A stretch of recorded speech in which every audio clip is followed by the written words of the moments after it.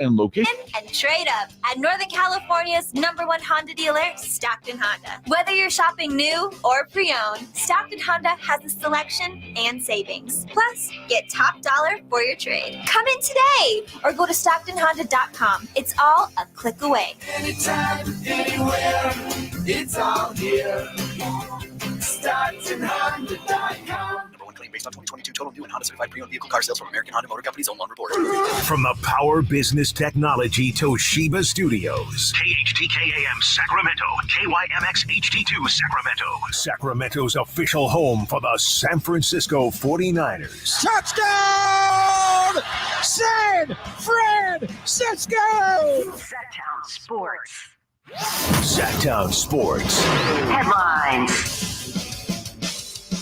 Happy Friday, I'm Simone, and these are your Sactown Sports headlines. Sacramento Kings concluded their preseason slate in the victory column after defeating the Utah Jazz last night. It's over, and Sacramento gets the win.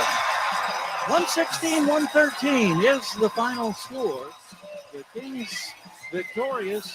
We're now just 5 short days out from Wednesday's season opener in Salt Lake City. Keep it locked right here to Sactown Sports as we'll have exclusive interviews, the latest news and notes, and our previews for opening week. Do we like the beam? I'm Simone. Those are your headlines. Let's get you in to the drive, guys.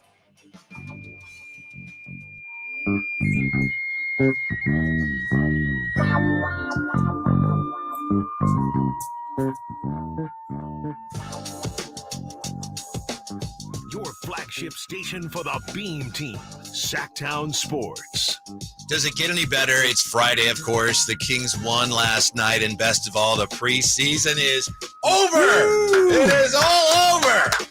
We get ready for regular season basketball. Thanks for being with the Drive Guys, Kevin Gleason and Kyle Draper. We have Drape's Takes coming up in about 10 minutes. Looking forward to that. But Drapes, last night, I know you were there. Was there a sense of relief, or was it just, ho-hum, let's get on with the regular season? No, I think there was a sense of relief. I think you could tell the fan base, the players, they wanted that game last night. And I was thinking as I'm watching it, that stat you pulled up yesterday about no NBA champion has gone winless in the preseason. I'm like, come on, Kings. All we need is one. We just need one. And the squad got it. They got it done last night. So I think it was a sense of relief, a sense of there were like the beam chants in the building. It was a party out there last night. You know, I hate to go here, but we gotta clean this up first thing here. Yesterday we made some predictions about who was gonna be the leading scorer, and I don't think that's not one that you are gonna.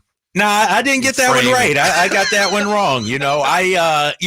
Unlike you, I don't go for the low hanging fruit. I like to go out on a limb. There was no low hanging fruit. No, you could have said Malik Monk. Who did you say? I forget. I believe I said Colby. But low hanging fruit, the flavor of the day, the flavor of the month, Kobe Jones. At least that's low hanging fruit. Okay, at least the guy I picked is still on the team because I wanted to give my guy some love. You know what I mean? His name has not been mentioned at all in the preseason. I'm talking about Jalen Noel. And so I was like, you know what? Let me think outside the box. Whitey, when people zig, Drapes zags. That's what I do. And so I'm going to go a different route. And I'm okay with being wrong. Good. I'm secure in myself. Yeah. Well, I think, was it Dave Lack pointed that out on it. So we had to circle back to that and acknowledge that. Can I just say something, though? And Dave Lack, I know you're probably listening. He's my guy. But watching a game as a fan in person and actually checking Twitter, I may not check Twitter during games anymore. You know why? Why? Because everybody's an expert on basketball during the games on Twitter. It's like everybody has an opinion. Everybody knows what Kevin Huerter should be doing. Sasha should be doing. What's the best defense? Harrison Barnes. And I'm just like, guys, let the coaches coach. Let the experts be the experts. I don't need couch surfing coaches. Yeah, and so it made the experience. I'm like, it's just a little overwhelming. So I may have to stay off Twitter during the games. Patrick Donaldson on the chat says my prediction was correct. I said Monk. Well done. Manny Tulajet says I predicted at least 3 threes from Vezi, and guess what? He made 3. So a lot of people, I guess, went after the low-hanging fruit. I tell you what, everybody loves an I told you so guy, right? Like, that's the best thing in the world, to walk in the next day. Remember, I told you. Thanks, guys. I appreciate you. All right, you got it right. That's all right. That's okay. How do you think we should look at the Kings differently now compared to how we looked at them before the preseason? And maybe you could say, oh, not really differently at all. I think there are a few things. I know in my own view. How do you think we should see the Kings differently, or do you see the Kings differently now as opposed to what we thought of them before the preseason? I don't see them differently at all. They are who I thought they were. De'Aaron Fox is great. Sabonis is great. Everything, Colby Jones, he was great, but, I don't think he moves the needle from 48 wins to 53 or anything like that. And so the Kings, to me, they couldn't prove anything or not prove anything in the preseason. I said it, a few days ago. I need to see the first 10, 15 games of the season. Sure. And then I can make up my mind, and then you can ask me that question. But the preseason, zero impact on what I think about this team. I do think that it's kind of a relief that JaVale McGee played as well as he did. I know he turned the ball over a lot last night, but, we weren't sure. And he probably was sure, but we weren't sure how much is left in the tank. So far as yes, there is a viable option as your backup center. Obviously, the two-guard situation has been discussed ad nauseum, and we'll talk more about it today. But that's certainly, the complexion of that position right now is different than we thought it was before the preseason started. I don't think so. Herder was. You're talking the shooting guard position. Yeah. Oh, okay. Yeah. I thought you were talking about the big man position. Oh, no. JaVale McGee and Alex Lynn, they're doing exactly, what I thought they would. And, the Kevin Herter situation, and I think it's because of Herter's struggles from the field. Like, if Kevin Herter is the Kevin Herter from the regular season, no offense, Colby Jones, no matter what you do, there's not even a discussion. Same thing with Chris Duarte. So it's more about what Kevin Herter is not doing than I think what the other guys are doing. If Kevin Herter's hitting shots, we're not having this discussion. So, yeah, I agree with you. It's an issue right now, an issue we didn't think we had going into the preseason. No, you're 100% right about that. And it's going to be on Kevin Herter, man. He had the chance last night, and I don't think he got it done. What was cool last night is that, again, preseason, I know, but the previous game, the Kings really fell apart in the fourth quarter, and last night they did just the opposite. Yeah, exactly, and give them a lot of credit. They were down in the fourth quarter, actually, but outscored Utah 37-28, and I thought Malik Monk was the catalyst in that fourth. He was tremendous, making plays. Him and Colby Jones both were tremendous in that fourth. And that's what you want to see from this Sacramento Kings team. The difference between last year and in previous years for the Kings, we always would look at the Kings and be like, all right, how are they going to lose this game? Last year, it turned into, how are we going to win this game in the fourth quarter? And we saw some of that last night. Obviously, Kings fans are focused on all the Warrior games coming up and some Laker games. How difficult is an opener in Utah? Utah last year missed the playoffs. They overachieved early in the year. But I think there's a temptation to think, Utah's not that good. I don't think that's going to be an easy place in which to open the season. No, I don't think so. And I was sitting right behind the Jazz bench, and I was looking over at that talent that they had on the bench. You could name Clarkson, Kelly Olynyk, John Collins, and, of course, the all-star Lauri Markkanen. And I'm like, Utah's going to be better than a lot of people, and nobody's talking about them. And I'm not saying they're a playoff team, but that's not going to be just an easy win. Opening night in Utah, the now Delta Center, they're calling it, again, out there in Utah. This Jazz team has a lot of talent. And, look, Colin Sexton was going off last night. He was scoring buckets, and he's not even a starter, I don't think, on this team. Or he had some injuries, obviously, in Cleveland in last year. And so he's like their fifth option. And so this is going to be a tough game, I think, come next Wednesday. Don't you think, Kyle, it's just another reminder of something that we were keenly aware of? The West, there's just not a lot of easy nights when you're playing somebody from the Western Conference. Yeah, and every team in the West is talented, and the thing about the Western Conference, when you look at a team like Utah, it's not just young talent. They got some veterans on that team. I mentioned Jordan Clarkson, Kelly Olynyk. He's been around forever. And then you look at a team like Houston. Last year, Houston was a young team, but now they got some veterans as well. So, maybe San Antonio and Portland even got some veterans now too. You bring in DeAndre Ayton. Every team has talent, and now they have veteran talent. So that counting on the team to fold in the fourth or Houston to turn the ball over 22, 23 times, we can't count on that this season. And so every team has some talent, and it's going to be some tough outs. The thing that I just don't see that a lot of analysts are saying, oh, watch out for this team. I don't see why people are so excited about Minnesota. So maybe I'm just totally wrong, and I love Anthony Edwards. Right. Last year I thought, wow, that was a bad fit. They made a bad trade, and they're doubling down on it. But a lot of people, a lot of these pundits that make these lists and these power rankings, they're saying, watch out for Minnesota. I don't see it, Kyle. Maybe I'm wrong. Where is it? What am I missing? No, you know what you're missing, and I actually agree with you, but we also have to remember, Anthony Edwards is great. He's ascending. Karl Anthony Towns is pretty good, Whitey, and he only played in 29 games last season.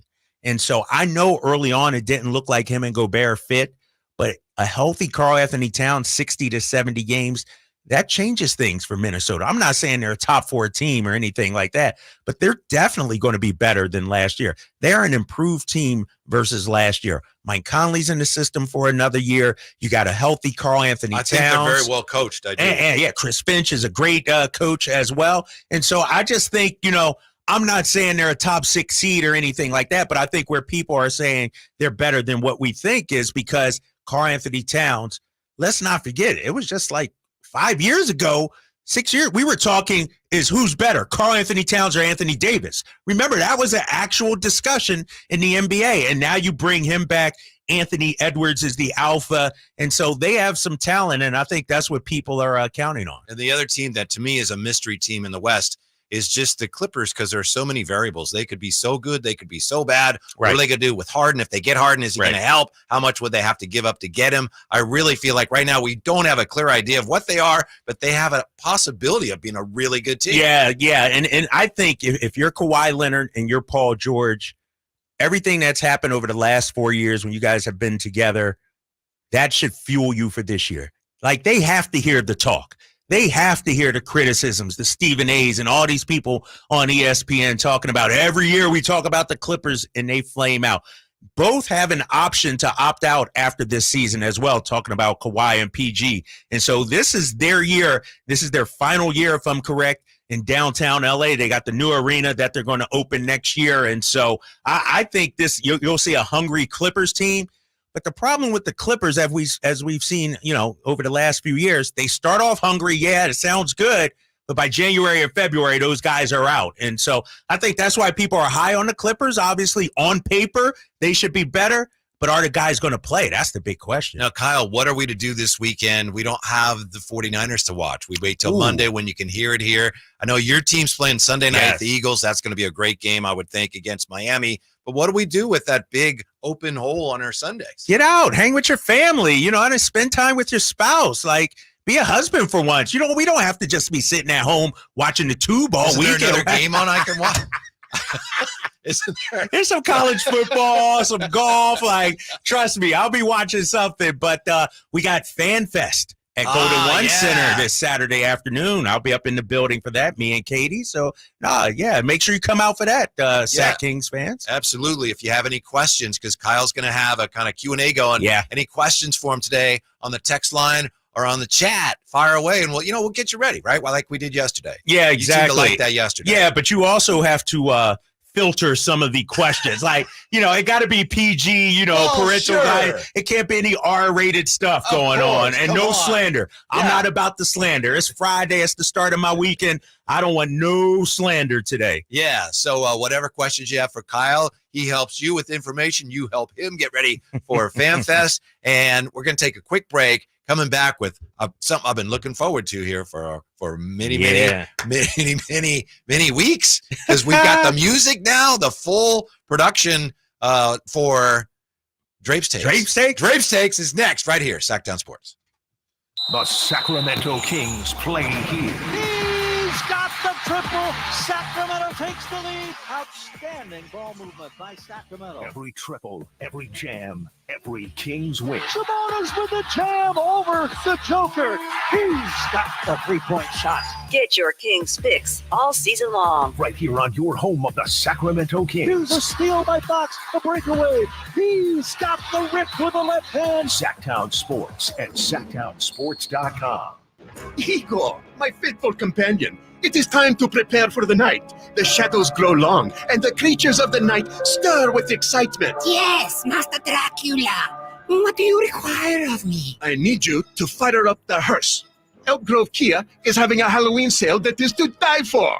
We're going to upgrade to a new car worthy of the Prince of Darkness. I'm so excited. It is making my blood shiver. But Master, with your credit history, aren't you worried you're going to get turned down? Igor, shut up. Elk Grove Kia's finance department has over 100 years of experience. They can even get me approved, even with my troubled past. And Elk Grove Kia's exclusive 20-year, 200,000-mile warranty on all new Kias, it's almost like having an immortal car. Elk Grove Kia's Halloween sale is so good, it's scaring the competition. In fact, it's so scary, we can't even advertise the pricing. So whether you're in need of a new or used car, make your way to Elk Grove Kia in the Elk Grove Auto Mall. Or visit us at elkgrovekia.com. Sactown Sports. Check us out on YouTube. Search Sactown Sports and subscribe.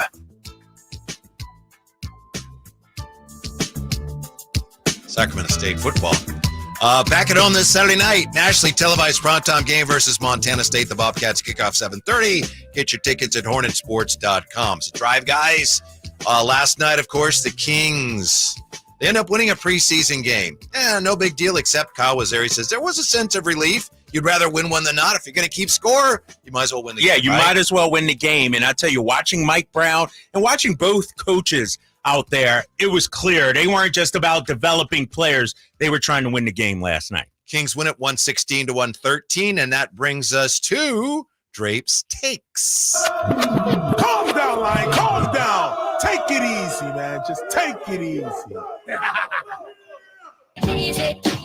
I love it. I love it. Simone on the ones and twos back there. It is time for Drape's Takes. This song right here taking me back to my college days in Philadelphia back in the early 90s, you know, back when I had a head full of hair. I had the afro going, the shag in the back. Oh, yeah, man. This is back in the early 90s. But let me dive right into it, Whitey. My first take after watching last night, the big position, the center position is all set. We are all good to go. No Domantas Sabonis last night. So what? My guy, JaVale McGee, 12 points, 7 rebounds, 2 assists, and put some respect on Alex Lynn's name, 7.7 rebounds, 5 block shots. I thought the bigs were phenomenal. Sure, McGee had some turnovers, 3 turnovers, but when I watched that, when JaVale McGee is hitting 15-footers, 16-footers, I'm like, oh, snap.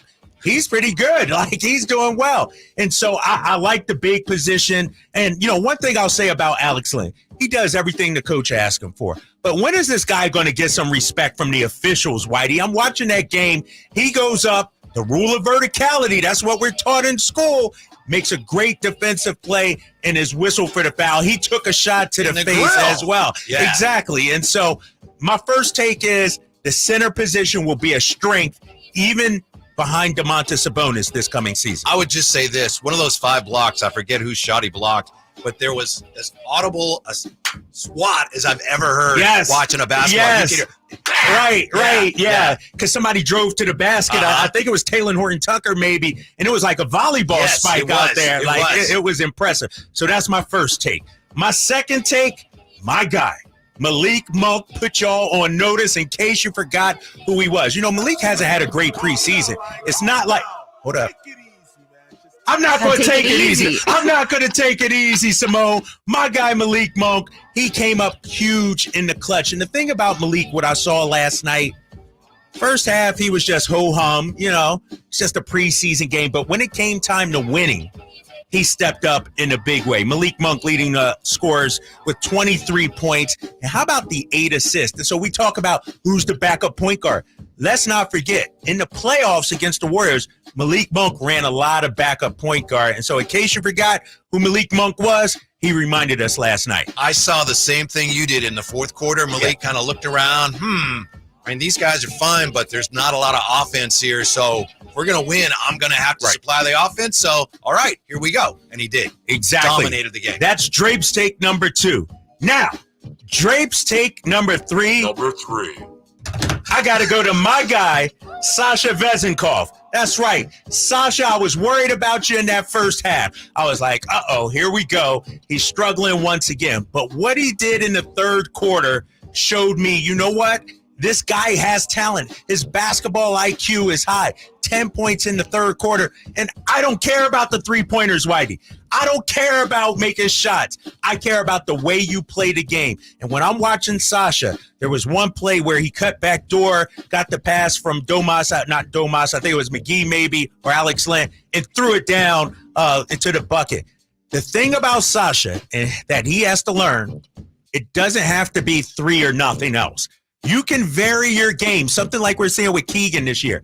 I would like to see Sasha take the ball to the basket a couple of times early instead of just settling for threes. I thought he did that in the third quarter. He had 6 rebounds, too. Yes, and he was great rebounding the ball. And so everybody that was worried about Sasha, concerned about Sasha, no need to be. This guy's going to be a project that develops the first month of the season, gets used. Not there yet, right? Not there yet. Making strides, though. Yeah, Making strides. What I saw yesterday in that third quarter gave me encouragement for Sasha. And that's Drape's take after the Kings get their first preseason win. You got me fired up, man. Yeah, you got us fired up. That's just a preseason. We're getting that excited about the preseason. I think the music helps. I think the music helps. Sure. Our girl Simone hooked it up. Thank you, Simone. Just threw something together Thank you. quickly. Thank you. I'm glad you said what you said about Malik because I noticed the same thing. And he had been okay in this preseason, and that's understandable. Somebody on the text line yesterday even said, Malik's just kind of gliding through this preseason a little bit, and that's fine. But then last night he realized, all right, the team needs me to do something, and he was easily the best player on the floor. Yes, he was easily the best player on the floor. And I said he finished with 23 points. Let me pull up that fourth quarter box score real quick because, that's the thing about this Kings team. They're going to be in some close games, and who's going to step up outside of De'Aaron Fox? Malik Monk had 16 points, Whitey, in that fourth quarter. He was 6 of 11. I thought the first few quarters, he was just playing a good floor game, letting everybody else get going. But when it came time to win, the veteran that he is, he stepped up. He played the entire fourth, mind you. He didn't come out the game at all, and he finished with 16 points. Yeah. Colby Jones was 3 of 4, 3 of 3 beyond the arc. One of the things I noticed there, speaking of that fourth quarter, and as we know, the Kings didn't have a good fourth quarter against the Warriors, but last night in the fourth quarter, they'd had another one of those not very good shooting nights from beyond the arc, but last night in the fourth quarter, they made 7 of 11. Yes, they got hot from 3. How about Colby Jones, a perfect 3 for 3? Yep. Can we give him some love, a Drape's take, part 2, if you will, an added Drape's take? Is that even allowed? I don't know. I make the rules here, Whitey. You know that. No. But Colby Jones was fantastic. Everybody knows that. Mike Brown talked about him. Malik Monk talked about him. Colby Jones he's giving you everything that you could have asked for of a second-round pick of a rookie in this preseason. It was interesting after the game, Mike Brown talking about how Colby Jones is such a good cutter, which is something as fans we don't talk a lot about. Hey, that guy's a really good cutter. Yeah. But Mike Brown says, in our offense, we like to cut a lot, and you need to cut hard every time. And he says, Colby doesn't cut hard most of the time. He cuts hard every time. And for a young player to have that much confidence, understanding of the offense, and to play with that much passion and aggression, it's Brock Purdy-esque, as I said yesterday. Brock Purdy-esque. Like Brock Purdy last year. Yeah. Let me ask you this, though, Whitey, because we talked about plus minus and how it might not mean a whole lot. But I'm going to use plus minus for the case for the second unit last night, the guys that came off the bench. Malik Monk, a plus 18. Alex Len, a plus 23. Kessler Edwards, shout out to Kessler, plus 13. Colby, plus 13. Keon Ellis, plus 10. And so, I know it's in a small vacuum, but I thought all those guys off the bench contributed in a big way last night. Yeah, if you look at those numbers as a group, it's clear. And I know Brendan Nunes mentioned this today in his story at Sactownsports.com. All of the starters finished underwater in their Yeah, plus minus. So clearly the bench played a lot better than the starters did last night. Yeah, the bench got it done. And, I mentioned Alex Len. Alex Len in the fourth quarter alone was a plus 13. Think about that. He played almost the entire fourth, 10 minutes 49 seconds. He was a plus 13. And so I don't think people understand what Alex Len gives this team. He's not going to be on Sports Center. He's not going to get you 20 and 10. But what he does is he is a smart basketball player, knows defensive positioning well, can block shots, a great practice player. Guys love his personality. He's a funny guy, and so I'm glad they brought him back. The thing I admire the most about him, when I was doing Warrior stuff, they had a couple guys like this. Damian Lee was one. Juan Toscano Anderson was one. They had guys that, and Alex Len is one. You might not play for a long time. You don't know when you're going to play. And then all of a sudden, like we saw at the end of last year, hey, you're playing. And that's not an easy thing to be ready. Right. And Alex Len does that very well. I think that's really admirable. He's a true professional, because he's not going to whine. He's not going to complain. He's just going to stay ready. And we saw that last year. And last night he was tremendous. And, sometimes you need guys like that who know their role. No, you know what? We might not call your name tonight, and you got to be okay about it. You can't be mumbling and grumbling and complaining to assistant coaches, and Alex Len is that guy. So it's the Jazz again, right? Wednesday night. Yes. Not the same Jazz because they'll be playing more of their guys, but that same team for the opener. Yeah, same team. They'll have all their guys. Like I said, it'll be our first time seeing John Collins in a Utah Jazz uniform in the regular season. I can't believe he was finally traded. Right. It seemed like 7 years in a row that John Collins is available. Yeah, so we get to see him. And remember, the Kings and Jazz, they played some great games a season ago. The one here at Golden One Center, Kevin Huerter, the big three, and then De'Aaron Fox, the game winner on the road. Lauri Markkanen thought he had the game winner. And so these two teams, it seems like they always battle. So that's Wednesday night. Thank you for Drape's Takes. Thank you, Simone. When we come back, the most interesting Kings preview we've seen all year, we've got it for you on the Drive Guys, Sactown Sports. Trying to find out where to catch your favorite team's games? Are you a fan of the Kings, Niners, and the NFL? Well, Sactown Sports has you covered. Touchdown! San Francisco! It's all on his shoulders. Cox rocks. He fires for the win. He's got the triple. Catch all your Kings, Niners, and NFL games all year long on Sactown Sports and SactownSports.com. Sacramento weather is brought to you by Folsom Lake Kia. I'm Tamara Berg in the KCRA 3 Weather Center. Your Friday forecast includes a mix of sun and a few high clouds. Temperatures will top out today in the mid to upper 80s. You can expect overnight lows nice and cool in the upper 50s. Get the latest forecast on the KCRA 3 News and the KCRA 3 app. You know what time it is. It's time to trade up to a brand new Kia at Folsom Lake Kia. Trade up to the newest technology with a low payment. Shop Folsom Lake Kia, family owned for over 20 years. Get in zone, AutoZone. Welcome to AutoZone. What are you working on today? I think my battery's dead. With free battery testing and charging, we can help you get back on the road. Get in zone. So what if I need a new one? No problem. We have the right battery for your car, starting at only $89.99. Get in zone. And what about my old battery?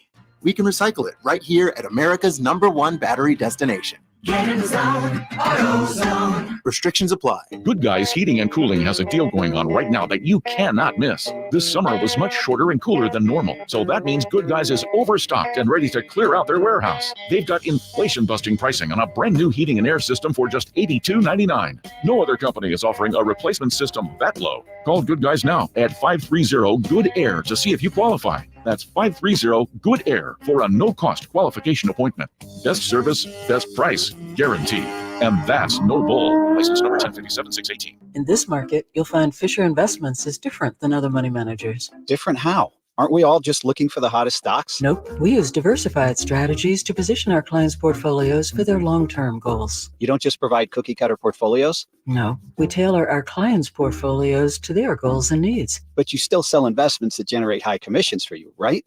No, we don't sell commission-based products. We're a fiduciary, the highest standard of care for a financial advisor. It means we're obligated to act in our client's best interest. So when do you make more money? Only when your clients make more money? Yep, we have one transparent management fee structured so we do better when our clients do better. Sounds like you really look out for your clients. We do, because our priority is helping them achieve a comfortable retirement. That might be why most of our clients come from other money managers. Visit FisherInvestments.com to find out why investors like you switch to us. Fisher Investments. Clearly different money management. Investments in securities involve the risk of loss. Individual rates, coverage offerings, and savings may vary, subject to terms and conditions, not available in all areas. If you're a small business owner, listen up. Pi Insurance wants to give you one of those aha moments, the kind that could save you money. Workers' comp is probably one of the biggest costs you face. But did you know that insurance providers have flexibility in setting their prices? That's right. But many don't bother giving small businesses the savings you deserve. Instead, you can get lumped in with other businesses and overcharged. Pi Insurance was created to change that. With Pi, you get a quote tailored specifically to your business, and you could save up to 30% with no hassle and no hidden fees. Plus, when you sign up for pay-as-you-go billing, your premium is based on your actual payroll, not an estimate. So your workers' comp audit experience is simplified. Take 3 minutes to see how much you could save with Pi Insurance. Ask your agent for Pi or go to trypi.com. That's TRYPIE.com.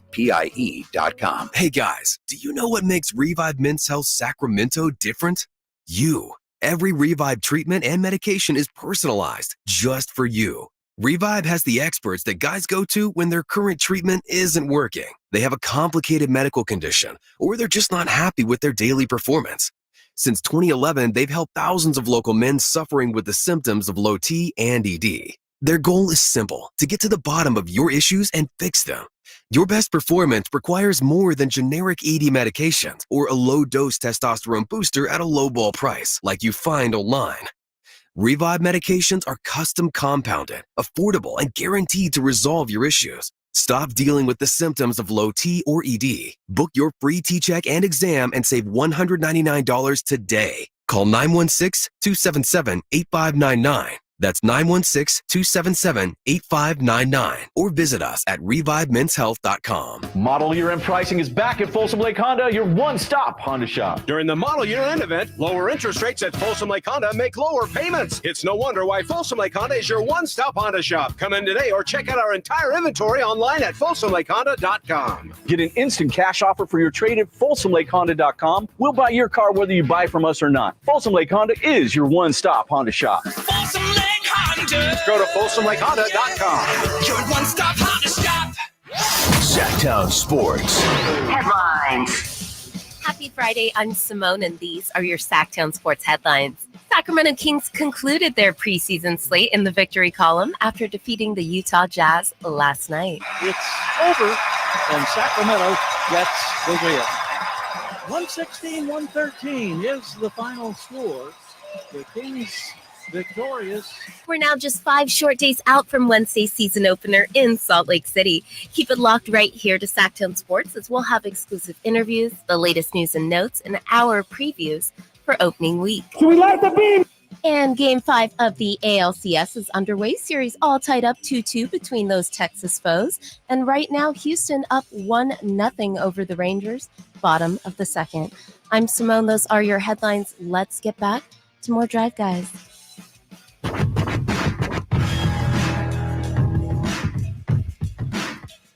Your new home for 49ers football in the 916. Sactown Sports. We're going to take a look at one of the more interesting Kings previews in just a moment here. Before we do that, Kyle Draper, you being a professional sports announcer. Yes. I'm wondering what you think of the, I guess you could call it a controversy. Well, whatever you call it, a lot of fans were not happy last night when Al Michaels missed a touchdown in the Saints-Jags game. Christian Kirk caught a pass, went down the sideline, and he went into the end zone, but Al Michaels apparently thought he went out of bounds at the 1-yard line. It was confirmed for a touchdown. Al Michaels had said, and he's out of bounds. And a lot of fans were very upset and said, how can you miss a touchdown?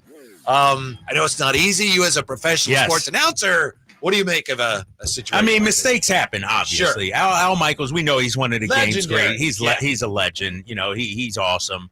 I think what fans are upset more so about last night is,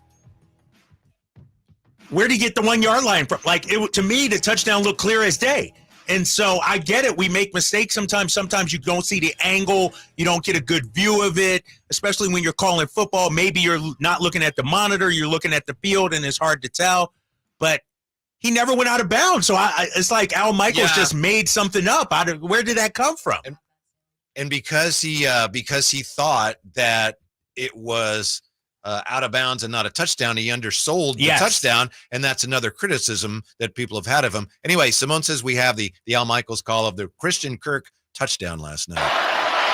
Lawrence fires. That's caught on the run. Christian Kirk inside the 20. He goes, and Christian Kirk takes the ball all the way to about the 1 yard line.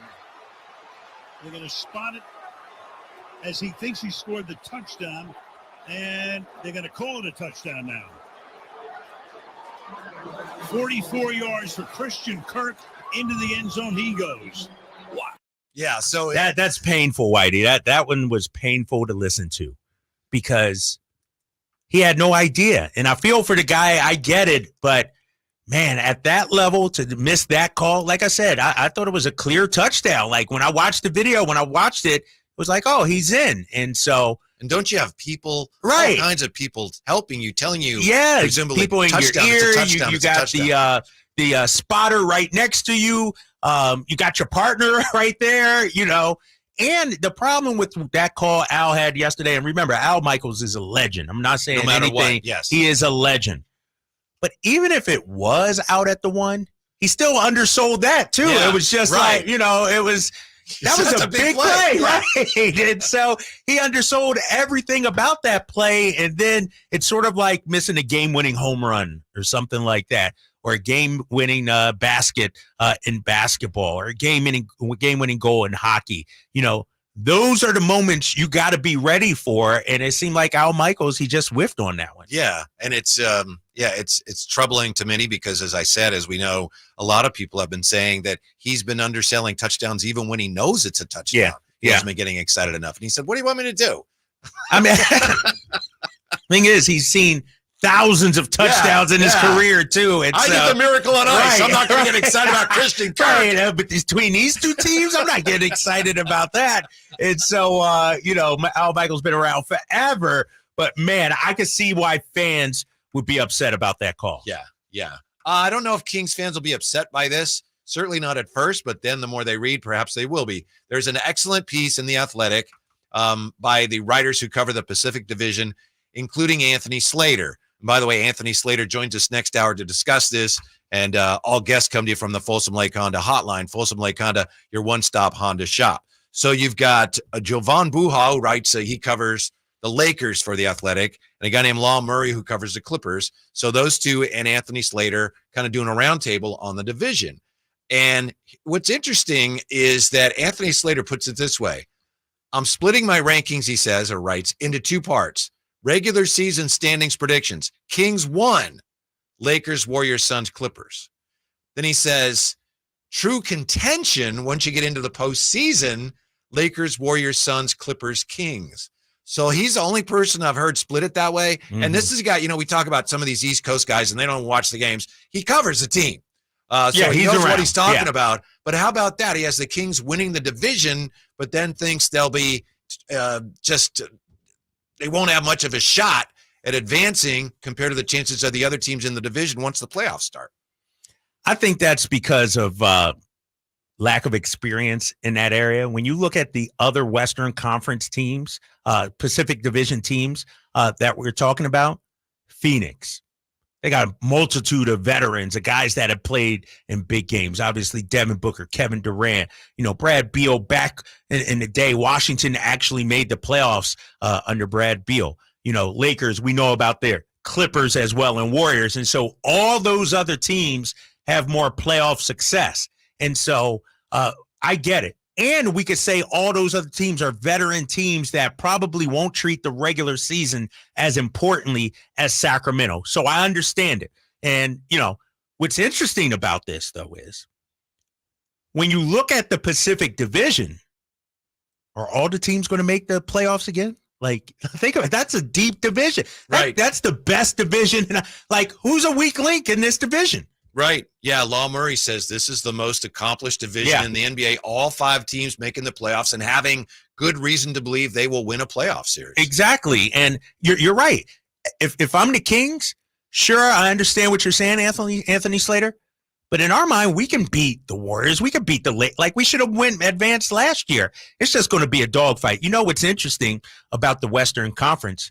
There are probably 10 teams that feel like they should at least win one playoff series, but only 4 teams can actually do it, if you know what I mean. Like, New Orleans with the Zion probably thinks we should be good enough to advance. Memphis, Minnesota. I mean, every team, Dallas, if they get there, in their minds, they feel like they should at least win one series. Only problem is only 4 teams will do it. Now, this gentleman, Jovan Buhat, I don't know him. He's a fine writer. I read some of his stuff. He says he's out on the Kings, and he says, I'm prepared to have egg on my face if I'm wrong. But you know why he says he's out on the Kings? Why? It's the same thing everyone else says. It better not be the health. Yeah. They won 48 games last year with some of the best health in the league. They're also due for injury regression. My gosh, that's such a lazy take. That is a lazy. Who's this guy again? This is Jovan Buhat. I can't wait to talk to Anthony about this. That's such a lazy, uninformed take, because you could use health or lack thereof for every team in the NBA. You can spin it that way. And so why use that for that's because you don't have anything else, obviously. Yeah. He says that could offset their progress, and injury regression could knock them down to the mid or even low 40s in wins.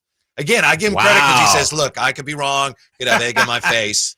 But yeah, that's where he's going. They all agree, by the way, I think they all agree, talking about bust-out players this year. Everybody thinks Keegan is a great pick. Yeah. Oh, yeah. And they're all right about that. Keegan, I mean, let's keep it real, though, about Keegan Murray. This dude was the number 4 overall pick. Let's not act like what he's doing is unexpected or this is what he's supposed to be doing. Nowhere. Right, exactly. This is who he is. This is what he's supposed to be doing. He's supposed to make this leap from year 1 to year 2. So I'm glad everybody recognizes that and recognizes how good he is. Mm-hmm. How good do the Kings need him to be? I hate to put it all on one guy.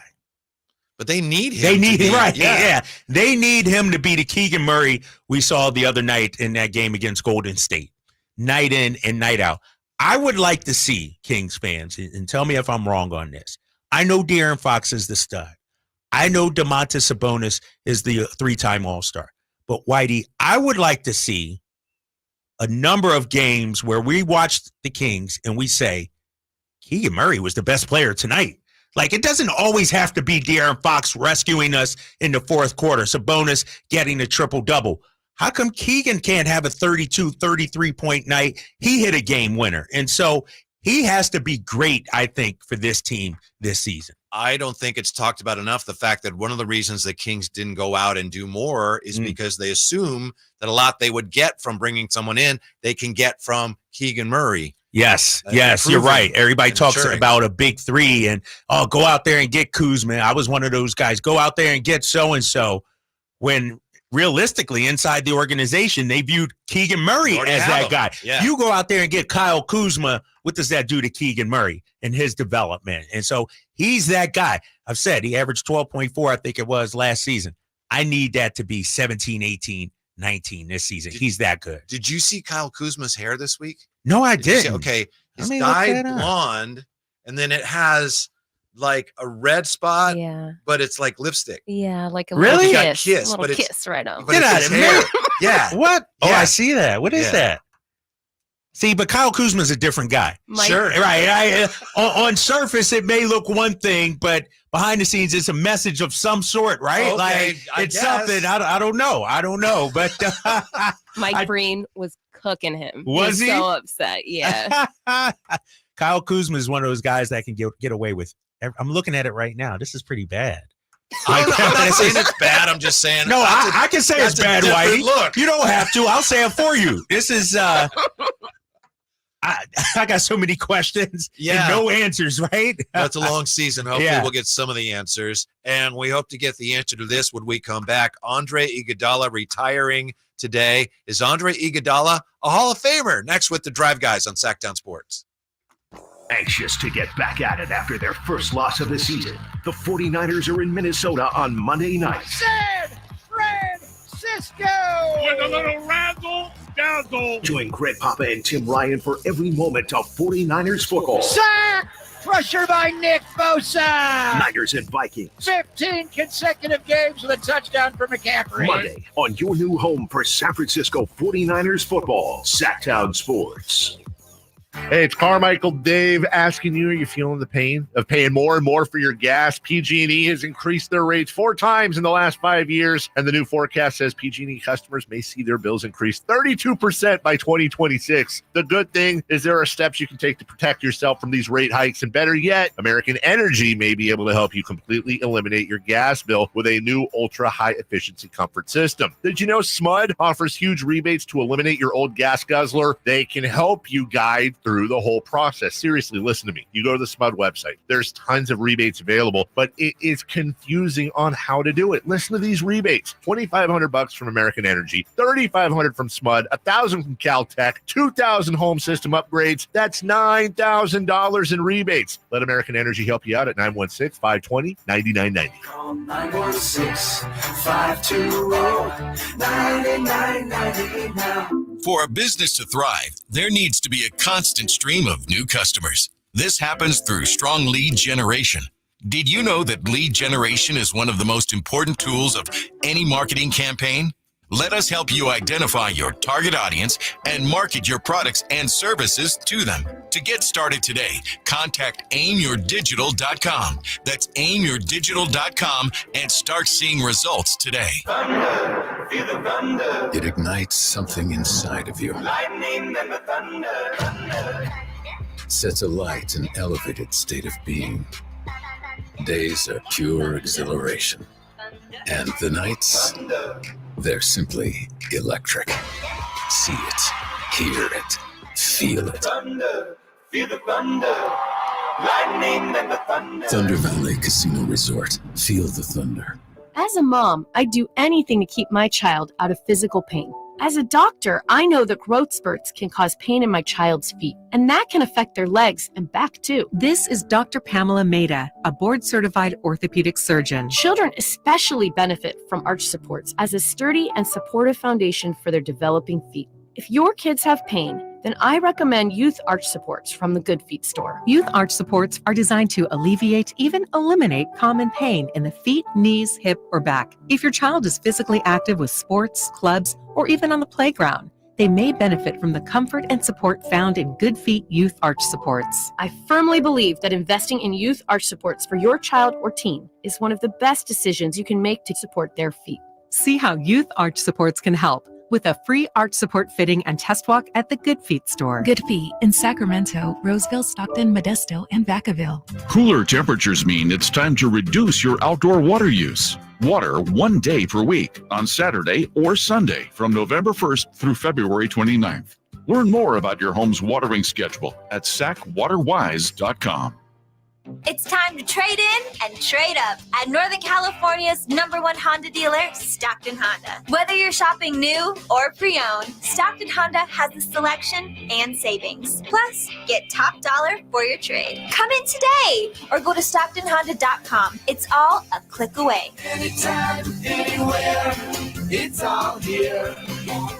StocktonHonda.com. Claim based on 2022 total new and Honda certified pre-owned vehicle car sales from American Honda Motor Company's own one report.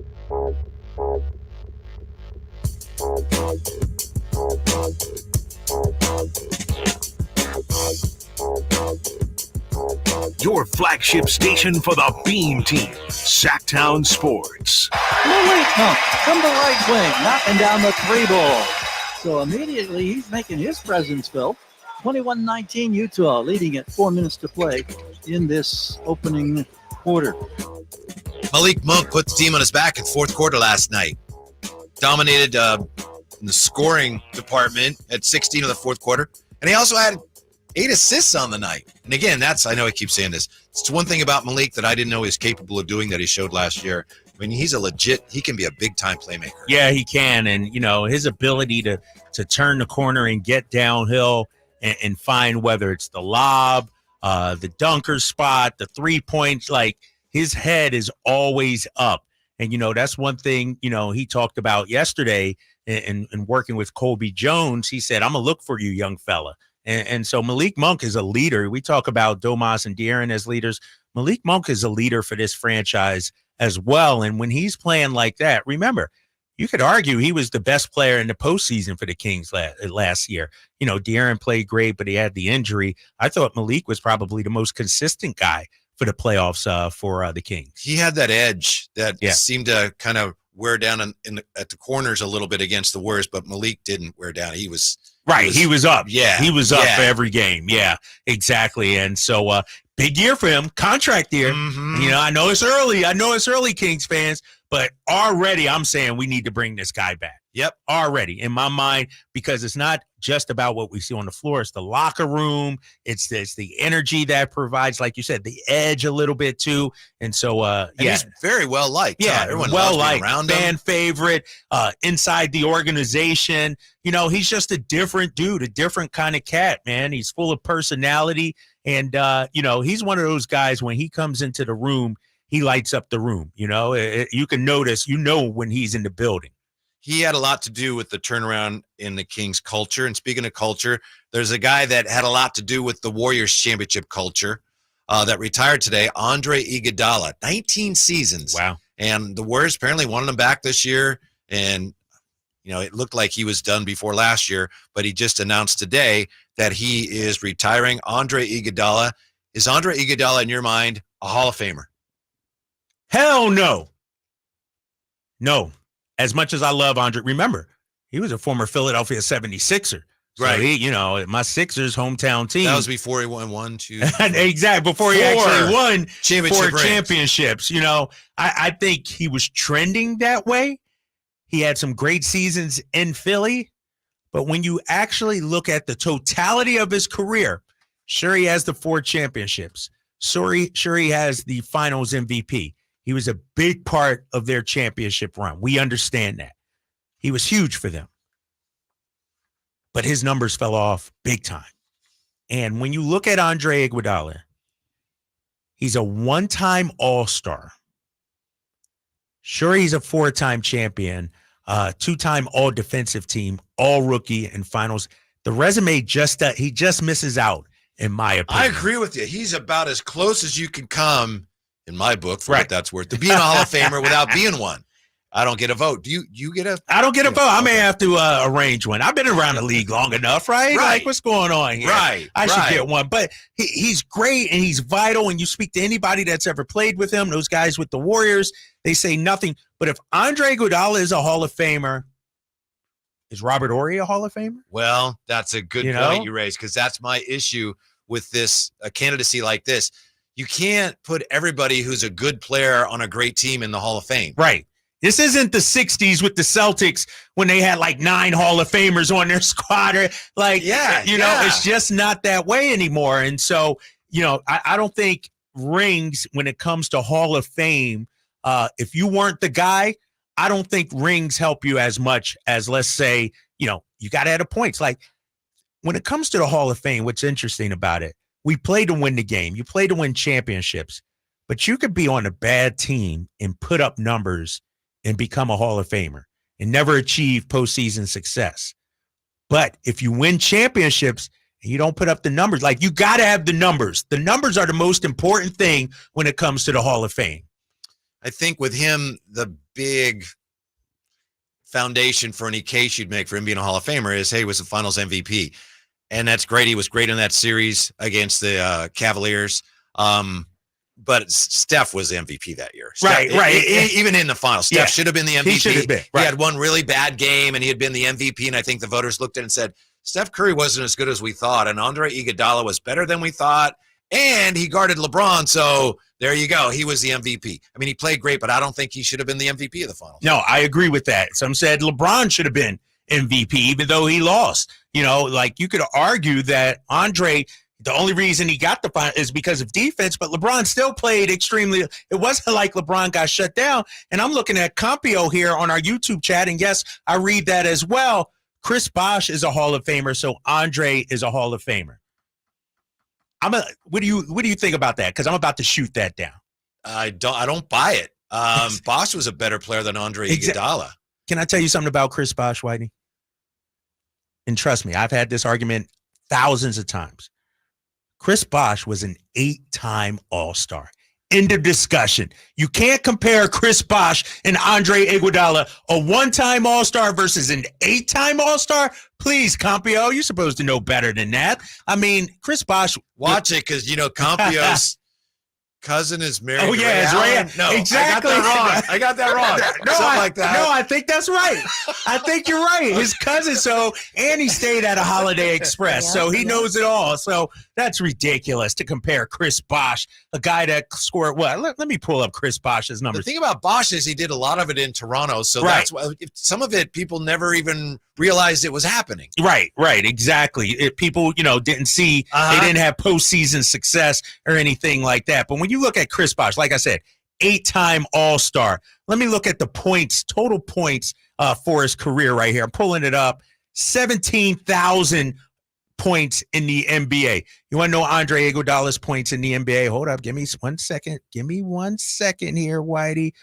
13. Chris Bosh got like 5,000 more points than Andre Iguodala, and Chris Bosh was a vital member of 3 championship teams. I'm not buying. By the way, Andre Iguodala got something wrong when he was talking about great teams, and this is neither here nor there, but he said, look, we won 4 championships. Who's done that? He said the Celtics did it, the Bulls did it, the Lakers did it, the Celtics did it, the other Celtics, and he said, and we did it, and that's it. He's leaving out the Spurs. The Spurs won 5. You can't. Right. The Spurs won 5. Yeah, so he forgot them. He forgot them, of course. Yeah. He nearly became a king, or at least it looked like it was going to be close. 2013, yes. Sam Amick reported the Kings offered Andre Iguodala a 4-year deal worth $52 million. Woj said it was $56 million, and then the Kings, they pulled the deal. So before Iguodala could decide, that they pulled the offer, and according to reports, the Kings made the offer, and then they weren't happy that it was taking so long to decide. They want him, hey, do you want this or not? He's like, well, I don't know. So they said, no, forget it. Right. And when you look at Andre Iguodala, when he went to the Warriors, his game changed. And that hurt, in my opinion, his Hall of Fame candidacy. Sure, it helped him win. He won some titles, obviously. But, and you can argue, he's a 4-time champ, right? Yes. But really, that last championship, he wasn't really. It wasn't like They would have won it without him. They would have won it without him. Exactly. They had him on the court at the end. You were probably there in Boston. Yeah. Because it was kind of ceremonial. Hey, he's on the floor with the other guys, but he didn't have anything to do with it. And let's keep it real, too. 2 of those championships were because Kevin Durant joined the Warriors too. Let's not act like Andre Iguodala was this all-star, all-level guy, one of the top 2 or 3 Warriors. I mean, on his best day, he was the 4th best Warrior. Most of the time, he was 5th or 6th or 7th best Warrior. But Draymond's a Hall of Famer, right? I know some basketball people that will say, I don't know. Draymond was different because without Draymond, they don't win 4 championships. The Warriors still win championships without Andre Iguodala. To me, and I think we agree, Andre Iguodala is really close, but to me doesn't quite meet the level of a Hall of Famer. Exactly. And I'm not knocking him as a player. He was trending that way in Philly, in Denver, but when he got to Golden State, his game transformed. He had to change his game, and that hurt his Hall of Fame candidacy. When we come back, we will give you one NBA scout's biggest question regarding your Sacramento Kings with the Drive Guys on Sactown Sports. The 82-game NBA journey begins Wednesday for the Sacramento Kings. He's got the triple. Sacramento takes the lead. Outstanding ball movement by Sacramento. The G-Man Gary Gerald has all the play-by-play Wednesday of season number 39 in Sacramento. Sabonis with the jam over the Joker. It's the Kings and Jazz in the season opener from Utah. He's got the three-point shot. Wednesday at 6 on your home of the Kings. Sactown Sports. All new spring deals are here at Lowe's. Start planting your garden this weekend with Bonnie 11.8-ounce vegetables. Buy 4 for $10. Plus, liven up your patios and decks with fresh blooms. Select 1.5-gallon hanging baskets or 2 for $20. Lowe's knows spring. Lowe's knows home improvement. Offers valid through 5/17. In-store only. Actual plant size and selection varies by location. While supplies last, excludes Alaska and Hawaii. Power Business Technology is proud to be 100% independent, locally owned, and managed Toshiba copier dealer. Local ownership cuts out the red tape, allowing ourselves to never be too busy to personally answer the call when our clients need us. Recognized for excellence in service execution, training, and customer service, we're proud to be named a 2022 Toshiba ProMasters Elite Dealer. Contact us today for all of your business printing needs at 844-POWER-BZ. That's 844-769-3729. Or visit us at powercopiers.com. Hey, it's Carmichael Dave letting you know Capital Casino, Sacramento's #1 poker room and primetime football location is back. Cap Casino giving away $500 per game in high hand bonuses for every Sunday, Monday, and Thursday night primetime game, offering the best food, best service, and the best action with the most variety of games in the region and conveniently located in downtown Sacramento. Check it out. Capital Casino. And as always, please remember to gamble responsibly. 1-800-GAMBLER. Igor, my faithful companion, it is time to prepare for the night. The shadows grow long, and the creatures of the night stir with excitement. Yes, Master Dracula. What do you require of me? I need you to fire up the hearse. Elk Grove Kia is having a Halloween sale that is to die for. We're going to upgrade to a new car worthy of the Prince of Darkness. I'm so excited. It is making my blood shiver. But Master, with your credit history, aren't you worried you're going to get turned down? Igor, shut up. Elk Grove Kia's finance department has over 100 years of experience. They can even get me approved, even with my troubled past. And Elk Grove Kia's exclusive 20-year, 200,000-mile warranty on all new Kias, it's almost like having an immortal car. Elk Grove Kia's Halloween sale is so good, it's scaring the competition. In fact, it's so scary, we can't even advertise the pricing. So whether you're in need of a new or used car, make your way to Elk Grove Kia in the Elk Grove Auto Mall, or visit us at elkgrovekia.com. KHTKAM Sacramento, KYMX HD2 Sacramento. From the Power Business Technology Toshiba Studios, your home for the Oakland A's every weekend. And it's swung on line to left center, base hit, and the A's have won it on a walk-off line drive, base hit to left center. Sactown Sports. Sactown Sports. Headlines. Happy Friday. I'm Simone, and these are your Sactown Sports headlines. Sacramento Kings concluded their preseason slate in the victory column after defeating the Utah Jazz last night. It's over, and Sacramento gets the win. 116-113 is the final score. The Kings victorious. We're now just 5 short days out from Wednesday's season opener in Salt Lake City. Keep it locked right here to Sactown Sports, as we'll have exclusive interviews, the latest news and notes, and our previews for opening week. Do we like the beam? And Game 5 of the ALCS is underway. Series all tied up 2-2 between those two Texas foes. Right now, Houston up 1-0 over the Rangers, top of the 4th. I'm Simone. Those are your headlines. Let's get back to more Drive Guys.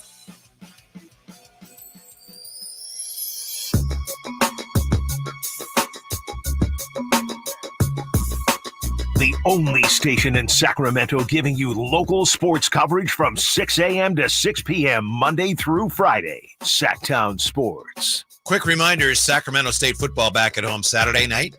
Nationally televised primetime game versus Montana State. Kickoff 7:30 p.m. Get your tickets at hornetsports.com. Coming up with the Drive Guys, I mentioned Anthony Slater, the piece he wrote at The Athletic. He's going to join us bottom of the hour. Slates will be along. Also, today in the 4 o'clock hour, it's the return of the Factor Fantasy Showdown, and I believe it'll be your first time playing. Yeah, first time, exactly. So please take it easy on me. Don't beat me up. It's not talk to the judge in there. It's Simone, not up to him. we got to grade my Judge takes, Simone. grade my answers on a curve, okay? On a curve. Give me the benefit of the doubt. That's all I'm saying. Bar is high. I am honest and just. That's all I will say. So An honest and just judge. We have that and more, of course, coming up as we continue to bask in the afterglow of a Kings preseason win, but it was a win. Interesting looking at some of the previews that are making their way onto the internet these days. I found this, SI.com. Chris Mannix, I know you know Chris Mannix. Yeah, my guy Chris, yep. He has compiled some reviews of teams from an anonymous scout's takes. So he's talked to scouts, And then they gave their views to Chris of the teams. We don't know who the scouts are, but really interesting stuff to me. I really enjoy this every year. I think the Athletic did something similar last year during the playoffs too. So this is what a scout, an NBA scout, tells Chris Mannix about the Kings. Sacramento surprised everyone last year. This is what Kyle doesn't like this next sentence. I thought a number of times they benefited a lot from a great home court atmosphere, being a good team, and from teams going up there thinking like, oh, this is an easy win. Now, what's your problem with that? Kings were like one of the worst home teams in the playoffs last season. Like, and this is the problem I have with it, Whitey. It's like, I understand this is an anonymous scout's take, but this shows me like, what are you talking? Did you watch the games? Do you know what the team we're talking about? He says, I don't know how much they're going to get that benefit this year. Were they 5 over 500 at home? Yeah, they were 23 and 18. Yeah, they were terrible at home last year. Come on now. He also says, this won't surprise you, quote, they were also really lucky with health. Of course. That always got to be the first or second thing when it mentions the Sacramento Kings. You know how I feel about health. That should be stricken from the lingo, the verbiage of every writer in America when it comes to the Sacramento Kings. Who cares about health last season? It's about this year, and they could have another healthy year. And like we said, they weren't even that healthy. Guys played through injuries. I would bet you money, Kyle, that these scouts, people like these scouts, they don't even know that, but somebody somewhere, Hollinger wrote it somewhere, and then everybody who reads about basketball is, and now everybody's saying it. Exactly. Oh, really? Because one guy pointed it out. And that's the problem with, the media right now, and whether it's social media or, it's like one person says it, then everybody aggregates it, and then it becomes the narrative, and it's just not true. Mm-hmm. He says, De'Aaron Fox, this to me is really interesting. This is an NBA scout. As I said, De'Aaron Fox down the stretch. Is he able to duplicate what he did last season? Because end of games, that dude was bleeping off the charts good. Fourth quarter, he was lethal, which surprised me a little bit. I like Fox, but I guess I wasn't expecting him to be the best bleeping clutch player in the league. Wow. Yeah, he was. I mean, you know what? I will say this regarding De'Aaron Fox and his clutch play last season. There were times I would sit there and think, he's got to miss one of these, right? Like, he can't just, this isn't who he is now, but he did it time and time again. And so I think, you know what? Maybe this scout is right in terms of, can he do it again? Like, that's what makes the great players, great. Now Fox has to do it again. But I thought all last year, you know what? That's who he was. He was that dude last year. I don't know about you, but there were a lot of times last year down the stretch where he would do that, and I would still be surprised that he was doing it, even though we saw it. Because to the scout's point, it's like, we knew he could do it, but he's going to do it again? Right. And again? And I'm thinking if people who saw the Kings play every night felt that way, think what it was like for opponents. They'd be going, what is going on? Yeah. Also, the way the Kings basically changed, they ran an offense for 3 quarters. In the fourth quarter, Fox just took over. Right. It was that had Fox's. to be hard to prepare for. Yeah, hard to prepare for. But I will say, when you watch De'Aaron Fox play in the fourth, it wasn't like he was hitting circus shots or incredible shots or anything like that. Sure, he had some game winners, the big 3, obviously half-court heave against Orlando, but a lot of his scoring came from 15 and in late in games. And we know he can get to the cup. We know he can finish around the basket. He can get to the free throw line. And so I don't think it was a fluke watching him last. It'd be different if, all of a sudden he turned into Steph Curry and started knocking down 3 threes in the fourth and all of that. But he was hitting a lot of mid-range jumpers, getting to the paint a lot of layups. And so it was no fluke last year. What do you make of this from BW? And I'm not familiar with BW. No, If you're new to chat, welcome. We Appreciate appreciate it. BW says D Fox can't shoot from deep. 0 threat. What do you mean 0 threat? Sure, he's not. But I've always said anybody can make a game winner, a clutch one. That's why you got to press up on everybody. You can't allow open threes. De'Aaron Fox, and I might have to pull these numbers here, Whitey. I want to look at his fourth quarter shooting numbers, because that's where you earn your money. That's when things really take off for you. That's when they, really mean a lot. And so I'm going to look up at that. Sure, we know De'Aaron Fox isn't the greatest three-point shooter, but I think you do have to respect him out there. You can't just play off of him and not defend that. I do think that's the single biggest key to whether or not he becomes a truly great player. And I know he was great at times last year.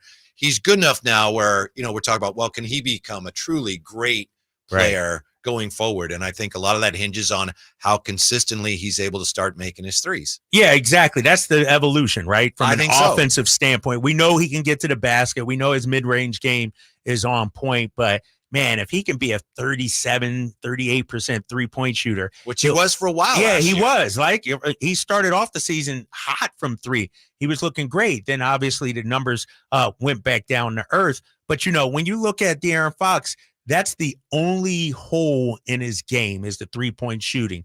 But what I did see last season, Whitey, is a more confident De'Aaron Fox shooting the three. Sure, it didn't always go down, but he wasn't hesitant or, gun shy or scared to pull the trigger on the three. No. Like, he was A-okay putting it up. He just looked like a more confident shooter, I thought, last season. And that is something that has great value in the NBA, too, because, and I know you talked to a lot of players and coaches, and they'll tell you there are some guys who have reputations as being really good players who don't want to take those shots. Right. No, you're 100% right. Who in the clutch, they're looking to pass. They just as soon not be that guy. They want to go stand in the corner and let somebody else knock it down. And De'Aaron Fox isn't that guy.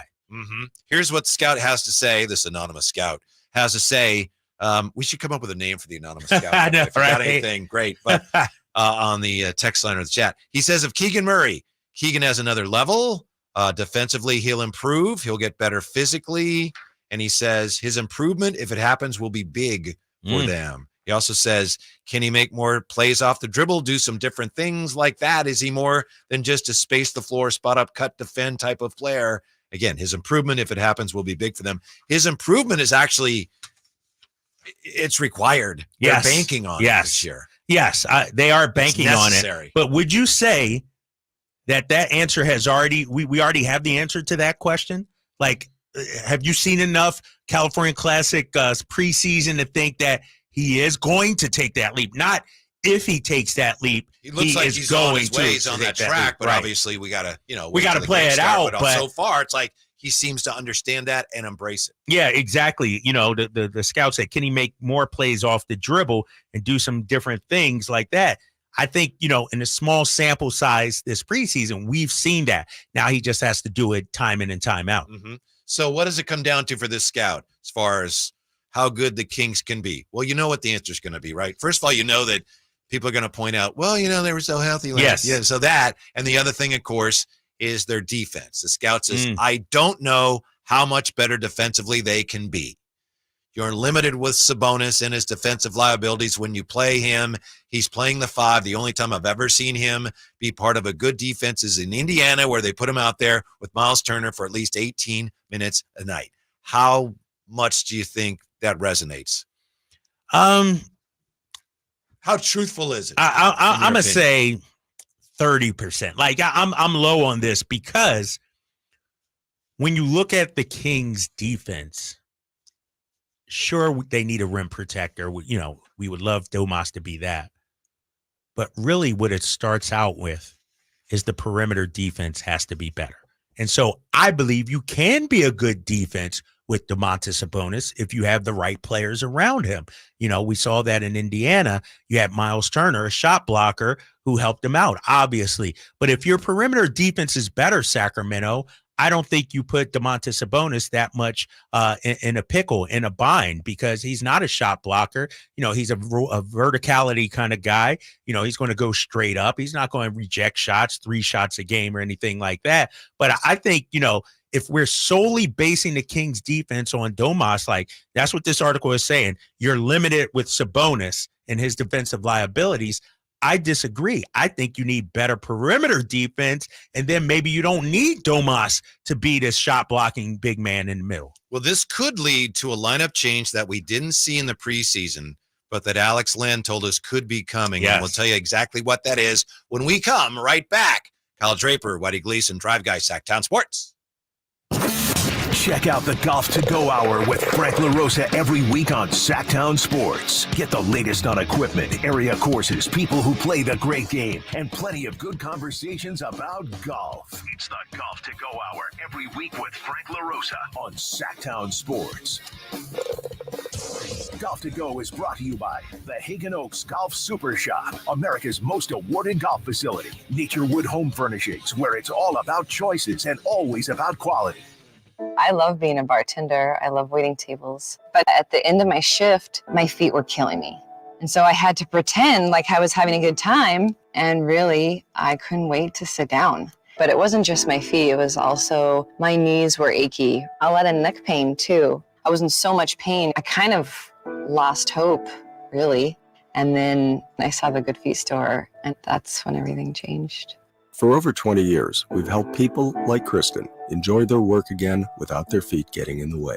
It was pretty shocking to realize that I'd been in so much pain, and suddenly I'm completely pain-free.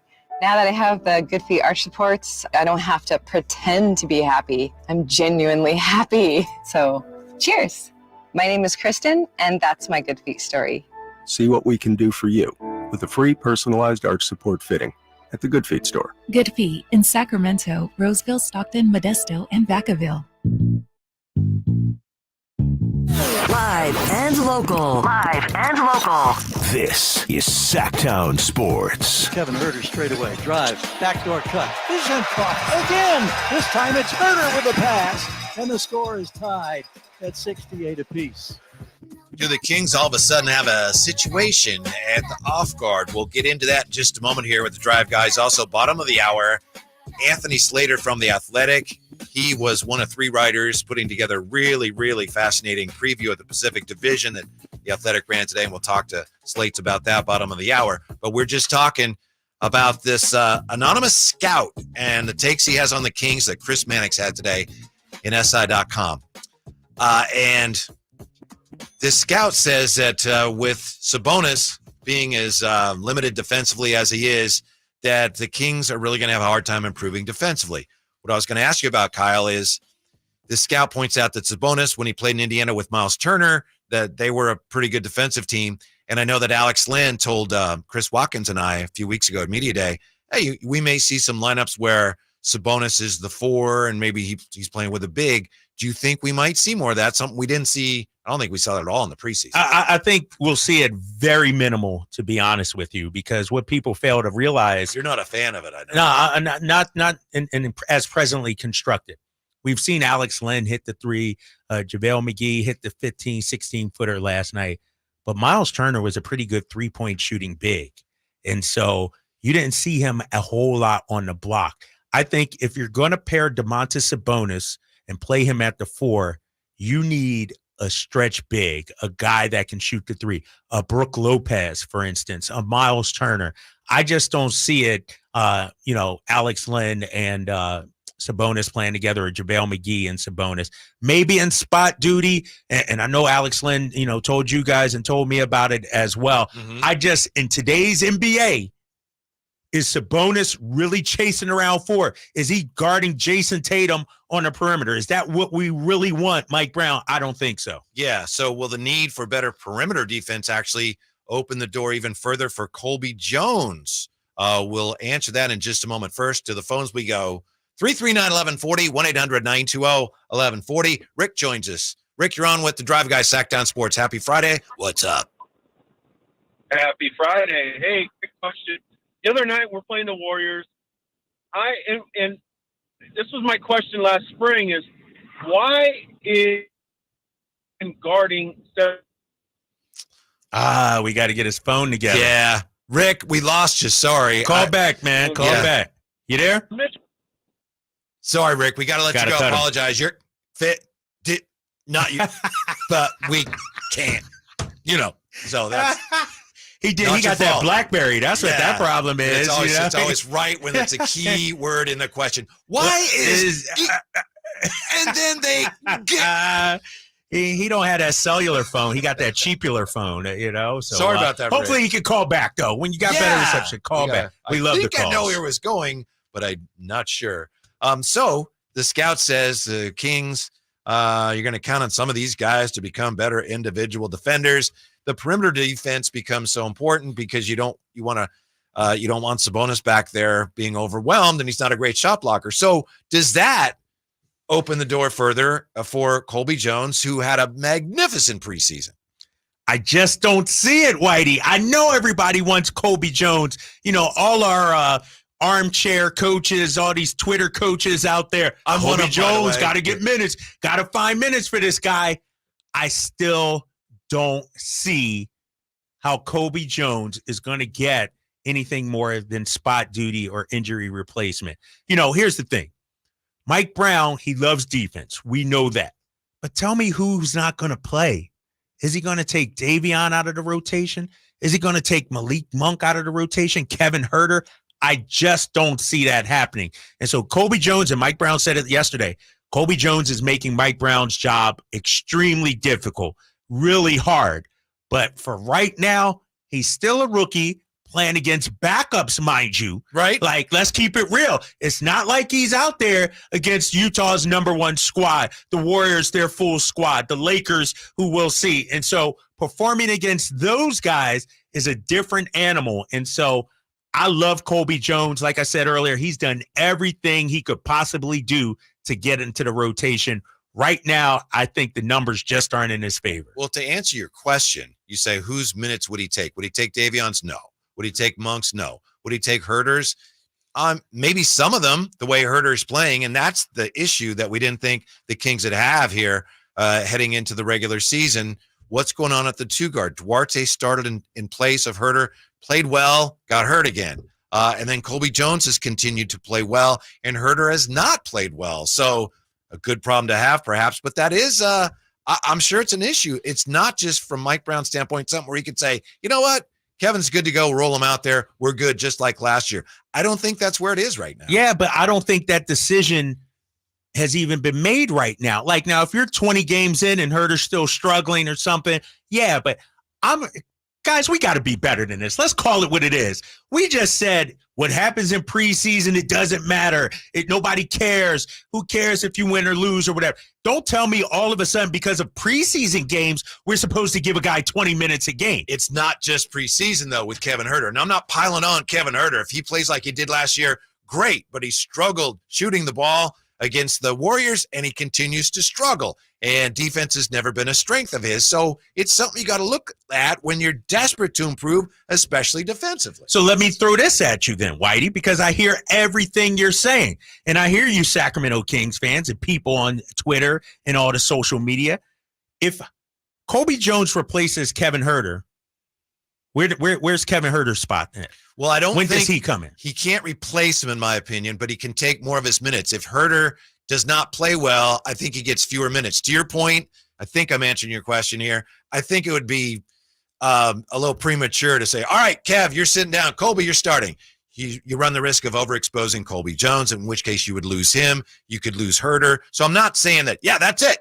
Jones is starting. But I'm saying that if this continues, he's going to get more and more minutes. And maybe Duarte, if he plays well when he comes back, maybe he fits into that starting role, because we can't ignore the fact that he played really well in that game that he started. And that's the thing. We can't forget about Chris Duarte. So Kevin Herter played 29 minutes last season.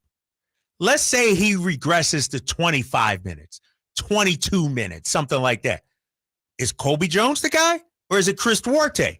We don't know. Colby Jones has to not only climb over Kevin Herter to get minutes, steal minutes. He got to steal minutes from Chris Duarte also, who looked good before getting hurt. And so I'm not into the flavor of the month. What have you done for me yesterday? Calm down, everybody. This guy is still a rookie. Colby Jones is a solid player, looks good, done everything you asked. But I don't think from opening night, all of a sudden, Colby Jones is getting 10 to 15 minutes a game. I think we need to see if Kevin Herter struggles in the first 10, 15 games, then maybe. But then you also got Chris Duarte.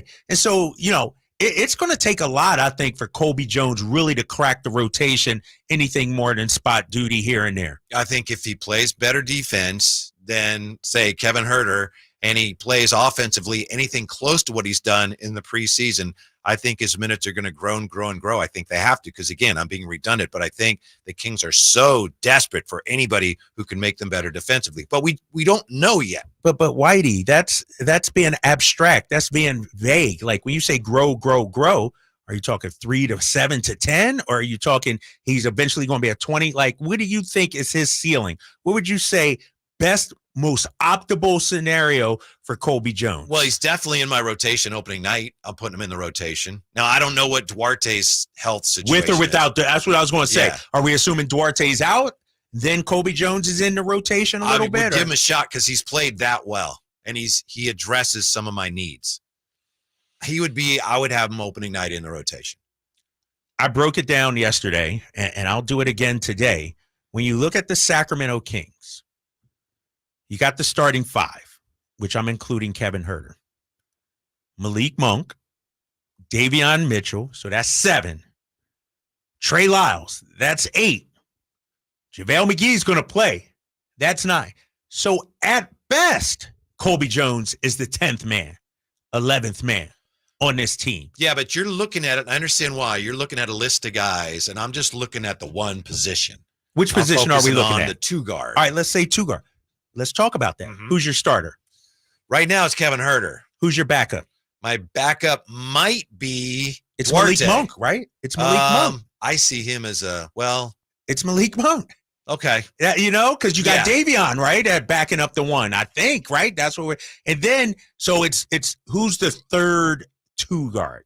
Well, it's either Duarte or Colby Jones, right? Yeah. That's where you start. Right. And maybe Monk's you're right, but I mean he obviously can play either spot. He could play 2 or 1. And so that's why I find it, we're talking about not the backup 2 guard. We're talking the backup to the backup 2 guard. And that's either Chris Duarte or Colby Jones. Yes. And so, before Duarte got hurt, no offense, but we weren't talking about Colby Jones taking minutes from Kevin Huerter. We were talking about Chris Duarte taking minutes. But we were talking about Chris Duarte taking minutes from Kevin Huerter. And so I think once Duarte comes back, I think he assumes that position again. I don't think he's out of the rotation. Mike Brown likes Chris Duarte. I like Chris Duarte. There's a reason why he started in that game and not Colby Jones in that game. And so I'm just trying to pump the brakes on this Colby Jones, is got to be in the rotation. He's got to get a chance to show that he can do in the regular season what he did over in the who, preseason. Though? Over who? Over Huerter. If Huerter doesn't play better. No. If Huerter doesn't play better, he's not helping you. But that's what I'm saying. He doesn't help you, so why would you play him? Don't you need Kevin Huerter to show us that? Like, I'm not going to make a decision on Kevin Huerter's playing time just off 5 games. That's why I said I would still start him, but he's got to play better or his minutes are going to shrink. And if I have Duarte and I have Colby Jones, and then Huerter's future with my team would come into question if it gets to that point. Right. But he's going to have every chance to show that he's Kevin Huerter. Man, this is a great discussion, man, because Colby Jones has made it difficult not only for Mike Brown, everybody. Yeah. Like we all say, this kid has played great. It's just going to be hard, in my opinion, to get him in the rotation night in and night out. Conversation continues when we come back. Also, can the Kings repeat as Pacific Division champs? Anthony Slater from The Athletic tells us why he thinks they can when he joins us next. Drive Guys, Sactown Sports. Sacramento weather is brought to you by Bonnie. I'm Tamara Berg in the KCRA 3 Weather Center. Your Friday forecast includes a mix of sun and a few high clouds. Temperatures will top out today in the mid to upper 80s. You can expect overnight lows nice and cool in the upper 50s. Get the latest forecast on the KCRA 3 News and the KCRA 3 app. Imagine taking a nice warm bath in your shower. Let us fix that. Right now, get that clogged drain unclogged for just $97. Bonnie, plumbing, sewer, electrical, heating, and air. Bonnie.com. Some restrictions apply. License 696-355. Some days I cover up because of my moderate to severe plaque psoriasis. Now I'm hitting the road with clearer skin thanks to Skyrizi, Risankizumab Rizza, a prescription-only 150 milligram injection for adults who are candidates for systemic or phototherapy. With Skyrizi, 3 out of 4 people achieved 90% clearer skin at 4 months. And Skyrizi is just 4 doses a year after 2 starter doses. Don't use if allergic to Skyrizi. Serious allergic reactions and an increased risk of infections or a lower ability to fight them may occur. Before treatment, your doctor should check for infection and tuberculosis. Tell your doctor if you have an infection or symptoms such as fever, sweats, chills, muscle aches, or cough, or if you plan to or recently received a vaccine. Thanks to Skyrizi, there's nothing on my skin, and that means everything. your doctor today about Skyrizi, the #1 dermatologist prescribed biologic in psoriasis, and visit skyrizi.com or call 1-866-SKY-RIZZI to learn more. Hagen Oaks wants you to know about the exciting new T-Series irons from Titleist, offering effortless speed, exceptional feel, and precise control. Working with tour pros and dedicated amateurs, Titleist T-Series are available in 4 different models. The fitting team at Hagen Oaks will find the perfect Titleist T-Series iron for you. Call 916-808-2531 to find your fit today. Hagen Oaks Golf Super Shop, Fulton Avenue at the Cap City Freeway, or online at hagenoaks.com. What's up? We're talking to Chad Hoblet of Hoblet Dodge Chrysler Jeep Ram. What is happening, Chad, for Ram Power Days? The biggest sale of the year with up to $12,000 off MSRP on all new 2023 Ram 1500 Bighorn and Laramie Crew cabs. Or save up to $6,000 off MSRP and get thousands more with 0% financing for 72 months. So pretty much all your Rams are on sale and 0% financing? That's what makes us different. Hoblet is always looking out for you, which is why we have up to $8,000 off MSRP on new 2023 Ram 2500 Crew cabs too. And with over 500 Rams available, we're sure to have your perfect truck at California's #1 Ram truck dealer. Wow, these deals can't last long. See their whole inventory at HobletDodge.com. Unbeatable prices, unbeatable selection. Nobody beats Hoblet, period. 12,000 total net savings after 6,000 factory rebates and 6,000 dealer discounts. Rebates include $1,000 loyalty bonus cash for current owners of Stellantis brand vehicle and $1,000 case construction cash. Must have purchased eligible case equipment from qualifying dealer. Or take 0% financing for 72 months plus 6,000 dealer discounts. Offer on approved credit through Chrysler Capital. Must have 700 plus FICO score to qualify. 0% for 72 months equals $1,389 per thousand borrowed. 8,000 total net savings after 3,000 factory rebates and 5,000 dealer discounts. Rebates may include $1,000 case construction and 500 first responder bonus cash for current members of eligible first responder association. 10 of each offer. See dealer for details. And now a special motorcycle weather report from Progressive. And today expect mostly sunny conditions with a high on life that can only come from cruising down the road on 2 wheels. Kids will wave, dogs will bark, and cyclists in padded shorts will instantly regret their chosen mode of transportation. Whereas you, on the other hand, will look super duper cool. Back to you in the studio. This has been a special motorcycle weather report from Progressive, where every day's a beautiful day to ride with coverage from America's #1 motorcycle insurer. Get a quote today and see what you could save. Progressive Casualty Insurance Company and affiliates. Meet Bruce. Hey there. He's a busy soccer dad who's trying hard to learn the game. Go for the end zone. Whoops. Luckily, other things come easy, like banking with Chase. On a tip from his banker, he set up AutoSave in the Chase mobile app. So what are you saving for, Bruce? Father-daughter soccer camp. Smart bankers, convenient tools. One bank with the power of both. Visit chase.com/checking. Chase, make more of what's yours. AutoSave requires a Chase checking and savings account. Chase mobile app is available for select mobile devices. Message and data rates may apply. JP Morgan Chase Bank and a member FDIC. Individual rates, coverage offerings, and savings may vary. Subject to terms and conditions. Not available in all areas. Actual Pi customer. As a small business, we're always looking for ways that we can offer the quality product and get some cost savings. Meet Michelle from J.J. Pfister Distilling Company, a small business in California. When looking for workers' comp coverage tailored to the company's needs, she discovered Pi Insurance. We heard about Pi Insurance being geared for a small business, gave Pi a call, and ended up switching. Is your small business overpaying for workers' comp insurance? See how much you could save at trypi.com. Plus, when you sign up for pay-as-you-go billing, your premium is based on your actual payroll, not an estimate, so your workers' comp audit experience is simplified. We saved about 30% off of our workers' comp insurance when we switched to Pi. It's as easy as pie to get the savings you deserve. What are you waiting for? Ask your agent for Pi or get a quote in 3 minutes at trypi.com. That's TRYPIE.com. Capital Casino, conveniently located on 411 North 16th Street in downtown Sacramento. Sactown Sports. Headlines. Happy Friday, I'm Simone, and these are your Sactown Sports headlines. Sacramento Kings concluded their preseason slate in the victory column after defeating the Utah Jazz last night. It's over, and Sacramento gets the win. 116-113 is the final score. The Kings victorious. We're now just 5 short days out from Wednesday's season opener in Salt Lake City. Keep it locked right here to Sactown Sports, as we'll have exclusive interviews, the latest news and notes, and our previews for opening week. Can we light the beam? And Game 5 of the ALCS is underway between the Astros and Rangers. Moments ago, Rangers finally able to get on the board. We're all tied up 1-1, and into the 6th we go. I'm Simone. Those are your headlines. Please welcome in Anthony Slater of The Athletic to the Drive, guys.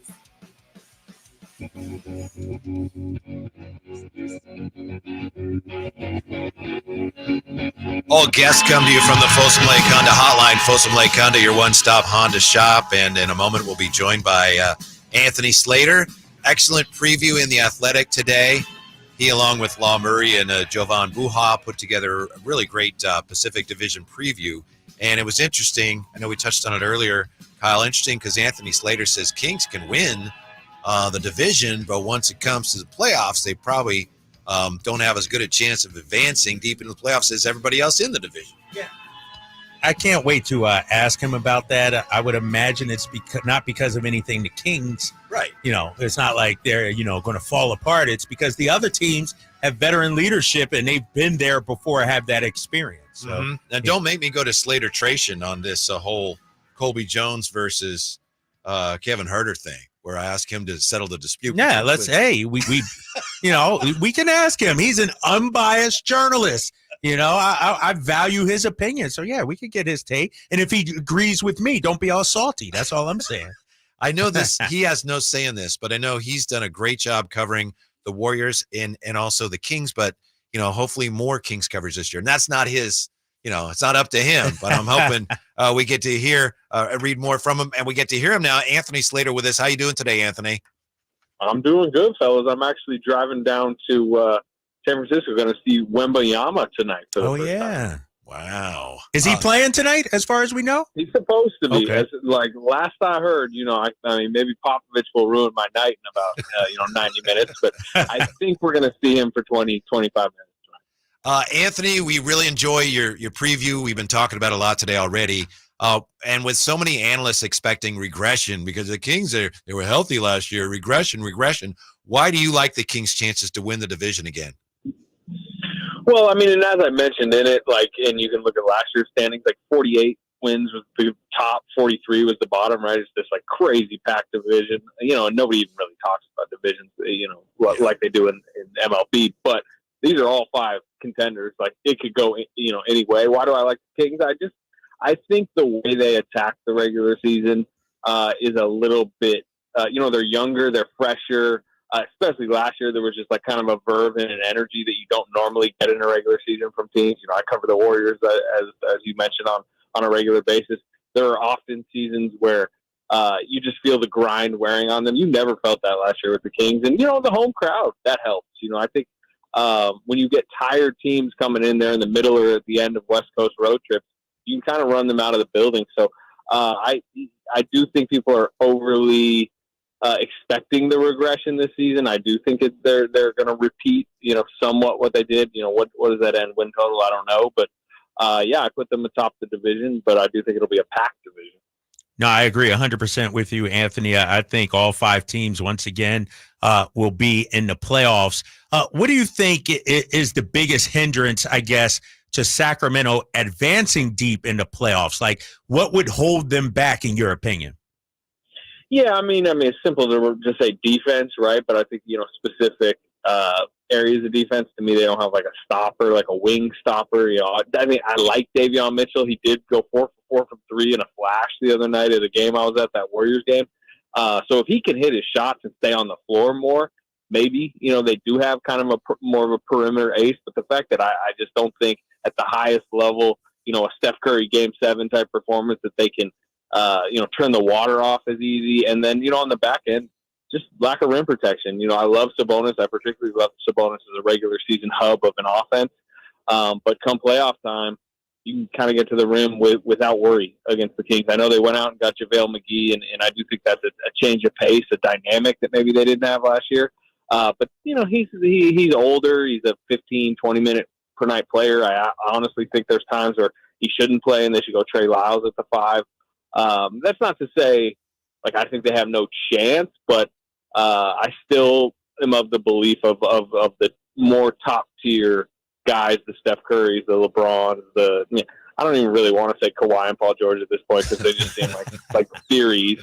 I probably honestly would take the Kings over them, although I don't think I did in the article. But, I think we lost Anthony Slater there just for a solve second. it right now. Yeah. We lost him for just a second, Anthony. Yeah, you okay? We got you. Can you hear us? Yeah, I'm good. Yeah, Okay. I can hear you guys. But yeah, I mean, the big thing, look, Mike Brown's clearly trying to solve the defense, in a pretty stern way, right away. Maybe if I see something in the first couple months that, maybe if they're ranked 14th, 15th, it's a different conversation. Anthony Slater from The Athletic with us.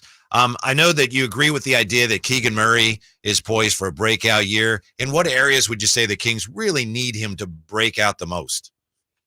Well, I think he is in line for a breakout offensive season. I think that's become obvious over summer league, preseason, just everything you're hearing about him, really everything you saw. Like, he's going to hit catch and shoot threes at a high, like elite clip, 40% and above.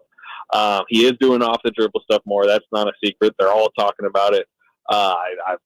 He's finishing stronger. You saw that dunk the other night against the Warriors in traffic. So I think he's poised to become, like, fringe all-star level offensive contributor. To your question of where they need him to break out more, I would like to see more from him on the defensive end. He's big. He's smart. He's not as laterally quick as your typical wings. I know during Summer League, they kind of talked about like a Kawhi Leonard type transformation potentially coming from him. I do see that offensively. I don't see that defensively. He just doesn't have that upside. But if he could become like adequate, bothersome, if they could play like the Clippers and like you feel okay with him like guarding Paul George. And I know they tested it last year, but that's where I want to see him, because that's where I'm most skeptical of him, because I'm not skeptical at all offensively. I think we're all starting to see what he's going to become. Should Kings fans and Mike Brown be worried about Kevin Huerter? Maybe. Didn't have a good playoff series. Obviously, not hitting the shot early in camp preseason. To me, he's streaky, right? There's some shooters across the league that are like steady, consistent, and there's some guys who make in bulk and miss in bulk. I would say Klay Thompson's one that I cover, and he's kind of comparative to Huerter as a shooter, where he's gonna. What did Huerter shoot in the first month last year? First month and a half, like 52% from three. Yeah, it was crazy. Yes. Yeah. But then there was also a month where he shot like 31 or, below. So he just might be cold right now. And when he's cold, then suddenly, I think Mike Brown's eyes start to tilt towards like, hey, Chris Duarte can miss those shots, but also play better defense. Davion Mitchell can hit 30-something%, but play better defense. So, like, yes, in a sense of I could see him, like, suddenly not have as firm a rotation, firm a starting spot, and maybe that snowballs his season. But also, I think there's going to be a month somewhere, and maybe it's early, maybe it's middle of the season, that Kevin Huerter carries their offense for months at a time, because he's hitting 52% of a high volume of threes, and we all know he's pretty important in their offensive scheme, right? The dribble handoff stuff. I know the Warriors were very intent on shutting that down. So I think what he does as kind of a cutter and a dribble handoff recipient is more key than people realize. Anthony, you obviously covered Mike Brown for many years when he was an assistant with the Warriors. What do you think he has enjoyed the most? What is he most proud about with this Kings team? And also, how difficult is it for a defensive guy to coach this team that has so much trouble defensively? Yeah, I think most proud of, I would say, probably how quickly they really bought in. They could have gone one of two ways last year, but I think the way, particularly his stars, I think the way Fox embraced him early on was huge. And allowed him, and I know you hear, I heard a quote from Kevin Huerter the other day about it, but the fact that he can coach Fox and Sabonis really hard opens up kind of the respect level team-wide, where I think if players see, differing approaches, they start to roll their eyes a bit. So I think he's probably just most proud of the way this team has allowed him to coach, and then, of course, just the record and where they went last season, and the fact that they legitimately pushed the Warriors to the brink and could have won that series. And then the other question was just how, as far as, I remember talking to him last year, and they had the number one offensive rating ever, but they're sitting there 23rd in defense, and I do think it, kind of grinds him a little bit. You see him on the sidelines, you see those quick timeouts after 30 seconds into a quarter. It frustrates him, and I think he's acting on it right now. He's not coming into the season going, you know what, I'm just the new Mike D'Antoni. We're going to just run people out of the gym, and for 24th, whatever. He's trying to solve it right now, and that does come at the risk of maybe eroding at their offense a little bit with lineup choices and just what he's emphasizing. But he is not standing pat, just being okay with being the 24th ranked defense and the first ranked offense. I think he would much prefer 4th ranked offense, 13th ranked defense, something like that. All right, Anthony Slater, thank you. We appreciate your time as always. Enjoy the game tonight. Do you have any idea whether we'll see more Kings coverage in The Athletic if they continue to play as well as they did last year? I know it's not your call, but can you give us a sliver of hope here? Yes, I think me and Sam Amick, I believe next week we'll have a big story at some point during opening week, just kind of on this moment of the Kings, like kind of a deep dive. And yeah, over the course of the season, I'm going to drop in. Sam Amick will drop in. We got a young writer, Hunter Patterson, who will drop in with some articles. So, we're trying. I know. Great stuff. Thank you, Anthony. We appreciate it. Talk to you soon. Have a good weekend. All right, fellas. All right, Anthony. That's good stuff. No, and that's a guy that is at the games. He's talking to Mike Brown. He's talking to the players. Mike a long time. Yeah, exactly. So he knows what he's talking about. Yeah. So we didn't really go to slate attrition, but it sounded like he kind of split the difference there, didn't he? No, I don't think he did. He didn't mention your boy Colby Jones at all. I was wondering. I was like, all right, I heard Duarte, I heard Davion, and probably split decision. So I think I won that one. Yeah. I won that round. To be continued. Coming up next year, and this is one I know we're going to disagree on. Will a return to the playoffs for the Kings, would that alone constitute a successful season? We will discuss it like gentlemen do next year with the Drive Guys on Sactown Sports. Anxious to get back at it after their first loss of the season, the 49ers are in Minnesota on Monday night. San Francisco! With a little razzle-dazzle. Join Greg Papa and Tim Ryan for every moment of 49ers football. Sack! Pressure by Nick Bosa! Niners and Vikings. 15 consecutive games with a touchdown for McCaffrey. Monday on your new home for San Francisco 49ers football, Sactown Sports. Sacramento weather is brought to you by the Arnold Law Firm. I'm Mark Finan in the KCRA3 Weather Center. Skies will stay mainly clear through the evening hours tonight. A Delta breeze will cool us into the 50s by morning. Tomorrow, look for partly cloudy skies, a much cooler day with highs in the mid-70s.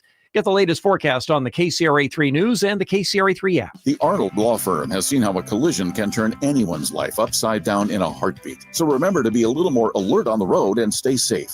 The Arnold Law Firm, providing real justice for you since 1975. Call 916-777-7777. Model Year End pricing is back at Folsom Lake Honda, your one-stop Honda shop. During the Model Year End event, lower interest rates at Folsom Lake Honda make lower payments. It's no wonder why Folsom Lake Honda is your one-stop Honda shop. Come in today or check out our entire inventory online at folsomlakehonda.com. Get an instant cash offer for your trade at folsomlakehonda.com. We'll buy your car whether you buy from us or not. Folsom Lake Honda is your one-stop Honda shop. Folsom Lake Honda! Go to folsomlakehonda.com. Your one-stop Honda shop!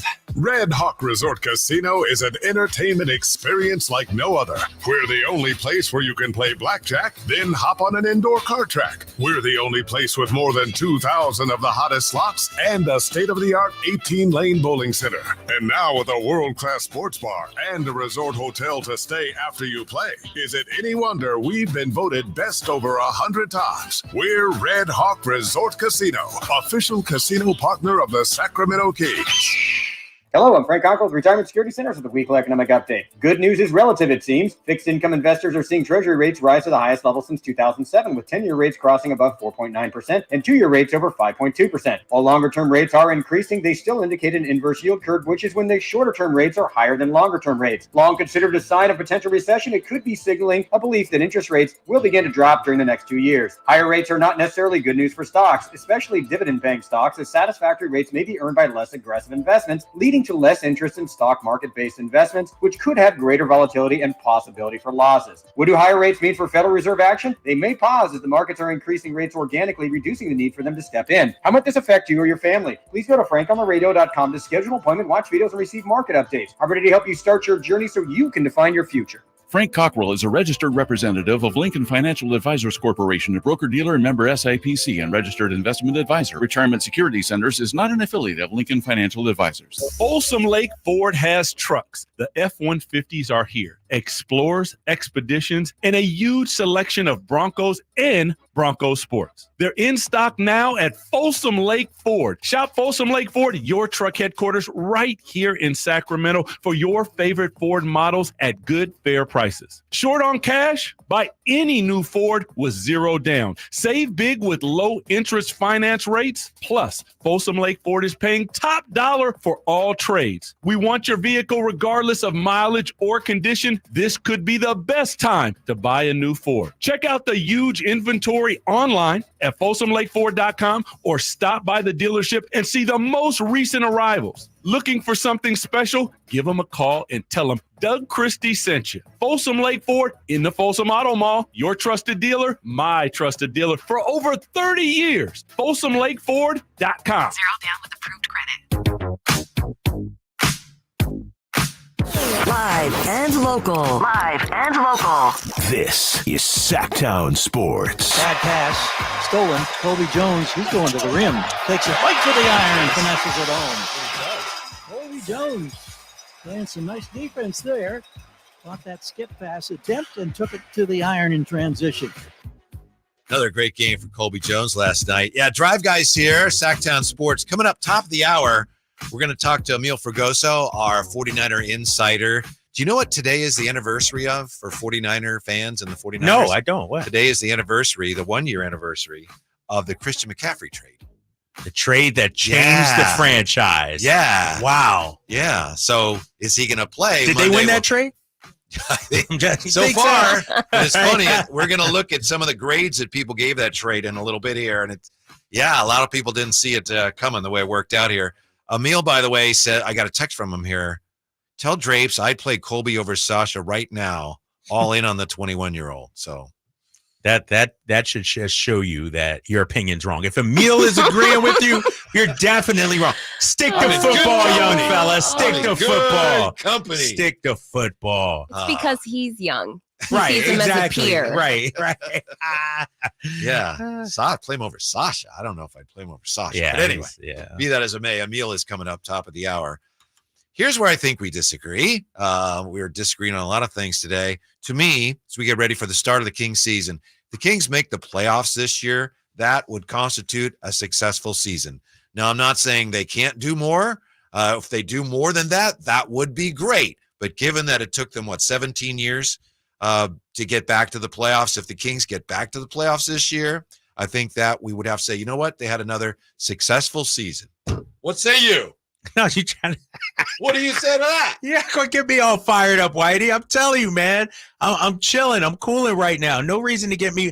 Of course, I disagree with you. So you would constitute that as a successful I think season. you would. You And would be satisfied with that. I Would think you be you'd have to satisfied say, with you know that? what? All things considered, yes, that was a good season. It's not that I don't want more. Not that I'm not saying they can't do more, but I think they made the playoffs. I think we'd have to say tip of the cap, because around here, that's not easy to do. See, this is where you're wrong. And this is Kings fans, listen up right now. Whether you're driving home, driving to Tahoe, driving to the Bay, listening on YouTube, wherever you're listening right now, pull the radio a little closer to your ears. This is a new era of Kings basketball.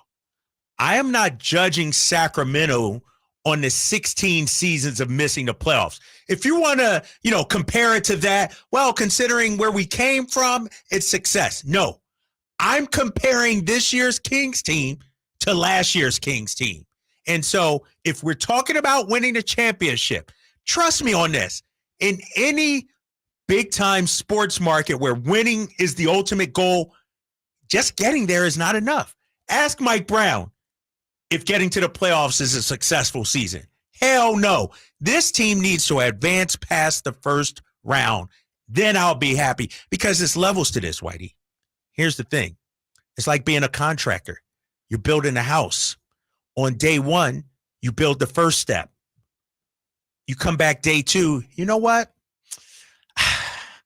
For so long, I've had trouble building steps.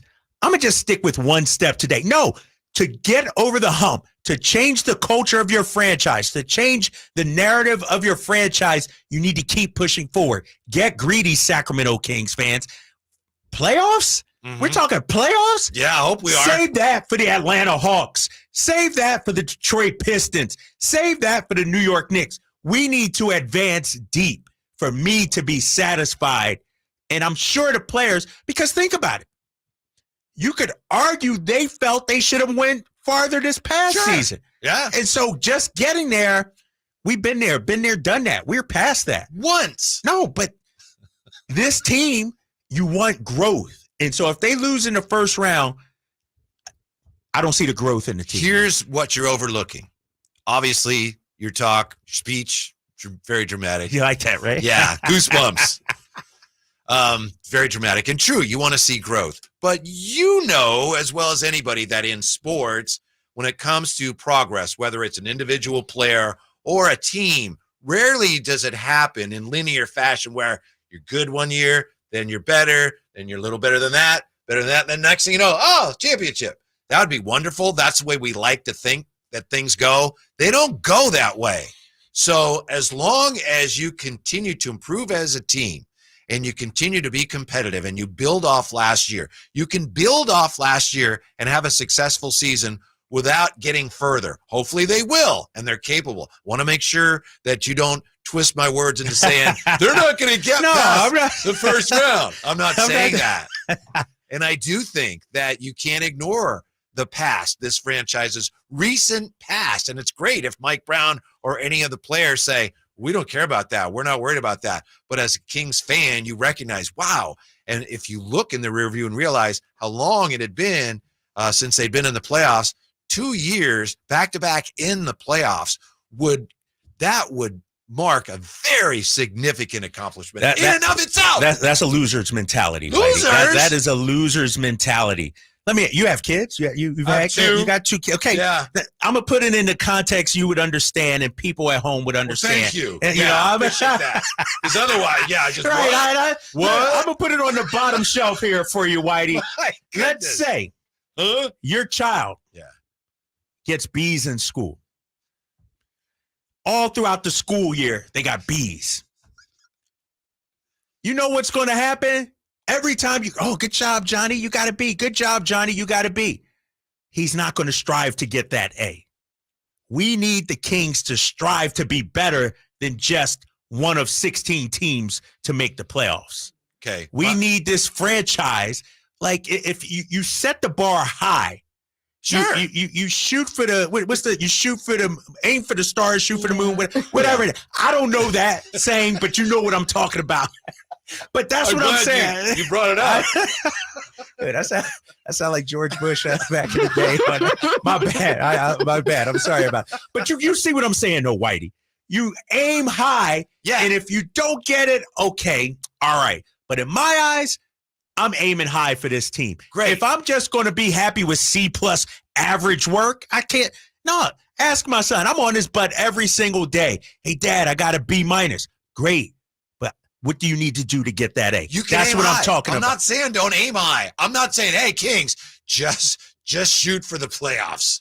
We don't want anything more than that. That's not what I'm saying. But when you consider the competition, the level of competition in the West right now, and again, the recent history of this franchise, wandering in the playoff-free wilderness. Do we have any hope of being a decent franchise? Whitey, we have that now. Whitey, you're wrong. You think LeBron James is at home right now?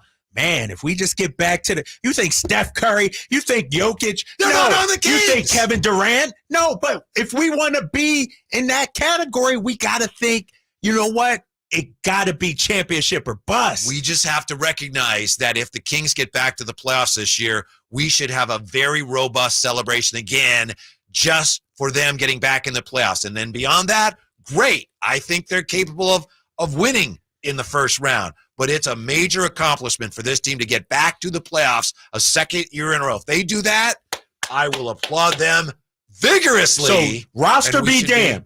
Better roster this year. You know what? Well, we're wanting the same results. We wish you. No, come on, Whitey. You could also be better this year and not win as many games, which is what I expect to happen. No, this team better win a playoff series. That's all I'm saying. I hope they do. If they get in the playoffs, build a statue of Mike Brown and Colby Jones.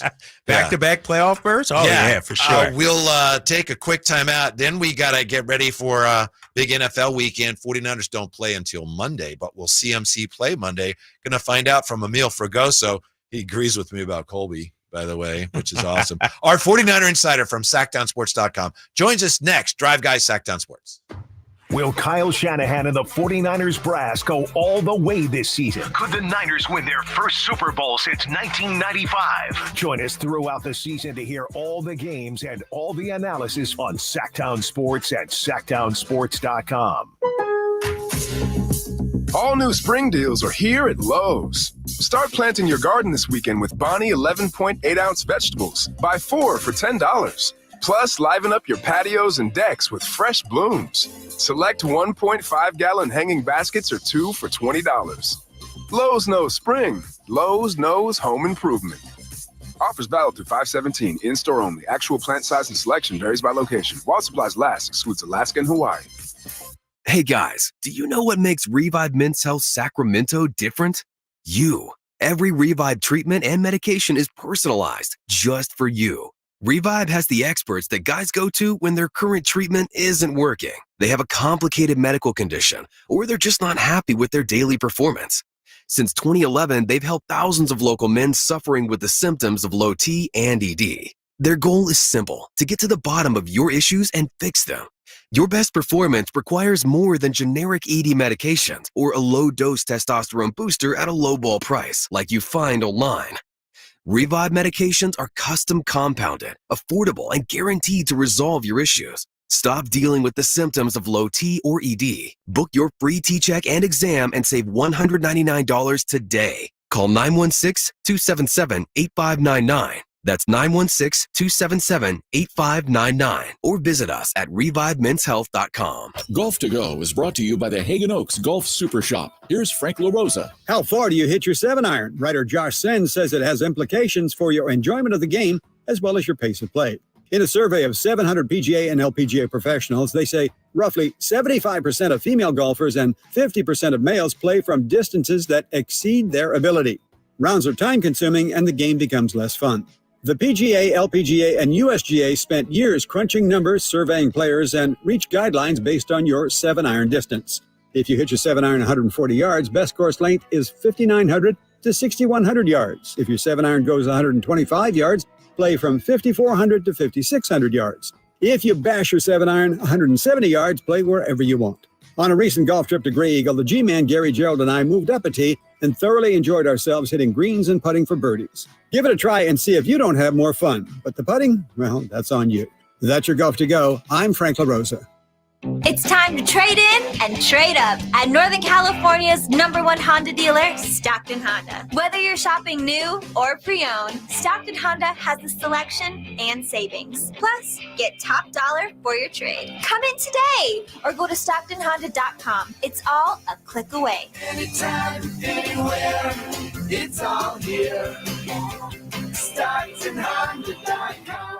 Based on 2022 total new and Honda certified pre-owned vehicle car sales from American Honda Motor Company's own loan report. Hey, it's Carmichael Dave. Is your dog leaving frowny piles of poo all around your yard? Well, we need to introduce them to Supreme Source Super Premium Dog Food, the fastest growing premium dog food in the country, made with organic seaweed for easy digestion, family owned and operated for 50 years. 6 interchangeable recipes. You can grab some at Safeway, Save Mart, Smart and Final, Winco. Learn more at SupremeSourcePet.com. Supreme Source, a solid choice. Capital Casino, conveniently located on 411 North 16th Street in downtown Sacramento. From the Power Business Technology Toshiba Studios, KHTK-AM Sacramento, KYMX HD2 Sacramento, the only station in Sacramento giving you local sports coverage from 6 a.m. to 6 p.m. Monday through Friday. Sactown Sports. Sactown Sports. Headlines.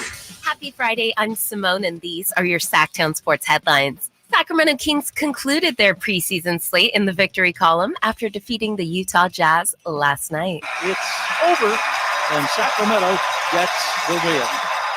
116-113 is the final score. The Kings victorious.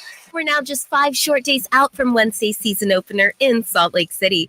Keep it locked right here to Sactown Sports, as we'll have exclusive interviews, the latest news and notes, and our previews for opening week. So we like the beam. And Game 5 of the ALCS is underway. Rangers capitalizing on Verlander's slip-ups. Rangers now up 4-2 on the Astros with a runner on first. Bottom of the 6th. I'm Simone. Those are your headlines. Let's get back to more Drive Guys. Your new home for 49ers football in the 916, Sactown Sports. And now brought to you by Timber Creek Golf Course. Visit timbercreekgolfcourse.com to book your tee time today.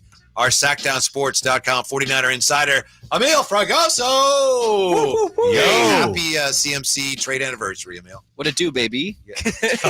What it do, baby? I like that.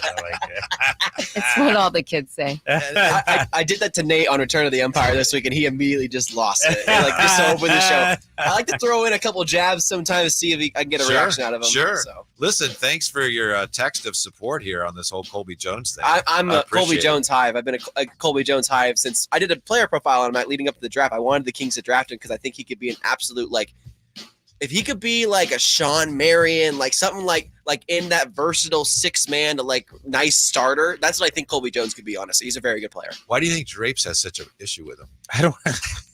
Because Drapes' issue. I got to hang out with Colby Jones. I got to be on the team playing and in the hotel. Colby Jones is my guy. Gotcha. But tell me, Emil. Who's he playing over? Duarte. Yeah, honestly, What? Duarte. If Duarte's shot's not going in, I play Colby Jones. I honestly, I think Colby Jones adds way more two-way versatility than Duarte does. I just personally think so. And if Kevin's not making a shot either, and Colby is playing better, Colby's a dog. I really think Colby's a dog. So basically, we're having this whole discussion over the backup to the backup shooting guard, the third string shooting, because you got Herter, you got Monk, sure, and then what you're saying is it's between Duarte and Colby Jones. Yeah, we're talking about a guy 10 minutes a game max. Maybe 15. Third point guards don't play hardly at all. No. Colby Jones has shown that he may have the wherewithal and the ability to I think he carve could do out a bigger spot. I think he could have 8 to 10 points a game. Honestly, I do. Not on this team though. Sure. Not this year. Now, if Monty McNair moves somebody, makes a trade because there is a logjam at that position, I agree with you. If he's given the minutes, my thing is I just don't think he's going to be given the minutes. I just think they're going to make a trade at some point this season. Okay, you might be right about that too. Yeah, you might OG's be right. on the table. I'm just saying. You And might we be can right. all agree that he's played well enough to force the decision makers to look at things that they didn't expect to be looking at. Did you see the smile on Mike Brown's face when he told the puke story? The Oh, smile he had, yeah. like that's the stuff that you live for as a coach. Like guys who are giving it their all on the court at all times. Colby Jones is one of those guys. We may get to that. I know someone got the sound, and we may not because I heard it earlier and it kind of made me queasy. So we'll see. We'll see. But as far as the 49ers go, Emil, what do we know about CMC's chances to actually play Monday? They're probably the highest out of all the three that got hurt, actually, which is surprising to me. That is surprising. Yeah. So so CMC officially did not practice today with the oblique injury, but he was seen on the side of the field working out with trainers and getting in some light work. So you never know after the media portion's over if he comes into walkthroughs.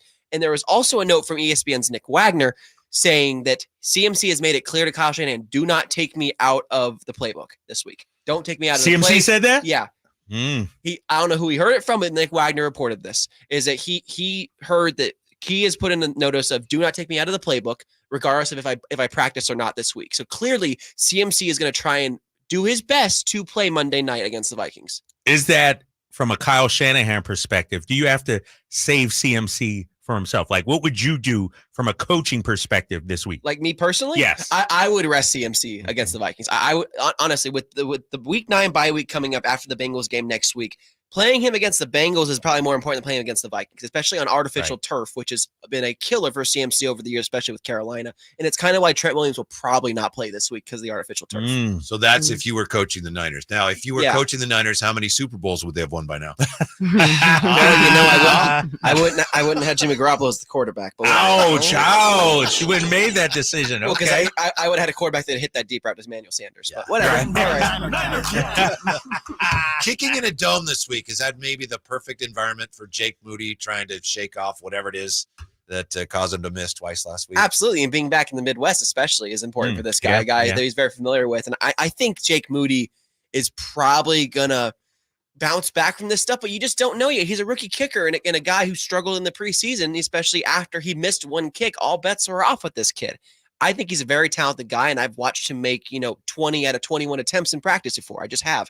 But it's different from practice to game. Very, very different situations. And missing two kicks, I get the first one, 54-yarder in the rain in Cleveland. That's a hard one. But a 41-yarder when you're dead center lined up to it, you got to make that one. Did you see the weird stat? We talked about it yesterday or the day before on how even in college, he did not kick well on the road. Yeah. Have you seen those numbers? He was Yes. like 80+% at home and under 70% on the road. That's weird. No, I remember doing Jake Moody previews for the draft, and it was like, this guy is probably going to be the kicker they're looking at, but like, what is so impressive about him? Because his percentage was never that great. And so I go to look at it and go, this kid has a huge leg, has huge potential, and he's a Midwest guy that Kyle can get behind on a shorter contract. And that's kind of what their philosophy was, is that we have to maximize every dollar right now in this salary cap, because they have so many expensive players.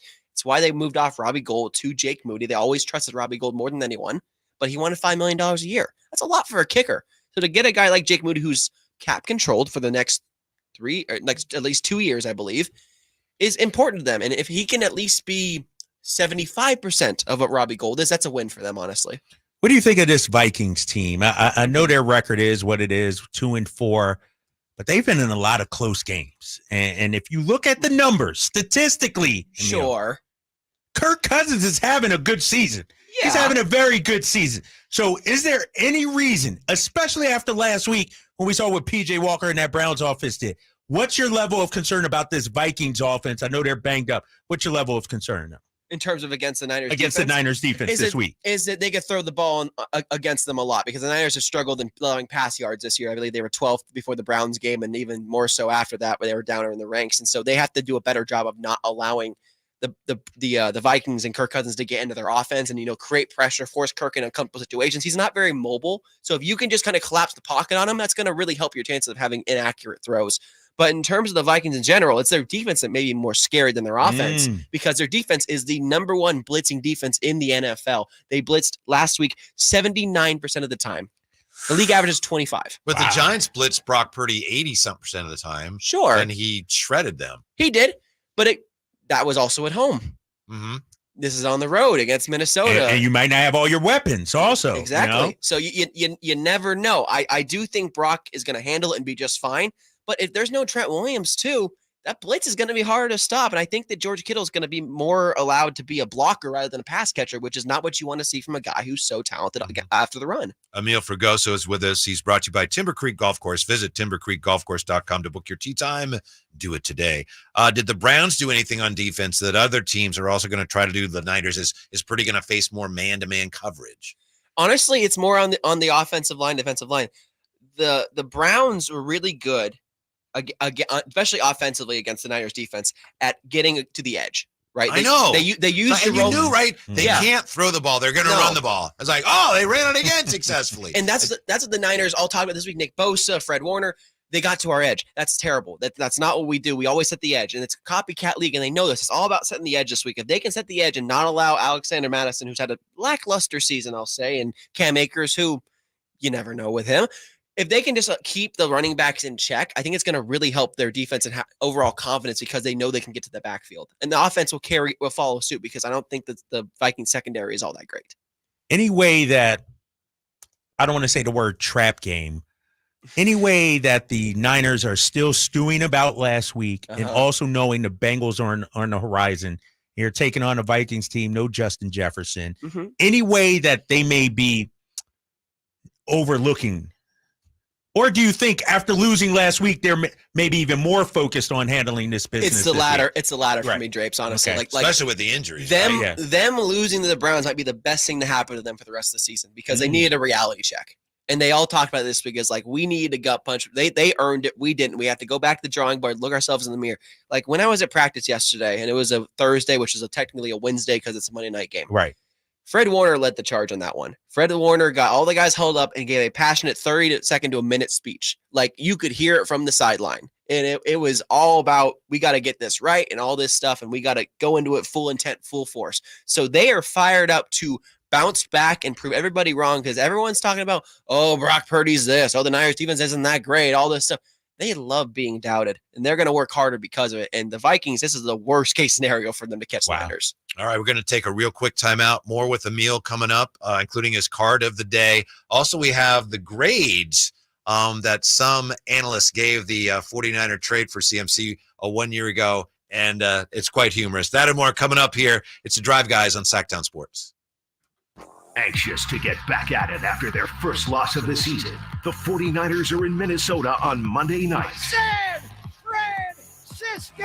with a little razzle dazzle. Join Greg Papa and Tim Ryan for every moment of 49ers football. Sack! Pressure by Nick Bosa. Niners and Vikings. 15 consecutive games with a touchdown for McCaffrey. Monday on your new home for San Francisco 49ers football, Sactown Sports. Hey, it's Carmichael Dave, and I recognize, just like my friends at American Energy Heat and Air, that your time is important. And that's why shopping for a new air conditioner is now easier with American Energy Heat and Air's online quoting tool. All you have to do is go to AmericanEnergyAir.com and get an instant quote right now. It'll help you determine what system you're going to need to get. It'll provide the best pricing options, all from the comfort of your home without having to have somebody come to your home. You know how annoying that is? They come in and everybody there is so sweet and nice, but how much better is it to be able to get it on demand? Visit AmericanEnergyAir.com. Check out how easy it can be. Or if you want to give them a call and talk through what your needs are, 916-520-9990. That's 916-520-9990 or AmericanEnergyAir.com. Call 916-520-9990 now. Your new home for 49ers football in the 916 Sactown Sports. And joining us is, of course, our SactownSports.com 49er insider, Emil Fragoso, brought to you by Timber Creek Golf Course. And Emil has an update on Trent Williams for us. I do, yeah. According to Matt Barrows of The Athletic, Trent Williams did not have a walking boot on his foot, which is important because he left the Cleveland game with a walking boot on that right ankle. But he was seen moving around the locker room with a pronounced limp, he's calling it. So if he doesn't play because of this sprained right ankle, it'll be Jalen Moore's first start. And you really think that CMC is more likely to play than Trent Williams or Debo? Let me just put it this way. According to Cam Akers of, I believe, San Jose Mercury News, Trent Williams. Cam Inman, thank you. Yeah, Cam Akers done right for Cam, me. no, Cam, and that's my guy, too. I've been giving it to you. I was about Cam, to say, you're hold my up, guy. man. I love Cam Inman. He's a good guy. He's a great dude.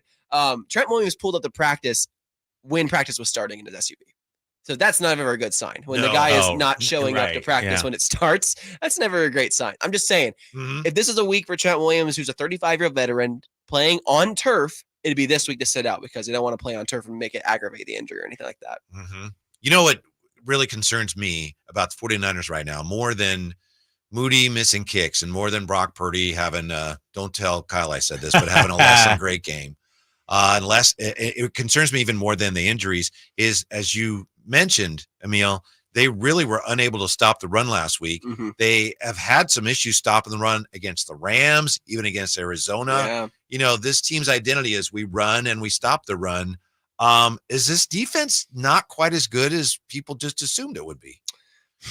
That's a tough question because there is talent everywhere.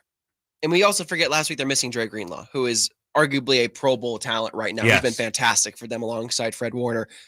But this team gets pressures and to the quarterback in different ways, and they're just kind of a unique bunch. They have to keep improving and keep working, and it's the first year under Steve Wilks. If you forget that D'Amico Ryans was the defensive coordinator for many years there, and different system. Wilks is in the box, D'Amico was on the field, different stuff. And they say it doesn't matter. I think it does matter. So the big emphasis is stopping the run, absolutely. The big emphasis is getting to the quarterback. Those are the two things. But the one thing they have improved on this year, takeaways. They've been very good at getting takeaways this year, and that's been a big emphasis for them. But didn't you guys think it was really interesting, Shanahan talking about the fact that Cleveland ran the ball on him, said, yeah, we didn't stop the run. He said we were in a two-shell look too much, like too high safety. Yeah. That's a shot at the coordinator, isn't it? And he said that publicly. Yeah, why would you against this team, right? Yeah, look, it's very much of a learning curve with Steve Wilks because Steve Wilks is a former head coach himself. He's a longtime coordinator. He has his system. He's had to adjust the Niners' wide nine defense and how they do stuff here. Wilks has so much experience and so much to offer this young Niners team. But it also comes with trying to fit their current scheme because he literally allows Chris Kasarik, the defensive line coach, to do all the defensive line stuff. And he takes the secondary in the back half. So it's a bit of mix and match and finding your best stuff. And with that comes some weaknesses at times and learning curves. And that's what they're going through right now. So as long as they can shore that up after week 9 bye week going into the playoffs, they'll be just fine. But for now, it's a learning curve and a process. You know, when we started this season, there were two teams in the NFC, Eagles and Niners. How much respect are you giving the Detroit Lions right now? Are they in the mix also? Are they on that tier? They're in the mix because I respect Dan Campbell. I really respect Dan Campbell and what he's done with Detroit. He is the only coach that has made that team relevant in 50 years, frankly, honestly. Like Emil, he's the guy who, if he had his way, he would have a live lion on the sideline. He'd bite kneecaps off. Right. I would run through a wall for Man Campbell. I love that dude. That dude's amazing. That's what I want in a head coach, is someone who cares so much about it, he would literally die to win a game. Okay. Yeah. I just literally die. Like the dude would literally lose it. Like, honestly. But no, the Lions are a very talented team, and Jared Goff has surprised me with how talented he's been this year, because I have never been a Jared Goff guy. I saw what happened in the Super Bowl. I've seen what happened with the Rams, all that stuff. He has made Jared Goff look into a competent and very good quarterback, and that team is filled with a lot of good players. Now, it's early. It's the Lions. They're an accident waiting to happen, as some people say. We got to see what happens as they go into the later months. But right now, they're probably up there with the Niners and Eagles in terms of actual threats in the NFC. I think so, especially if their defense plays as well through the season as they did, like opening night against Kansas City. They get that kind of pressure, because that's a team we're seeing. The really good teams now, for the most part, are built up front on both sides of the ball. That's where it starts, and they've got a solid foundation. And I also saw a stat there. I believe their young right tackle, Penei Sewell, he hasn't allowed a sack in like 500 pass blocking attempts. Wow. Which is incredibly impressive. I got his rookie card, but it's not worth much. I love Penei Sewell. I was like that. That's Anthony Munoz coming out of college. I was like all set. Yeah. That dude was my guy. Here's the deal, Emil. George Kittle had his least productive game as a pro. Yeah. Is it cause for concern? 1 target, 1 catch. It's not a cause for concern because of how much he does with his team. Like, I think he's the best run blocking tight end in the NFL. But you got excuse me, but you know this. You got McCaffrey was hurt. Debo's hurt. Hello, George Kittle time after 3 touchdowns a week before. They couldn't, though, because the offensive line was getting eaten up. That was the problem. Is that they had to keep Kittle in because the right tackle, Colton McKivitz, who's done a admirable job at times, he was suffering because of I can't think of his name. Myles Garrett and Jadarius Smith on the opposite sides, and then Dalvin Tomlinson was awesome at defensive tackle. So when you're getting too much pressure, you have to help them out somewhat. That's why Kittle wasn't getting those targets. He wasn't running routes. You saying that, but he's on my fantasy team, bro. When you mentioned Joe, I'm like, I need this answer. Tell me he's going to be all right. Matter of fact, I had to drop the guy as well. But wait. You dropped George Kittle? Yes. What? He's been suspect. He's had 1 good game. It's still George Kittle. No. See, it's the ghost of George Kittle. Who are you? This is a different George Kittle right now. Instead of George Kittle? No, let me pull it up here. Give me a second. I know what Kyle's saying. I mean, we want to see the 49ers do well, but George Kittle, week to week with all those weapons, you just don't know. Right. That's the problem. Where's he at on the pecking order of weapons for Brock Purdy this season? I'm talking about. This season, probably at the lower end in terms of the other wideouts, because Brandon Ayuk's been feasting. But I would never drop George Kittle, because any game George Kittle can have 30 points. That guy's amazing. It's been few. I got Jonnu Smith. You can't even say his name right. No, but it don't even matter. He's ranked the 9th best tight end. You know what George Kittle is ranked? Okay. He's struggling right now. I'm trying to win money, big dog. See, you're a 49ers fan, so you're like, George Kittle is better than everybody out there. I'm a Niners reporter. Let me just say right now, Kyle Shanahan could give a damn about your fantasy team. So you think George Kittle is still what, a top 5 tight end in this league in terms of overall talent? I'm talking in fantasy value. No, exactly. I'm just talking about when it's all said and done. Will the numbers reflect what you're saying? Exactly. That's so tough. It's hard to predict. You getting on me for dropping George Kittle when the dude has only done one thing, you know how, one how game shallow all the season. tight end position is in fantasy football? It's terrible. I'm playing Cole Kmet every week. George Kittle is disrespect not to Cole Kmet. Love you guys. You just said that. Love the Bears. Come on now. You're killing me, man. Wait, while we're on this subject, really quick. So I really do have to bench CMC. I'm so sad about that. Right? I didn't say no. He you might think play. he might? CMC has the best chance to play, Simone. Oh my God. Okay. He has seriously. He has told Kyle Shanahan, do not take me out of the playbook. Okay. I would not play him if I had him, but remember one Thanksgiving I benched was it Brian Mitchell? Because he was hurt and he had 4 touchdowns that night. So yeah. Who? Brian Mitchell? Right. You don't remember Brian Mitchell?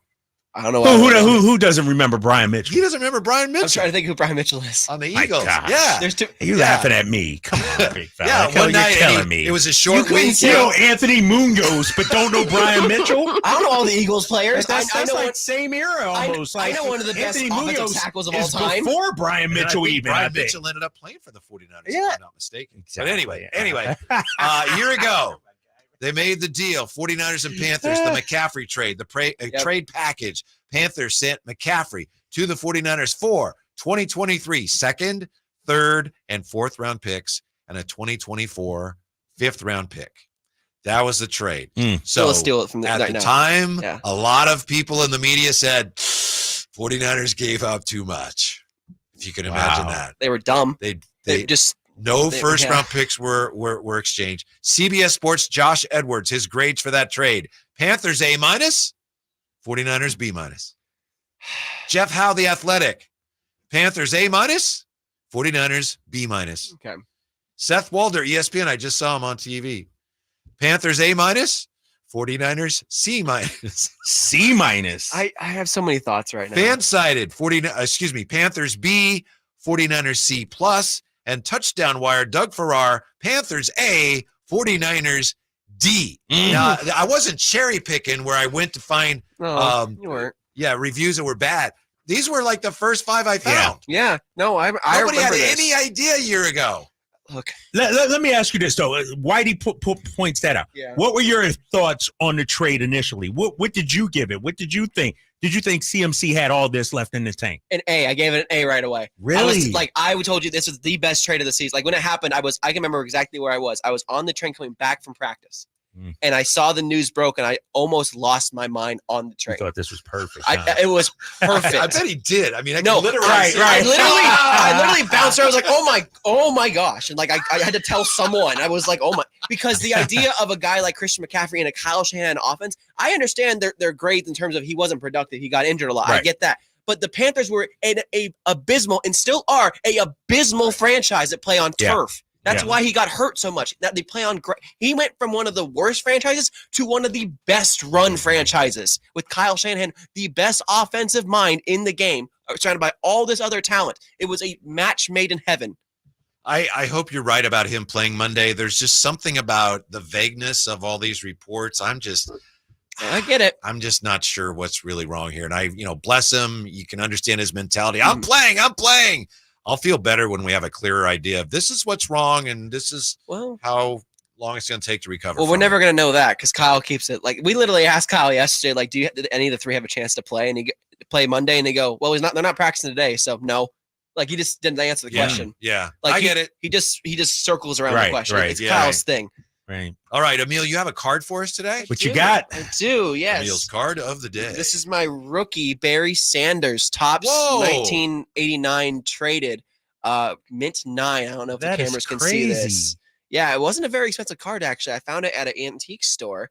Don't give it away. Don't give the spot away because I'm going there this weekend. I will not. No, but no.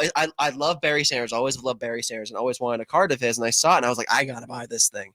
And so Mint 9. The cameras can see it back there. Topps. Topps I know card at that as well. time I think there were a whole bunch of people making football cards. Yeah, Topps is big, but you can tell it's a rookie card because on the back it has his college stats, not an NFL stats. Okay. So that's how you know. Plus that's pretty 89 sweet. That's pretty sweet. That's a good card. $7 right now. That's not $7. Not a bad offer. I might have to go with 10. I don't have any money, so never mind. But I'm good for it. I know you are. I know.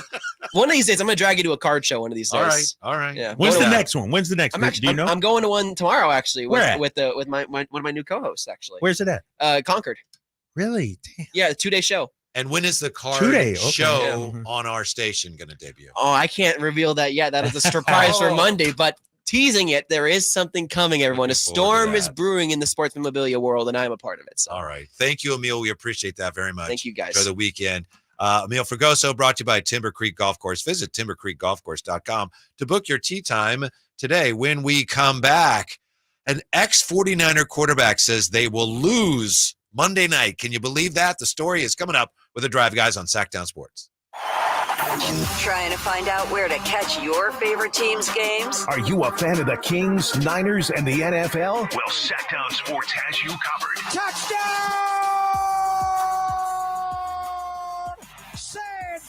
Francisco. It's all on his shoulders. Cox rocks. He fires for the win. He's got the triple. Catch all your Kings, Niners, and NFL games all year long on Sactown Sports and SactownSports.com. Sacramento weather is brought to you by Quick Quack Car Wash. I'm Mark Finan in the KCRA 3 Weather Center. Skies will stay mainly clear through the evening hours tonight. A Delta breeze will cool us into the 50s by morning. Tomorrow, look for partly cloudy skies, a much cooler day with highs in the mid-70s. Get the latest forecast on the KCRA 3 News and the KCRA 3 app. There's just something about fall that makes me want to enjoy every moment. The changing leaves, the pumpkin patches, and you know what else won't last? Quick Quack's new pumpkin spice scented car wash. Text SPICE to 41284 to get 50% off any wash. I'm Ebony Loren, and Febrez's new scent, Soothe and Restore, is so good I wrote a song about it. I know just what I do. Febreze has my favorite scent. Makes the perfect environment. Sweet like sugar, smooth shea butter. What could be better than being with each other now? Breathe happy Febreze. La la la la la. Gold Country Casino Resort proudly presents an unforgettable night of professional boxing on Saturday, November 11th. Our event features a stacked fight card with exciting bouts of live boxing that will keep you on the edge of your seat. Don't miss out on this epic night of boxing action. Tickets are on sale now at goldcountrycasino.com for this exciting event, November 11th at 7 p.m. only at Gold Country Casino Resort. Mr. Clean, Mr. Clean. Of course I use Mr. Clean Magic Eraser to clean tough messes off my stovetop and bathtub. But then I discovered I can also use it to easily clean my patio furniture and even my shoes. I'm hooked. And when wipes won't cut it, I use Magic Eraser Sheets. They're thin and flexible erasers, perfect for everyday messes, like gunk on my counters and sinks. They really are magical. The reviews are in. Mr. Clean Magic Eraser and Sheets make cleaning look easy. In business, service is everything. Cintas delivers what you need to better serve your customers. Whether it's freshly laundered work apparel for almost any job imaginable, tested and inspected fire protection systems, first aid and safety supplies, on-site AED training, or mops and restroom products, stocked and ready when you need them. Better work days happen together. So visit Cintas.com. Oh, I'm ready! And get ready for the workday.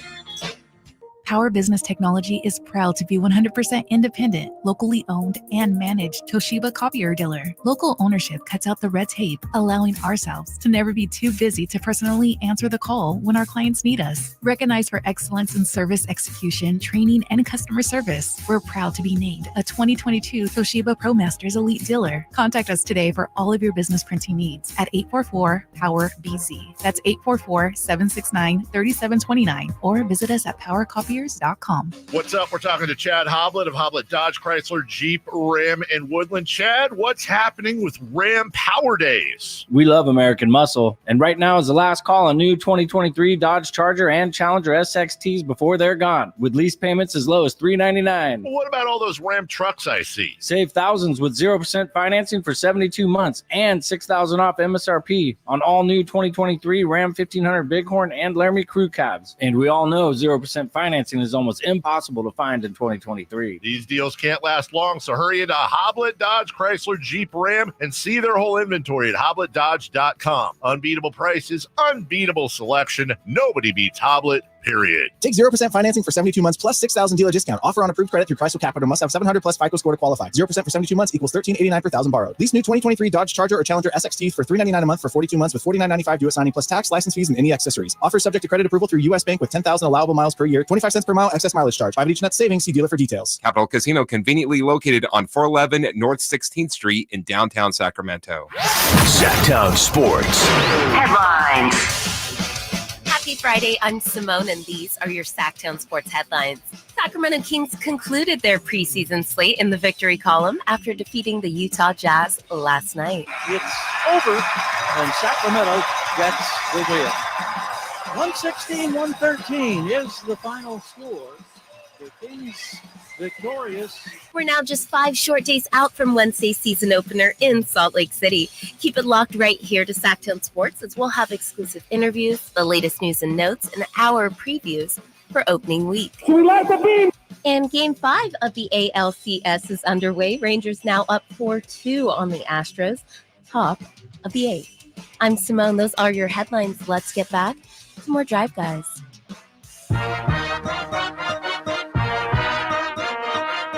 Sactown Sports. Call or text at 916-339-1140.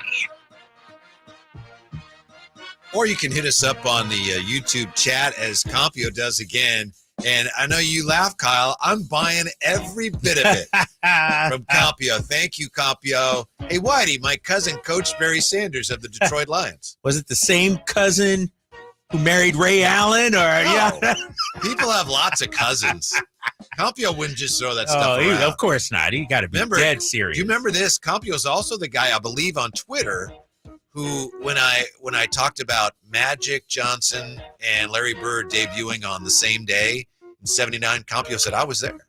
Oh, I think, yeah, I remember he did say that. Oh, and I'm buying every bit of it. You're killing me, Compio, my guy. Oh, my God. And I apologize He's been to everywhere, you, Compio, because I think the whole thing about Ray Allen and your cousin, I don't think I got that right. So if you can straighten that out for me, I want to give you your credit because that's pretty amazing. He's everywhere, you know. I think he saw he was at Wilt's 100-point game also, I think. Yeah, I think so. He provided him the sheet of paper. Right, exactly. He was keeping stats that night. Yeah, or his cousin was. Maybe his cousin was. Right.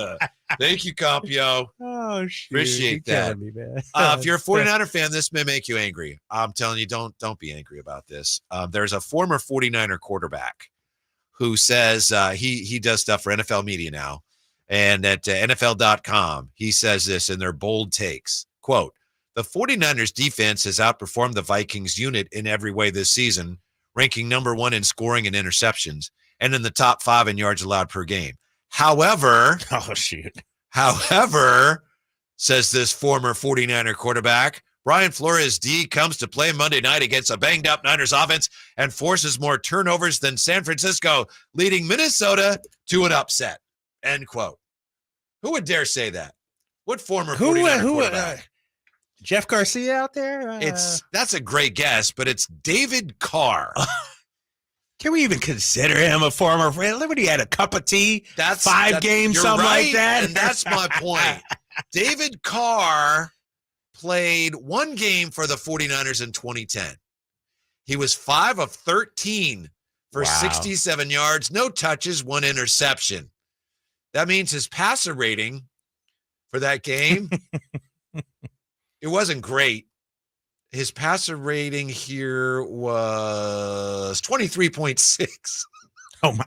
Wow. Yeah, and his QBR was 4.6. Given that, David Carr needs to keep the name San Francisco 49ers out of his mouth forever. Right. Am I right? Yeah, that's a terrible take. And the thing is, he had nothing to back it up. Like, no, this is what the Vikings do well. Brian Flores, he, knows Kyle Shanahan's system. It sounds like he's a little in his feelings and he's taking a shot at the Niners. He didn't really get an opportunity here. He flamed out. And so he's taking a shot at the Niners right now. Yeah. 38.5 completion percentage for David Carr. Oh, the Vikings defense comes to play against the banged up Niners. Niners are a little banged up though. Huh? They are banged up. Because the way they're concealing it. And I understand it's football, but it makes me anxious. They are banged up. And yeah, if CMC's out, Debo, and I mentioned it, Kirk Cousins is actually playing pretty good, but they aren't cashing in. They aren't scoring a lot of points. And I was listening to you talk about David Carr, and I was like, man, what is David Carr seeing that I'm not seeing? And I just don't understand where he's getting this opinion from. When you look at the numbers statistically, the Niners are by far and away the better team. Mm-hmm. The Vikings lead the NFL in giveaways, in turnovers. And so all of a sudden they're going to take care of the football against this Niners D. They're dead last or at the bottom in terms of turnover margin. So it's just wishful thinking on David Carr's part. Yeah. By the way, all guests come to you from the Folsom Lake Honda hotline. Folsom Lake Honda, your one-stop Honda shop. David Carr will never be a guest on our show. Okay. Darn, we're not getting him. You didn't have to No, worry he about needs that. to answer for his take. We need to put him. He needs to answer right. for 5 for 13. Right. In the one game he You're played. right. That's what he needs to answer for. Like, what the hell happened Yeah. in this game, David Carr? But all right, David Carr, you and your bold picks. It's time for us to make our upset predictions for Week 7 of the NFL season. I'll be honest with you, Kyle Draper. I've been in a little bit of a slump. I pride myself on being able to do a pretty decent job of this, and I've had a couple bad weeks in a row. Yeah, you're about to have another bad one. No, because these games are hard. I mean, ever since you picked the Bears that week, that's right. Like the curse of the Bears, right? Yeah.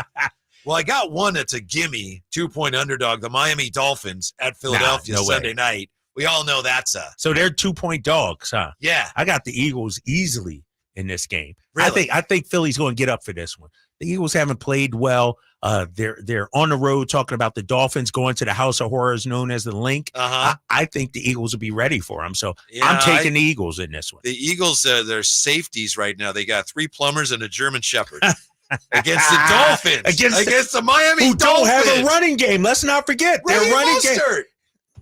Man, Achan was the stud back to start the season. Depth. They lost another running back today. Oh, did they lose somebody else? Achan is a really good, having a great season. But Raheem Mostert, you give him a hole and where'd he he's- go? right. He's in the end zone. Al Michaels missed it, but he's in. Right, he's out at the 1, according to right. That's now that's a shot. That's a low blow right there to the great Al Michaels. That's a low blow. Yeah, so I like that. I like Miami +2. I really do. Obviously, Miami getting 2 though, huh? That's interesting. Okay, yeah. And I'm not just saying that because I know you like the Eagles. The Eagles are, obviously they're having a fantastic season. But I like Miami. That's going to be a great game of contrasting styles, right? Yeah, and I think the one area where the Eagles win is at the line of scrimmage, and so if the Eagles can keep that Dolphins offense off the field, the Eagles are good at sustained drives. That's one thing that they've been able to do, and so if I'm them, I'm 8, 9, 10, 11 play drives eating up some clock. Now, I was going to go with the Bears, and I'm sorry, Raiders fans. The Bears are home getting 3, and maybe this line has shifted since word came out that Fields isn't playing. Do you know who's playing quarterback for the Bears? It is young man and he's been quite a story this year, Tyson Bagent. He was a Division II quarterback last year for, have you ever heard of Shepherd University? No. That's where he went. No. Division II. And now he's about to start. Shepherd University, Division II quarterback, undrafted, starting against the Raiders this week. Shepherd's up. Shepherd's up, Simone. Let me think. I want to agree with you on this one. No Jimmy Garoppolo for the Raiders. He's out. So that might actually help them. Sure. Are you taking that one? Nah, I'm not taking that one. I'm not. I'm staying away from that one.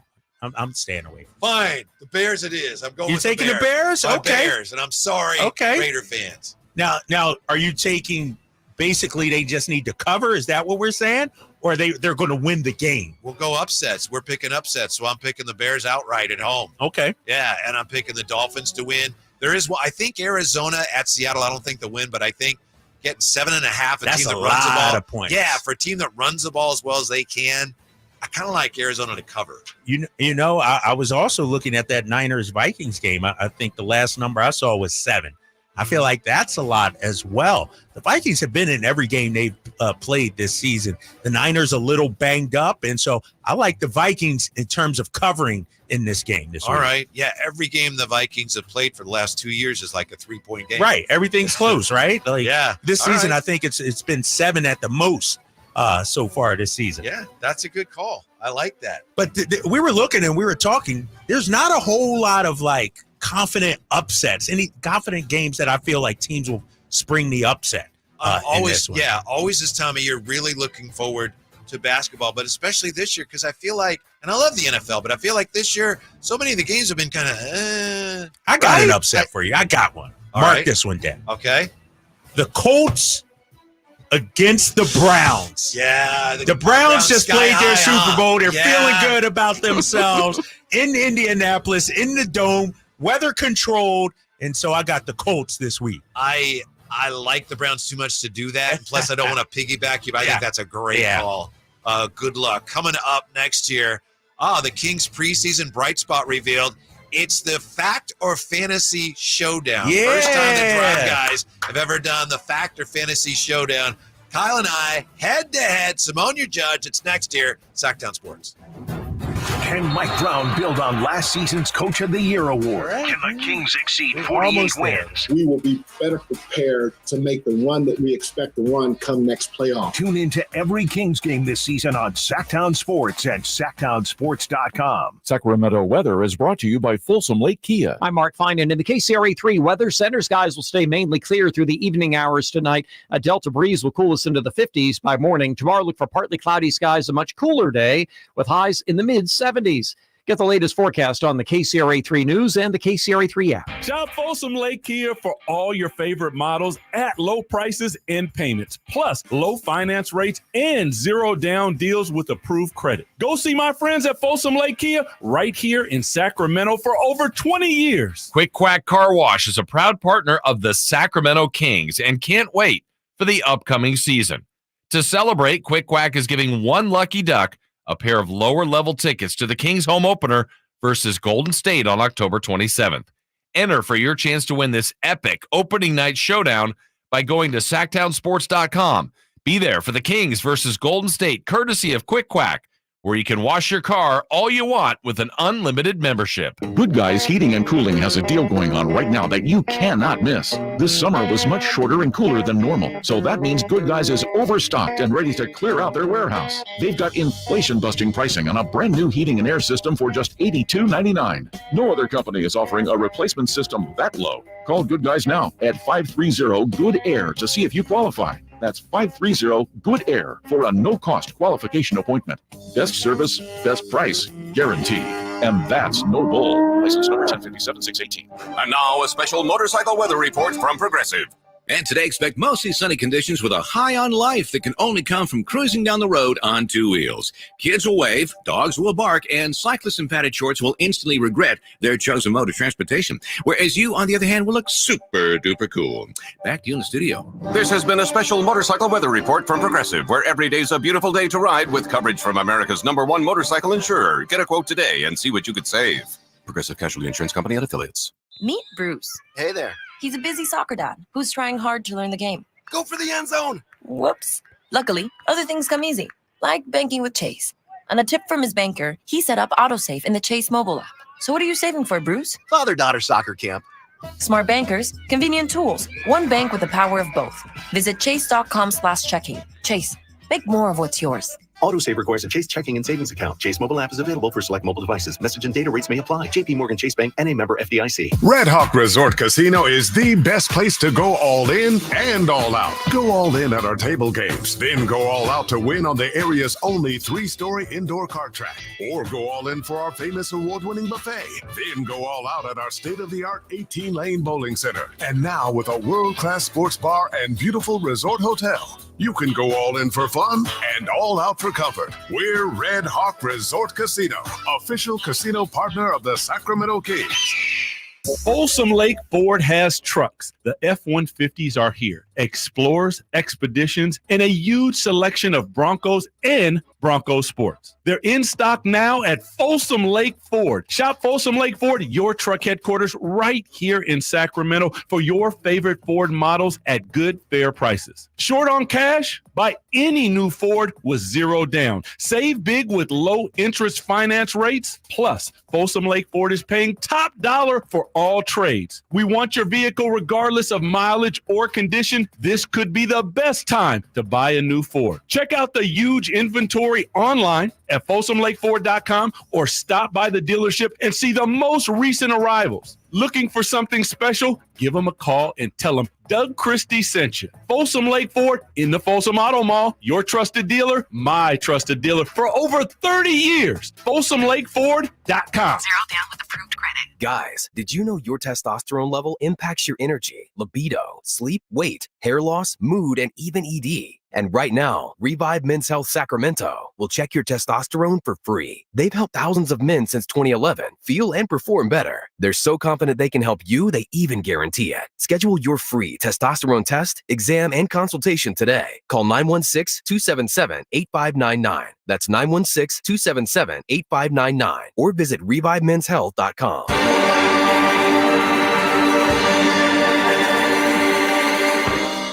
Live and local. Live and local. This is Sactown Sports. Heading for a showdown. First time we've done this here with the Drive Guys. It's the Factor Fantasy Showdown. So it's Kyle Draper and I going head-to-head on today's hottest topics. All rise for the one who will determine the winner today, the Honorable Judge Simone. The winner today, by the way, Kyle, you don't have to wear it, but you would earn the crown of superiority. The winner today gets the crown of superiority. Simone asks the questions, then she will judge our answers and determine a winner. So good luck to you. I'm game. I am game for this. I've been up all night. Yeah. Preparing for this. For the record, Your Honor, you notice only one of us is actually I standing. am noting that, and that will be negatively affecting one of you kill me, Darby. We got to stand up. You may be seated. You got to stand. This is my good side right here, Your Honor. If I stand up, look, I get cut off. You know what I mean? You don't have to stand You're killing up, me. but that's It would just be the respectful thing to do in a court of law. But whatever. Interesting. Let's go ahead and start off with our first question. We might, Your Honor, if I may, pardon me, we may have to flip a coin, or we need to determine who would go first. Unless, if you want to go first, first time, yeah. Yes, I'll go fine with me, first. Your Honor. Okay, Yeah. of course. All right. Let's go ahead and lead off with Mr. Kyle Draper. Was the most encouraging thing about last night was the Kings actually getting a win? Was that a fact? Or is that a fantasy? That is fantasy, Your Honor. While I do like the Kings getting a win, and why that was important, yes. The most encouraging thing, Your Honor, was my guy, Colby Jones, once again having a stellar game. Colby Jones has kept Mike Brown up at night trying to figure out the lineup. It's all because of Colby Jones. And so you're talking about a rookie, a second-round pick who may actually get rotation minutes for the third best team in the Western Conference. That's what I'm most encouraged about, Your Honor. The most encouraging thing about last night was that the Kings finally got a win. That is a fantasy. However, Kyle is totally wrong about why it's a fantasy. What? It's a fantasy because the most encouraging thing was the fact that Malik Monk, who'd been kind of gliding through the preseason, no problem. Last night, he found himself in a fourth quarter situation in which the Kings, without a preseason win, they needed him to take over the game in order to have a chance to win that game. And that's what he did. Finished with 23 points, 16 of those in the fourth quarter, 8 assists last night. It was great to see Malik Monk play for the first time this preseason at a regular season level, with the regular season nearly upon us. That's what was most encouraging about the week. Wow. As always, powerful testimony. Drapes, you did a great job for your first, up at the stand, but I am going to have to go with Whitey on this. What? I do think that the presence of Malik Monk is going to carry the Kings a little bit farther and cast that fantasy. Is that 1 point, Your Honor? Yes, Just that's going to be 1 point today. Okay. All right. Moving on to our next selection. The biggest highlight of the Kings preseason was the play of Colby Jones. I think I know where Drapes is going to go with that. So why do you go ahead and lead us off? Is that a fact or a fantasy? That is a fantasy.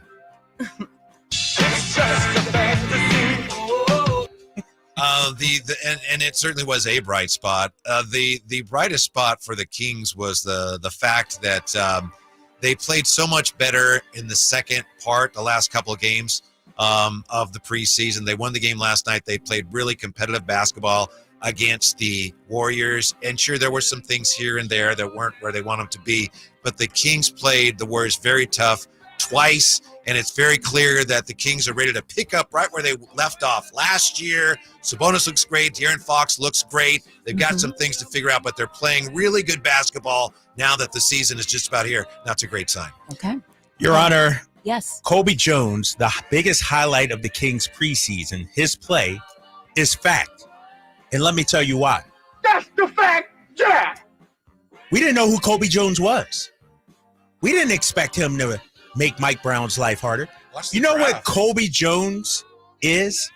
It's like when you go to McDonald's and you order a 6-piece nuggets. He was a second-round pick. You expect the 6-piece nuggets. But when you open up that container, there's actually 7 nuggets in there. That's Kobe Jones. We just thought, oh, he's a second-round pick. But we opened up the container. He got minutes. He got playing time. And we were like, oh, my gosh, this is my lucky day. I won the lottery. I hit it out of the park. That's what Monty McNair did. It's Kobe Jones. It's like when you wash a pair of jeans and you take it out of the dryer, you discover there's $20 in the pocket. Sure. It's like Christmas morning. That's what Kobe Jones is for Kings fans. He's Christmas morning, a present here in October. Wow. Again, moving testimony from both the defense and the prosecution. I am going to have to go with drapes on this one. A man That was a good one. That was a good one. Question. Talking Christmas chicken nuggets, extra chicken Has that ever nuggets. happened to you, by the way? Have you ever had 7 nuggets? Yes, of course. Wow. Or that one nugget that's really 2, but they're fused together. fusion. Those are the best. Come on, man. All right. All right, let's move on to our third question here in the showdown. The newcomer who will be the biggest fan favorite will be Mr. Vezenkov. Is that a fact or a fantasy? Why don't we go ahead with Mr. Kyle Draper first? I'm going to say that's a fantasy, Your Honor. I wonder where he's going. You can sense his theme here, Your Honor. My arguments all flow together. The biggest fan favorite right now in terms of newcomers is Kobe Jones. Have you seen social media, Your Honor? We got Kobe Jones. We got people actually saying Kobe Jones should take Kevin Huerter's spot. He's already a fan favorite. Sasha, meanwhile, it's going to take him a while to come around. Kobe Jones is already there. Give me Kobe Jones. The newcomer who will be the biggest fan favorite will be Sasha Vezenkov, Factor Fantasy. That is a fact. That's the fact, Jack. Mr. Draper makes a very compelling case. And it's interesting how early in the show, he wouldn't listen to me about Kobe Jones. Now he's Kobe Jones' biggest fan, Yes. which is, okay, you know. You like that. That's the way things go sometimes. The thing about Kobe Jones, he's solid. He's gritty. He defends. He does a lot of the little things well, and that's great. That's what I love about him. But Sasha Vezenkov, make no mistake, Mr. Vezenkov is the EuroLeague MVP. Mr. Vezenkov. Yes, with incredible range. We haven't really seen that. We've seen glimpses of it. He also is an outstanding rebounder. He's going to be an offensive weapon for the Kings. That's what people are going to love, especially when he gets that left-handed. Don't forget, 3-ball goes boom, boom, boom. And, you know, he's a smart guy. I object, Your Honor. It's taking too long here. Don't we got a clock? Sasha Vezenkov will be the biggest fan favorite of the newcomers. Wow, this was an incredible fantasy. Judge,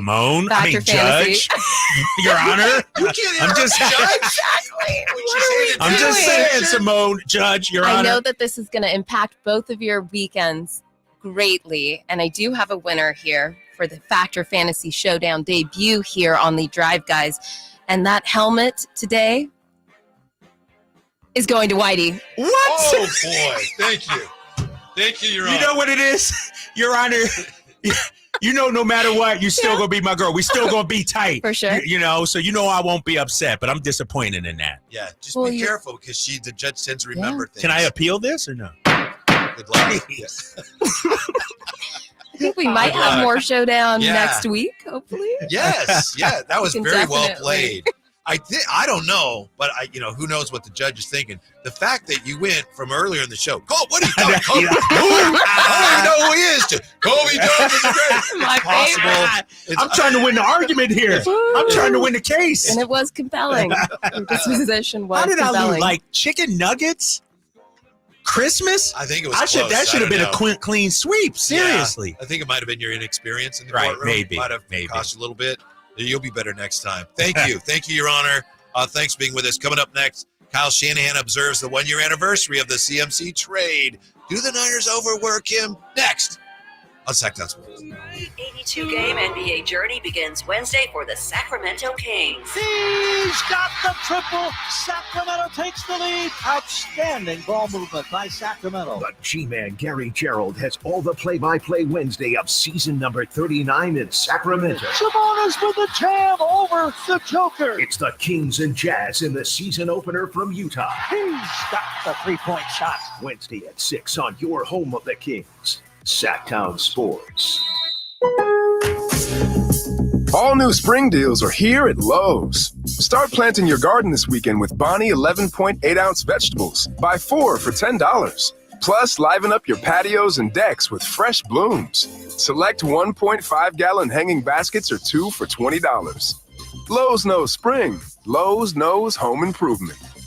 Offers valid through 5/17. In-store only. Actual plant size and selection varies by location. While supplies last, excludes Alaska and Hawaii. Did you know gas goes bad in as little as 30 days? Bad gas can cause rough starts, poor performance, or no starts at all. Stable, America's #1 fuel stabilizer, ensures quick and easy starts after storage. Stable's proprietary formula keeps fuel fresh for 2 years, outperforming competitors. Whether it's your car, truck, boat, lawnmower, leaf blower, weed trimmer, ATV, motorcycle, or anything else with an engine, when you store, start with Stable. At Elk Grove Honda, we see every Honda buyer as a member of the family, so we make sure every certified pre-owned Honda is one we would buy from ourselves. At Elk Grove Honda, we include many benefits that a private seller just can't match. Our Honda-trained technicians only certify our Hondas if they pass a thorough 182-point inspection, and our certified pre-owned Hondas are under 5 years old. So you know you're getting the newest Hondas in prime condition. See our exceptional selection of certified pre-owned Hondas in the Elk Grove Auto Mall or online at elkgrovehonda.com. I gotta get an Elk Grove Honda. It's no secret to golf enthusiasts that Timber Creek and Sierra Pines in Roseville are one of the region's most unique and scenic places to enjoy a great game of golf. 27 holes, boundless options. Elevate your game on our newly renovated driving range, putting green, and chipping area. Whether you're aiming for fun, lower scores, or all-around growth, we've got you covered. Experience golfing dreams in Roseville and book your tee time at timbercreekgc.com. Timber Creek and Sierra Pines, your ultimate golf haven. In this market, you'll find Fisher Investments is different than other money managers. Different how? Aren't we all just looking for the hottest stocks? Nope. We use diversified strategies to position our clients' portfolios for their long-term goals. You don't just provide cookie-cutter portfolios? No, we tailor our clients' portfolios to their goals and needs. But you still sell investments that generate high commissions for you, right? No, we don't sell commission-based products. We're a fiduciary, the highest standard of care for a financial advisor. It means we're obligated to act in our clients' best interest. So when do you make more money? Only when your clients make more money? Yep, we have one transparent management fee structured, so we do better when our clients do better. Sounds like you really look out for your clients. We do, because our priority is helping them achieve a comfortable retirement. That might be why most of our clients come from other money managers. Visit FisherInvestments.com to find out why investors like you switch to us. Fisher Investments. Clearly, different money management. Investments in securities involve the risk of loss. Thunder, feel the thunder. It ignites something inside of you. Lightning and the thunder. It's a new era in entertainment. Experience legendary performers like never before. All new and all incredible. This is the venue. See it, hear it, feel it. Thunder, feel the thunder. Lightning and the thunder. Thunder Valley Casino Resort. Feel the thunder. The game of football is about pain. Ever since I was 5 years old, it's been all about football. It's been about running, jumping, blocking, tackling. I stopped playing at 31. You're listening to Michael Robinson, retired pro fullback. I thought that foot pain was going to be with me for the rest of my life. I'm so glad I met Good Feet. I'm so glad that those arch supports are in my shoes. I have terrible foot issues that prevented me from really having a normal life with my kids. With the Good Feet arch supports, man, I'm always ready. My kids actually got to enjoy me in the yard more, racing each other, backpedaling, teaching them some things, being a dad. If I had known about the Good Feet arch support earlier, I would have more than one championship. I would have 2 championship rings. See what we can do for you with a free personalized arch support fitting at the Good Feet store. Good Feet in Sacramento, Roseville, Stockton, Modesto, and Vacaville.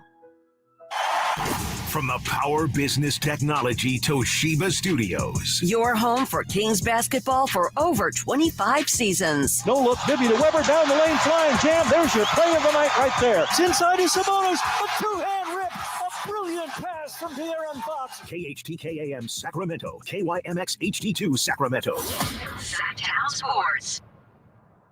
Sactown Sports. Headlines. Happy Friday, I'm Simone, and these are your Sactown Sports headlines. Sacramento Kings concluded their preseason slate in the victory column after defeating the Utah Jazz last night. It's over, and Sacramento gets the win. 116-113 is the final score. The Kings victorious. We're now just 5 short days out from Wednesday's season opener in Salt Lake City. Keep it locked right here to Sactown Sports, as we'll have exclusive interviews, the latest news and notes, and our previews for opening week. So we like the beam. And Game 5 of the ALCS is underway after some gentle fisticuffs a few minutes ago. Rangers still up 4-2 on the Astros, top of the 9th. I'm Simone. Those are your headlines. Welcome back in to more Drive Guys.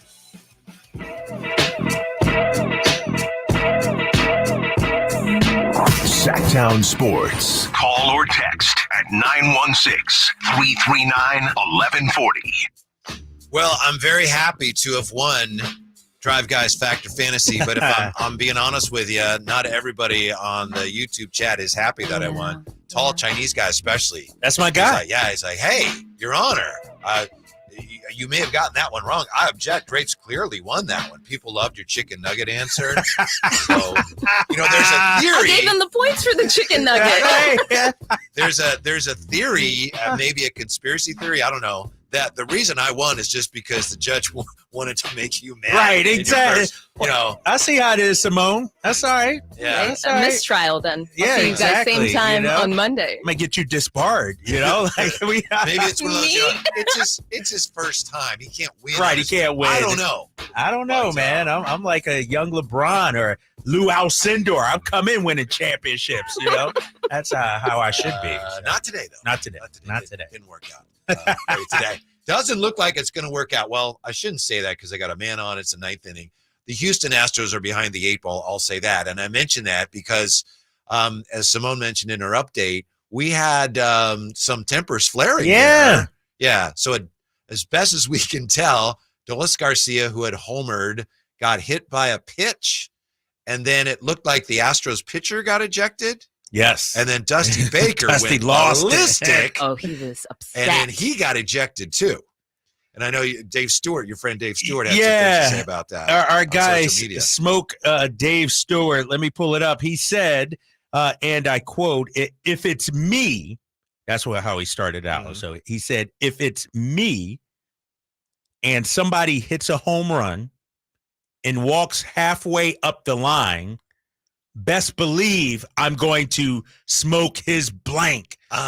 Which means best believe I'm going to hit him too. Yeah. I'm going to throw at him also. So Dave Stewart, he doesn't play that. He don't be trying to, show off and, make no. Run around the bases, get back into the dugout. But and I'm with Dave Stewart, and that's the way the game was played and taught when I was growing up. Dave Stewart, Dusty, they're old school, and the game is changing.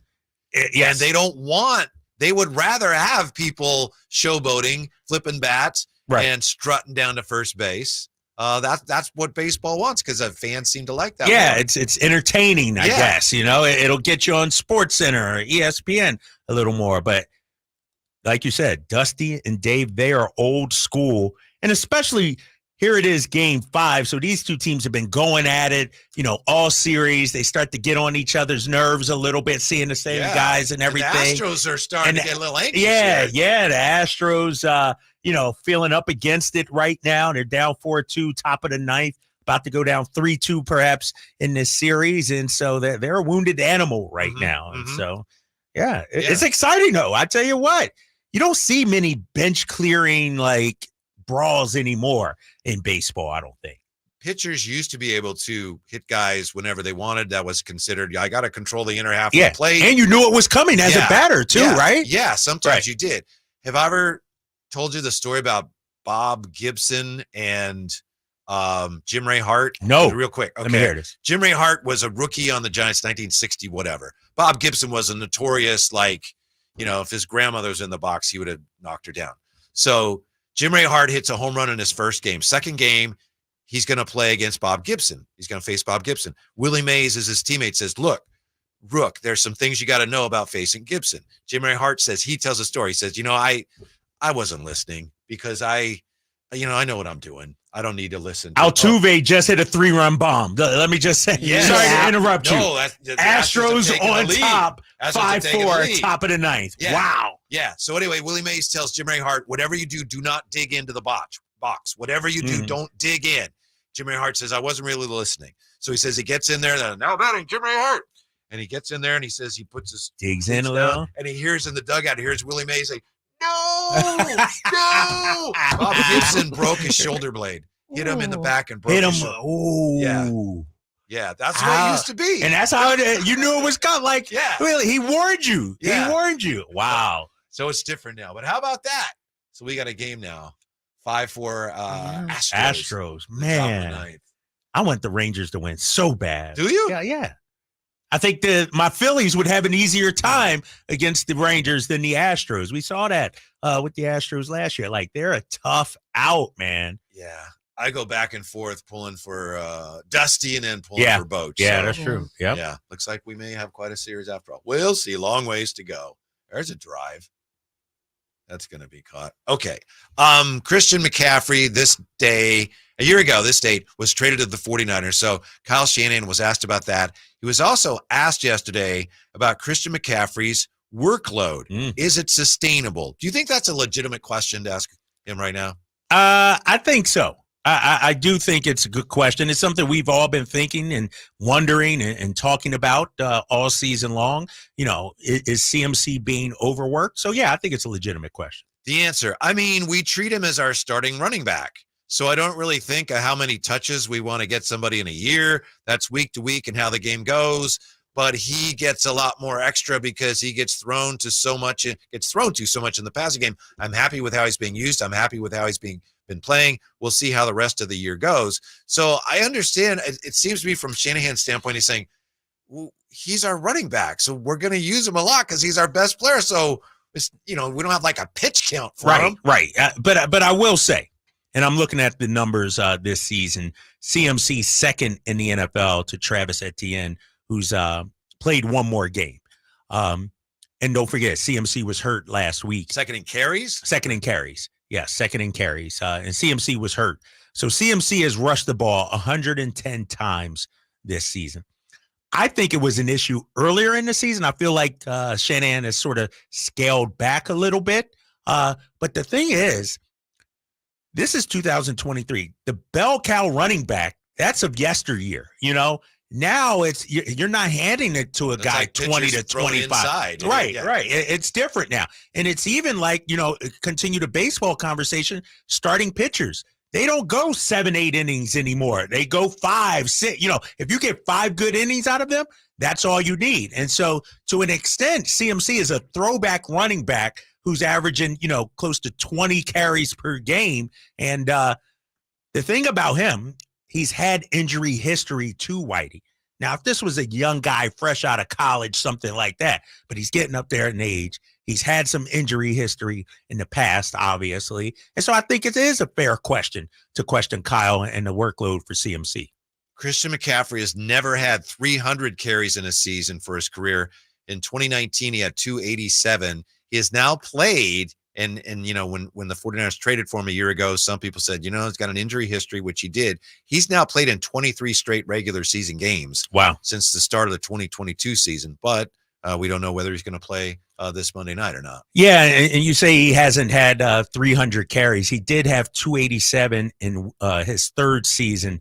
And then after that, in 2020, he only played in 3 games. In 2021, he played in 7 games. In 2022, he played in 6 games. So I talk about the injury history. 2022, also Carolina and San Francisco split, 6 with Carolina, 11 with San Francisco. And you talk about the injury history, it's there for this guy. Mm-hmm. And so to me, as a Niners fan, that's what I would be concerned about. He looks great right now. He looks strong right now. But you got to make sure you get this guy to the finish line when it matters the most. And that's the NFC Championship game and hopefully Super Bowl if you're a Niners fan. Yeah, and as we said, he's never had 300 carries, but that is a little deceiving because in 2019, if you consider how many times they threw him the ball. Yeah, that's true.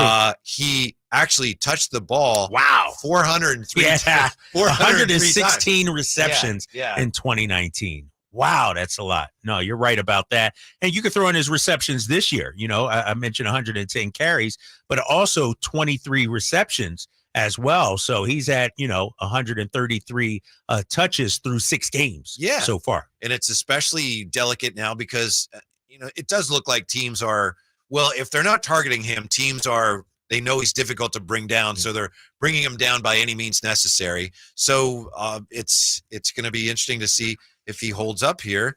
If I'm the 49ers, that's why I think I would keep him out this week. And if they win, I might keep him out the next week too, because then you got to buy. But what do you think, though, when you look at what Shanahan's doing with CMC, I know he's their best running back, but do you think Kyle has faith in the backups and Elijah? Not unless he has to, you can see that with him. Yeah. Certain receivers with his quarterbacks, when he believes in a guy, he's like, he's going to ride him.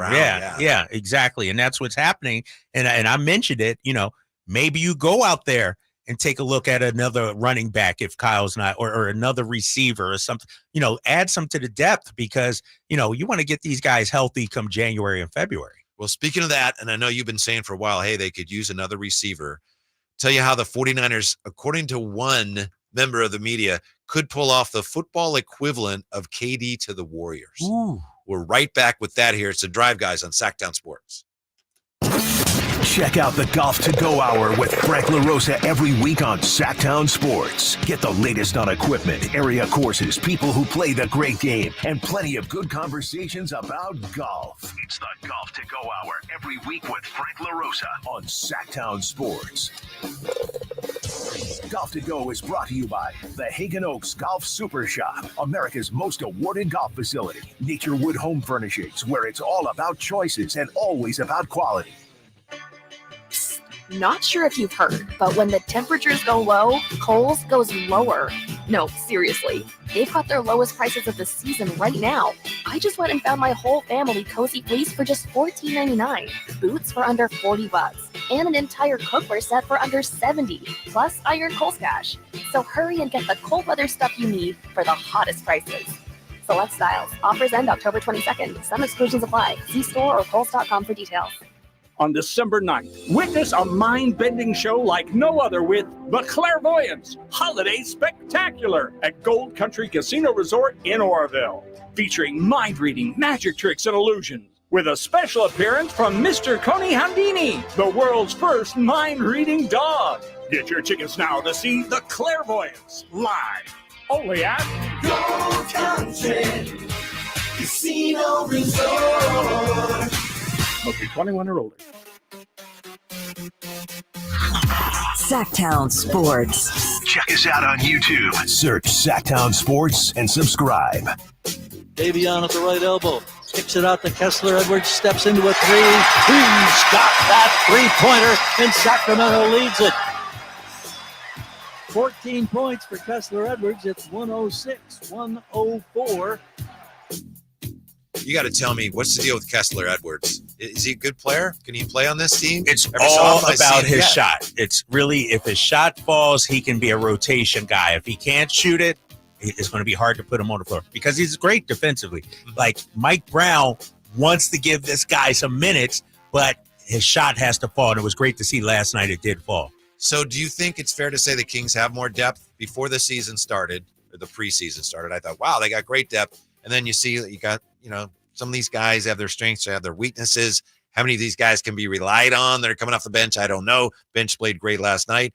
Do you think depth is, if not a strength, it's certainly improved, isn't it, over last year? Yeah, 100% improved because I don't remember or recall a time last year where we said man, we got to find minutes for this guy. Like, this guy needs to be on the court. How's he going to play? Mike Brown, his job is difficult.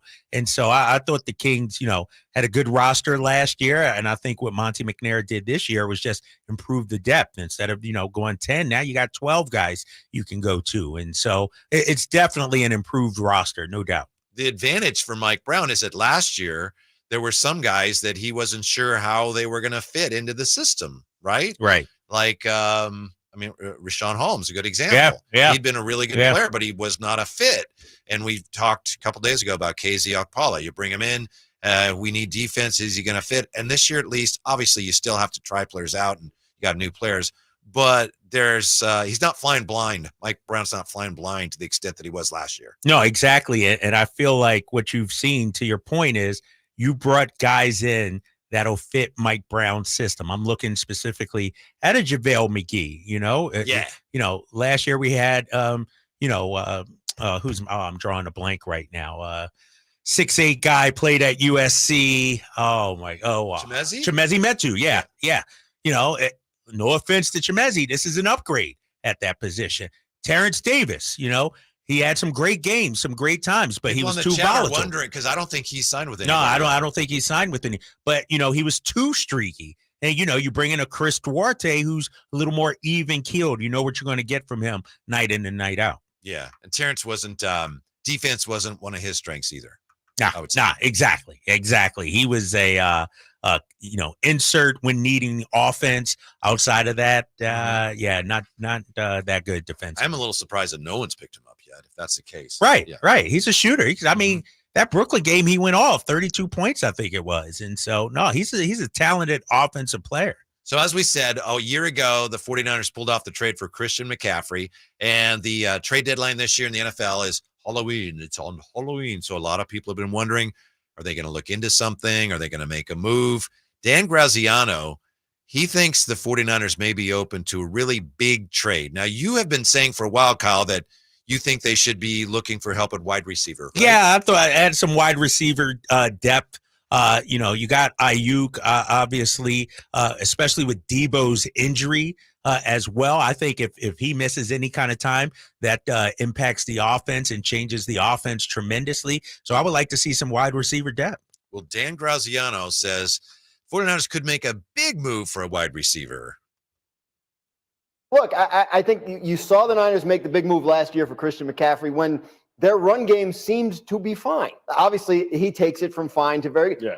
I think if there's a move out there that the 49ers believe would win them the Super Bowl, a la Von Miller to the Rams a couple years ago, right? I think they would consider it. They do have some cap space this year. They are going to need that cap space for the Brandon Ayuk or whoever else they're going to have to sign in the next. Safety. They have a couple contracts coming up. So, but their window is tight. I think if they felt like it could make a difference, Debo Samuel banged up. Yeah, who knows? If you put Devontae Adams on the 49ers, that's cheap. Might as well just cancel the rest of the season. That would be like KD going to the Warriors, right? It would just basically ruin the season. And what happened in the same market? How about that? Devontae Adams to the 49ers. Graziano says, hey, who knows? Mentioned that to Emil before he came on with us. He said, no, that's zero. That's not I think that's zero chance. I think they obviously have the draft capital to pull something like that off. But I'm just looking at Devontae's contract situation. Next year, his cap number is $25 million. And then after that, it's not guaranteed in 2025, but the cap number would go to $44 million. I mean, to give up what would need to get him for only one, maybe 2 seasons, it just doesn't make sense. I don't think you need a stud number one receiver. I just think you need some depth at that position. I think there's 2 ways to go about trying to win a Super Bowl. They mentioned in that cut from ESPN today the way the Rams were hell-bent on let's get whoever we need to get to win a Super Bowl, right? They picked up Odell Beckham Jr. The year they won the Super Bowl, Von Miller. The 49ers, though, they're a little more even-keeled. They want to make sure that they have a shot at winning this year, but they don't want to sacrifice the future to do that. No, exactly. And I know how badly Niners Nation says this is the year you got to get it done, but I think they're hoping for sustained success. Yeah.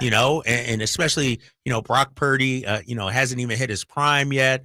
Ayuk hasn't hit his prime yet, in my opinion. And so they're not the Florida Marlins of the NFL. You know, it's not go all in and then, blow it up or sell off pieces. No, I do wonder, though.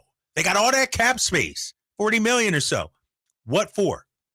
What you going to do with that? Maybe for next year. Next year. When Ayuk and everyone, maybe. Or maybe it's both. Like, if we still have it next year, we'll use it. But in the meantime, at the deadline, if somebody becomes available, and or if we have more injuries, then but maybe not the level of Devontae.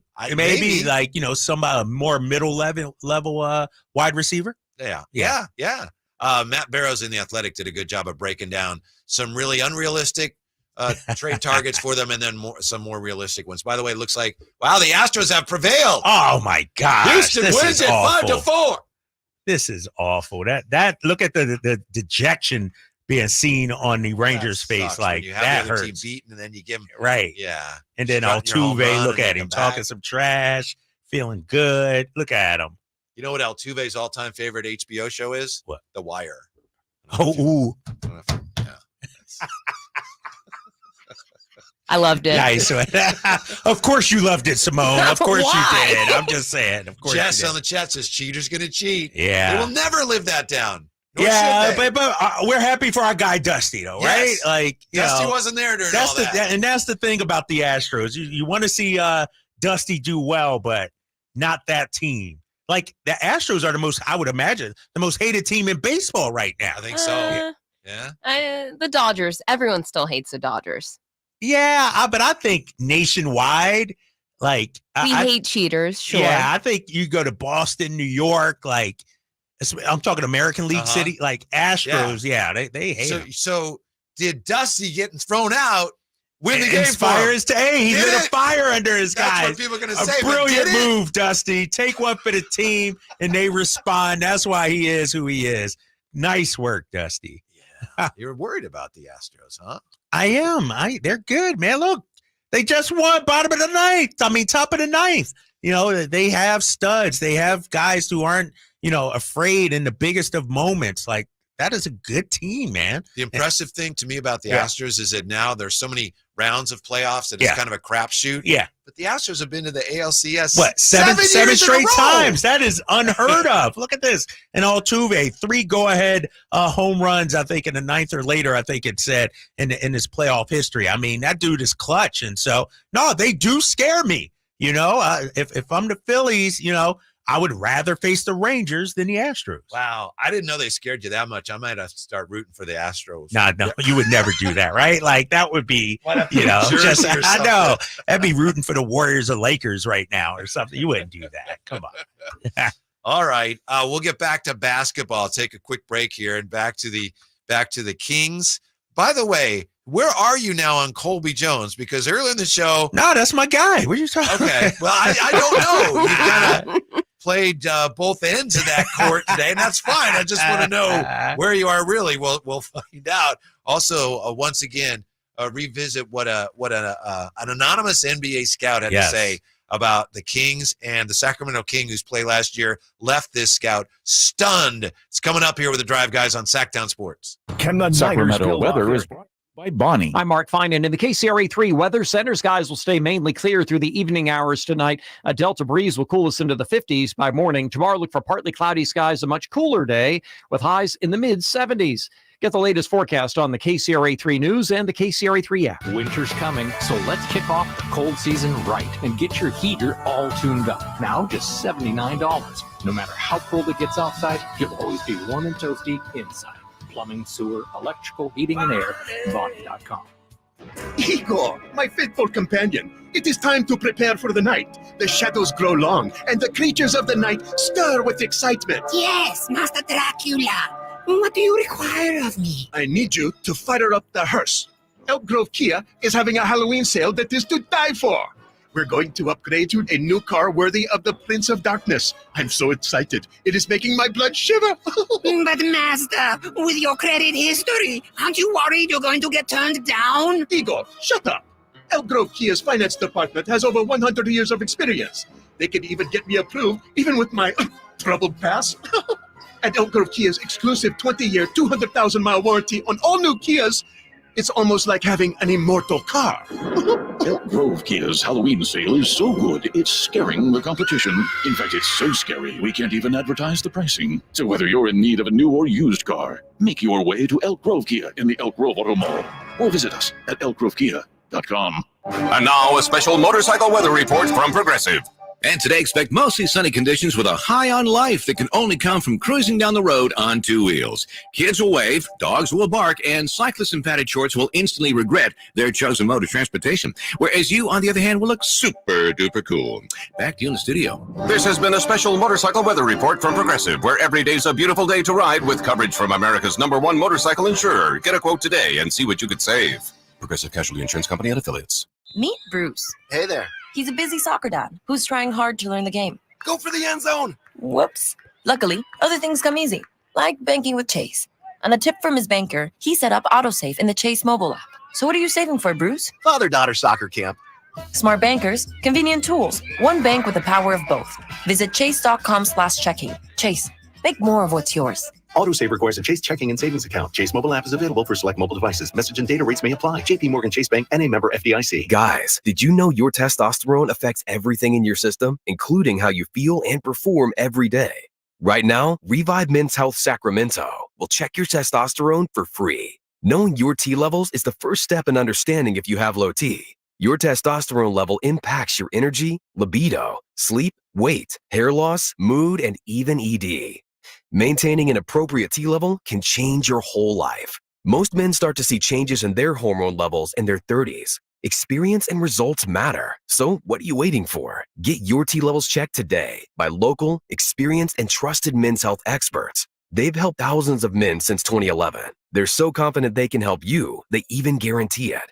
Call Revive today and schedule your free testosterone test, free exam, and free consultation. Call Revive Men's Health at 916-277-8599. That's 916-277-8599. Or visit revivemenshealth.com. Ready for a sizzling football season? Take your game day parties to the next level with Napoleon Prestige Grills from Green Acres Nursery and Supply. Fire up the grill and score big with mouth-watering burgers, juicy steaks, and finger-licking wings. Napoleon Prestige Grills bring the heat and come complete with a lifetime warranty. Get your ultimate game day companion today. Visit your local Green Acres Nursery and Supply and elevate your tailgate experience with Napoleon Prestige Grills. Green Acres Nursery and Supply, your one-stop shop for grilling greatness this football season. Visit idiggreenacres.com for the store near you. Game on! Capital Casino, conveniently located on 411 North 16th Street in downtown Sacramento. Sactown Sports. Headlines.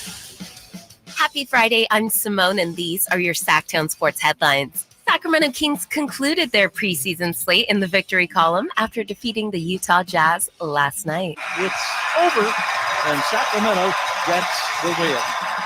116-113 is the final score. The Kings victorious. We're now just 5 short days out from Wednesday's season opener in Salt Lake City. Keep it locked right here to Sactown Sports, as we'll have exclusive interviews, the latest news and notes, and our previews for opening week. Can we light the beam? And Game 5 of the ALCS is capped. The tables flip back in favor of the Astros. They get the win 5-4 against the Rangers. And Game 4 of the NLCS between the Phillies and Diamondbacks just jumped off, bottom of the second, and still scoreless. I'm Simone. Those are your headlines.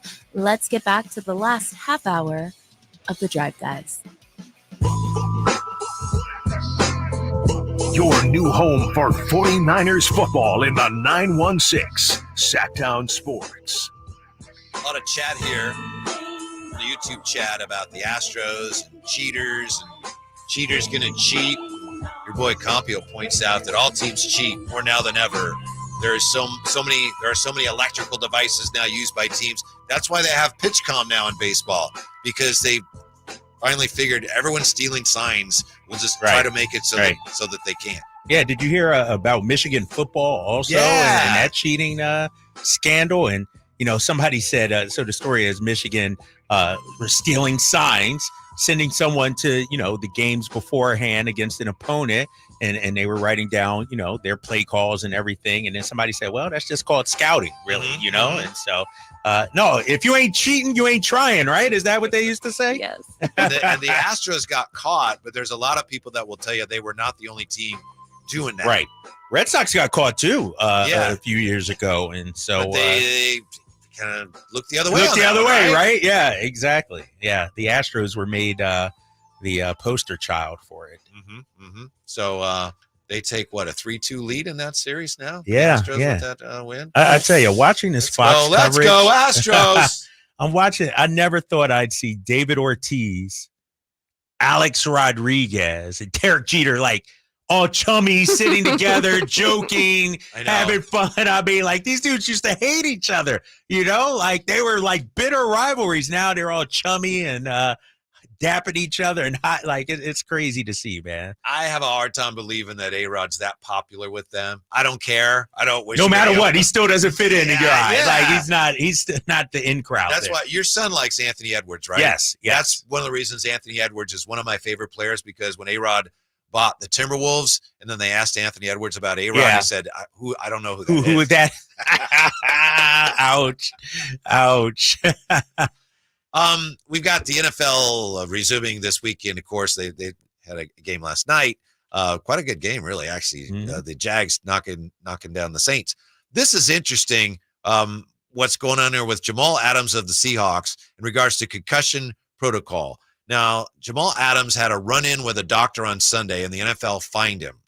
So what the run-in involves, it's not clear here. Let's see. Adams' verbal comments to the doctor, inappropriate physical contact, contact. That's physical contact. Adams has been fined $50,000 for his actions towards the doctor in Sunday's game against the Bengals. So yeah, verbal comments to the doctor, inappropriate physical contact. So I would assume that the doctor came in and had said, you have a concussion, you can't go back in the game. And Jamal Adams like, yes, I am. Right. I'm playing. Right. Well, 2 weeks ago, Jamal Adams had an incident with an independent doctor who examined him for a concussion, and they let him off the hook. They didn't fine him, apparently because they said, look, he was inappropriate in his behavior towards the doctor, but he had a concussion. So there was nothing he could do. We don't hold him responsible. But in this case, Adams actually was going after the doctor because of the doctor's diagnosis of one of Adams' teammates.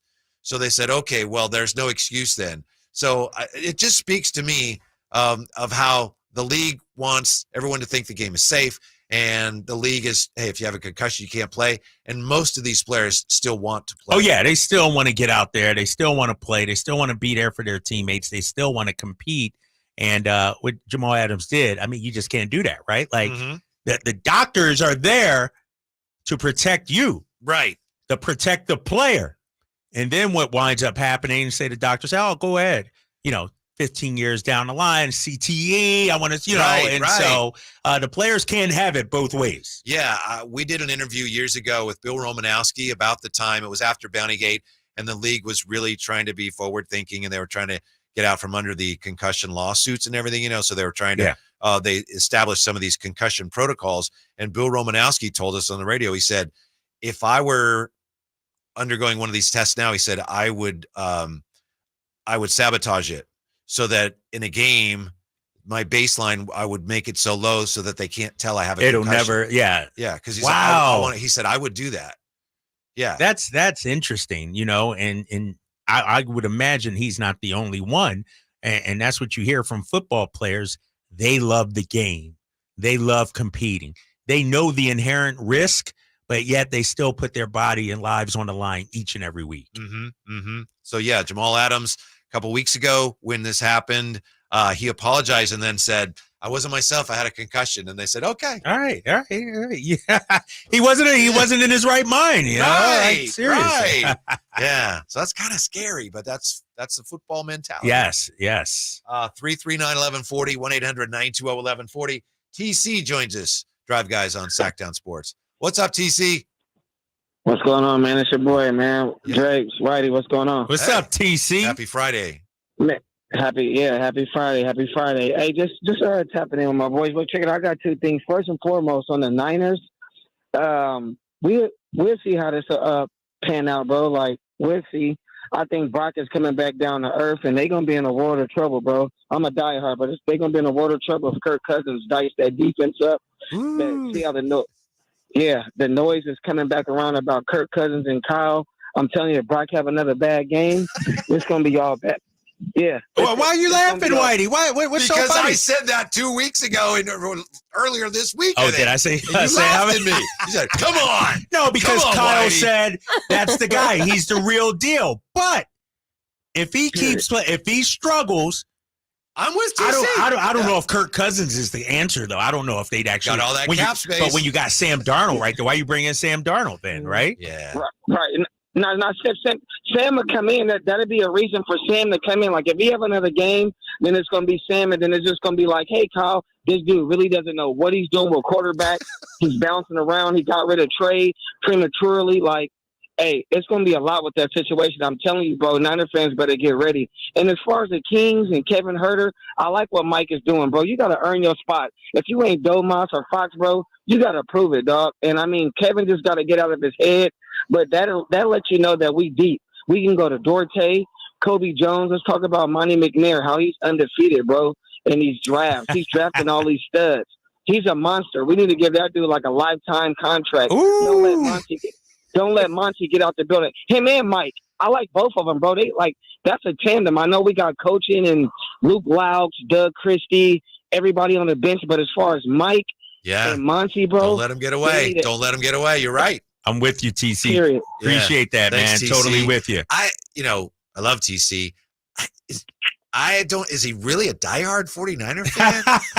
No, he's a realist. He's objective too, though. I know, but he also said Niner fans better get ready for whatever. And he didn't say we. You know? That was kind of a tell. Ouch. You're catching that. That's a TC. You're catching that, huh? Yeah. I mean, a diehard right now is We'll say we. Whoa, Right. watch out. I get watch it. out I for get Kirk it. Cousins. He's just Watch a little out. hurt. He's just a little He's going to hurt. dice us up this weekend. He's going to dice the Niners up. Hurt people, and he's putting a little distance between it. Maybe so. Tin joins us now. 339-1140, 1-800-920-1140. Hello, Tin. How are you? Well, hello, Whitey. Hello. Hello. What's up? Yeah, what's up? Which game are you guys looking forward to the most this Sunday besides the Niners and Eagles? Thank you, Tin. Let's see. Did he say besides the Niners and the Eagles? Right. I think he said the Niners and obviously I'm looking forward to that Eagles-Dolphins game. That's the game of the week, the heavyweight matchup. What other game that I think the Ravens-Lions could be a good one. You know, it's in Baltimore. Lions, obviously, 5-1, undefeated on the road. And I think the Ravens desperately need a win. Lamar Jackson got to play better. Them receivers got to catch the ball. And so I'm looking at that Lions-Ravens matchup, an early one out here, 10 a.m. on Fox. Because everyone assumes that on a short week, the Chargers, who just lost a brutal game, will have no chance against the Chiefs. I wouldn't be surprised if the Chargers play a great game against the Chiefs. We'll see. That could be a really entertaining game. They've played some great games against each other recently. And then I'm also really interested in the game that, as you pointed out, the Colts have a great chance to knock off the Browns. No. Because the Browns are coming off their Super Bowl. Their Super Bowl, exactly. The Browns got up for that game against the Niners. They were talking trash beforehand. They were talking and celebrating afterwards. And the Colts obviously lost their quarterback, no Richardson, the rest of the season. And so this could be a trap game for the Browns. Like they may overlook the Colts, and I think the Colts will be ready. All right, back to the Kings. As I mentioned, we'll tell you what an anonymous scout had to say about the King that stunned him last year. And what, if anything, that we saw during the Kings preseason, what does that mean? What does anything we saw in the preseason mean for the regular season? That's next year. Kyle Draper, Whitey Gleason, Drive Guys on a Friday on Sactown Sports.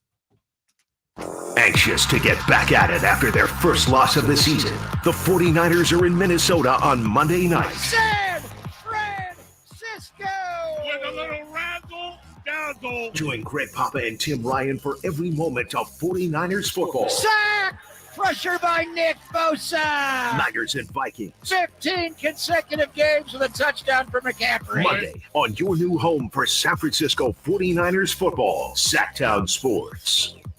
If you have unfiled taxes or are in debt to the IRS, this is important news. The IRS just rolled out a new program to help struggling taxpayers more easily resolve their tax problems. It's called the Taxpayer Relief Initiative, and it opens up powerful new options for people looking to get back on the right track with the IRS. And no one knows this program like the professionals at Optima Tax Relief, America's most trusted tax resolution company. They've resolved over $1 billion in tax debt for their clients and have the expertise and experience to help you. One easy call to Optima can start the process, helping to put an end to your worries of wage garnishment, asset seizure, and other aggressive IRS actions. Make today the beginning of your fresh start with the IRS. Call the experts at Optima Tax Relief now for your free confidential consultation. Call 800-343-6460. 800-343-6460. 800-343-6460. Optima Tax Relief. Some restrictions apply. For complete details, please visit OptimaTaxRelief.com. And now a special motorcycle weather report from Progressive.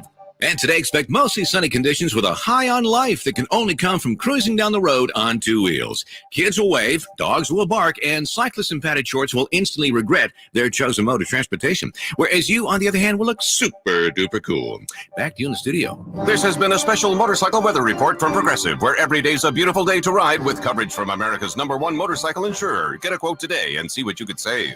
Progressive Casualty Insurance Company and affiliates. Meet Bruce. Hey there. He's a busy soccer dad who's trying hard to learn the game. Go for the end zone. Whoops. Luckily, other things come easy, like banking with Chase. On a tip from his banker, he set up autosave in the Chase mobile app. So what are you saving for, Bruce? Father-daughter soccer camp. Smart bankers, convenient tools, one bank with the power of both. Visit chase.com/checking. Chase, make more of what's yours. Autosave requires a Chase checking and savings account. Chase mobile app is available for select mobile devices. Message and data rates may apply. JP Morgan Chase Bank, NA member FDIC. As a mom, I'd do anything to keep my child out of physical pain. As a doctor, I know that growth spurts can cause pain in my child's feet, and that can affect their legs and back too. This is Dr. Pamela Maida, a board-certified orthopedic surgeon. Children especially benefit from arch supports as a sturdy and supportive foundation for their developing feet. If your kids have pain, then I recommend Youth Arch Supports from the Good Feet store. Youth Arch Supports are designed to alleviate, even eliminate common pain in the feet, knees, hip, or back. If your child is physically active with sports, clubs, or even on the playground, they may benefit from the comfort and support found in Good Feet Youth Arch Supports. I firmly believe that investing in Youth Arch Supports for your child or teen is one of the best decisions you can make to support their feet. See how Youth Arch Supports can help with a free arch support fitting and test walk at the Good Feet store. Good Feet in Sacramento, Roseville, Stockton, Modesto, and Vacaville. Good Guys Heating and Cooling has a deal going on right now that you cannot miss. This summer was much shorter and cooler than normal, so that means Good Guys is overstocked and ready to clear out their warehouse. They've got inflation-busting pricing on a brand new heating and air system for just $82.99. No other company is offering a replacement system that low. Call Good Guys now at 530-GOOD-AIR to see if you qualify. That's 530-GOOD-AIR for a no-cost qualification appointment. Best service, best price, guarantee. And that's no bull. License number 1057-618. Live and local. Live and local.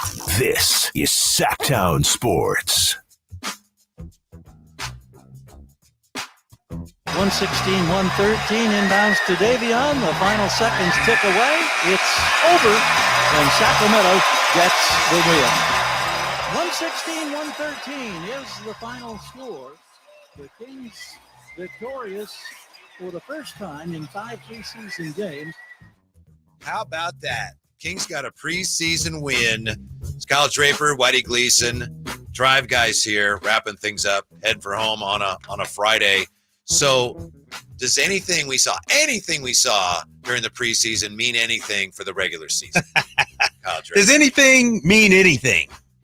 No, I don't think so. I guess anything. I guess one thing that I saw and that I'm gonna urge and caution fans with is I think it's going to take some time for this team to really hit its stride. I don't think it's going to be, pick right up where we left off last year because you got some new players. How does Mike Brown do with the rotation? Does Colby get minutes? What about Sasha, Chris Duarte? And so one thing I've seen in the preseason is they haven't looked like a well-oiled machine like they did last year. And so I think it's going to take some time. And so, obviously I want them to get off to a great start, but they got a tough first 3 games. And so if it's 1-2 or something like that, let's not hit the panic button or 1-3 or anything like that. I think, really when we'll see this team take shape is probably that road trip to Houston. They got 2 games in Houston, maybe even later than that second road trip in mid-November. And so I just think it's going to take some time for these guys to click on all cylinders. What's going on with the 2-guard spot? I know a lot of people have suggested, I think TC just said, hey, I love it that Mike Brown sending a message. And as I said earlier, I don't know if it's so much he's sending a message. It's just that's the way it's going to be this year. People are going to have to play better defense to stay on the floor. And we've discussed it a lot this week. The Kings now apparently have some decisions that they may have to make at that position that they didn't necessarily expect that they'd be having to make. Yeah, let me ask you, though. Has Kevin Huerter earned the benefit of the doubt, earned a longer leash, let's say? Like, how many games do we give Kevin Huerter? 10, 15, 20 before we start to see his minutes come down if he doesn't break out of this shooting slump? I think given that he's proven what he can do, you have to at least start him in the regular season. Yeah. You have to, because he's proven he can be a real asset for you. So, yeah, he's struggling right now, but you can't just assume, well, that's it.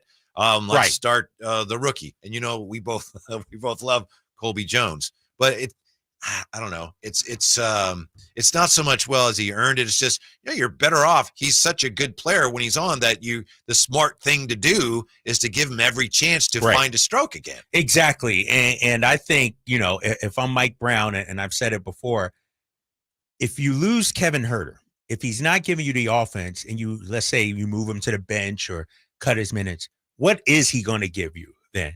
And that's the thing with Colby, and we saw Chris Duarte as well.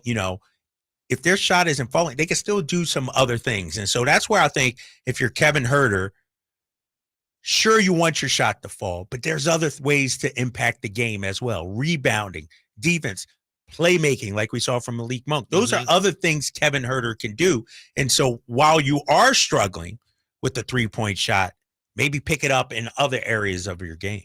Isn't it a little concerning, though, that he struggled in the postseason and it looks the same, better. Right? It looks like a continuation of the postseason, and that does concern me. And I don't think a guy forgets how to shoot or anything like that, but maybe, it becomes a mental thing. Maybe it's a confidence thing as well. And that's why I've said, I was hoping in one of these preseason games, we get to see Kevin Huerter, do a 4 or 5 3-point kind of game, just for his own self-confidence. That's right. Why he played so much last night, right? They want to give him that chance. Get him going. Try to get him going. And, it'll be interesting. We saw in that last preseason game, the one before the last, I think the first play right out of the gate, they ran it for Kevin Huerter. So I think they're trying to get him going, and he's going to have to respond during the regular season. I mentioned this earlier. There was an anonymous scout who told some things to Chris Mannix about all the NBA teams, and SI.com ran with those interesting things this scout has to say about the Kings, including, again, this is a former scout. He says, De'Aaron Fox, will he be able to duplicate what he did last year? Because at the end of games, the dude was bleeping off the charts good. He was lethal, which surprised me a little bit. I like Fox, but I guess I wasn't expecting him to be the best bleeping clutch player in the league. Again, that's a former scout. So my point is, isn't it fair to think that we really haven't seen the best of De'Aaron Fox yet? We've seen flashes of it, but I mean, he's going to save a little something. He's entitled to save a little something for the regular season. Yeah, for sure. 100%. De'Aaron Fox, we saw 70% of what he can do in the preseason. I think he's going to step it up, and I was looking at his numbers last season. Everybody talks about his shooting. His 3-point shooting in the fourth quarter was 35%. Not great. Passable. But passable. Yeah. And in the fourth quarter at home, he was a 40% 3-point shooter. Wow. A 30% 3-point shooter on the road. And so it showed me he can knock him down in clutch situations. I like to see him do it more on the road. But, I mean, what he was able to do last year was no fluke, because he wasn't like – it'd be different if, like I said, he turned into Steph Curry and was hitting crazy fall-away threes and everything. He was just taking over the game, getting to his spots, mid-range jumper, getting to the hoop. And so I expect more clutch De'Aaron Fox. We saw it the other night in Golden State, too. Like in that fourth quarter, he stepped up. Him and Curry were throwing haymakers at each other. Curry got the win, but De'Aaron Fox was right there, sort of like we saw in the playoffs last year. It was amazing last year how many times at the end of a game he could get to the bottom of the circle in a key situation. Right. Literally anytime he wanted to. Anytime he wanted to. And, I tell you, what you've seen from De'Aaron Fox in terms of development is confidence. Like, I'll always maintain when a player knows that they could do anything they want on the floor, and they're the best player out there, there's no stopping them. You can have the greatest defense, but that confidence is doing something for De'Aaron Fox. Mm-hmm. So the regular season tipping off next week. Finally. I'm excited about this. Obviously, a tough game.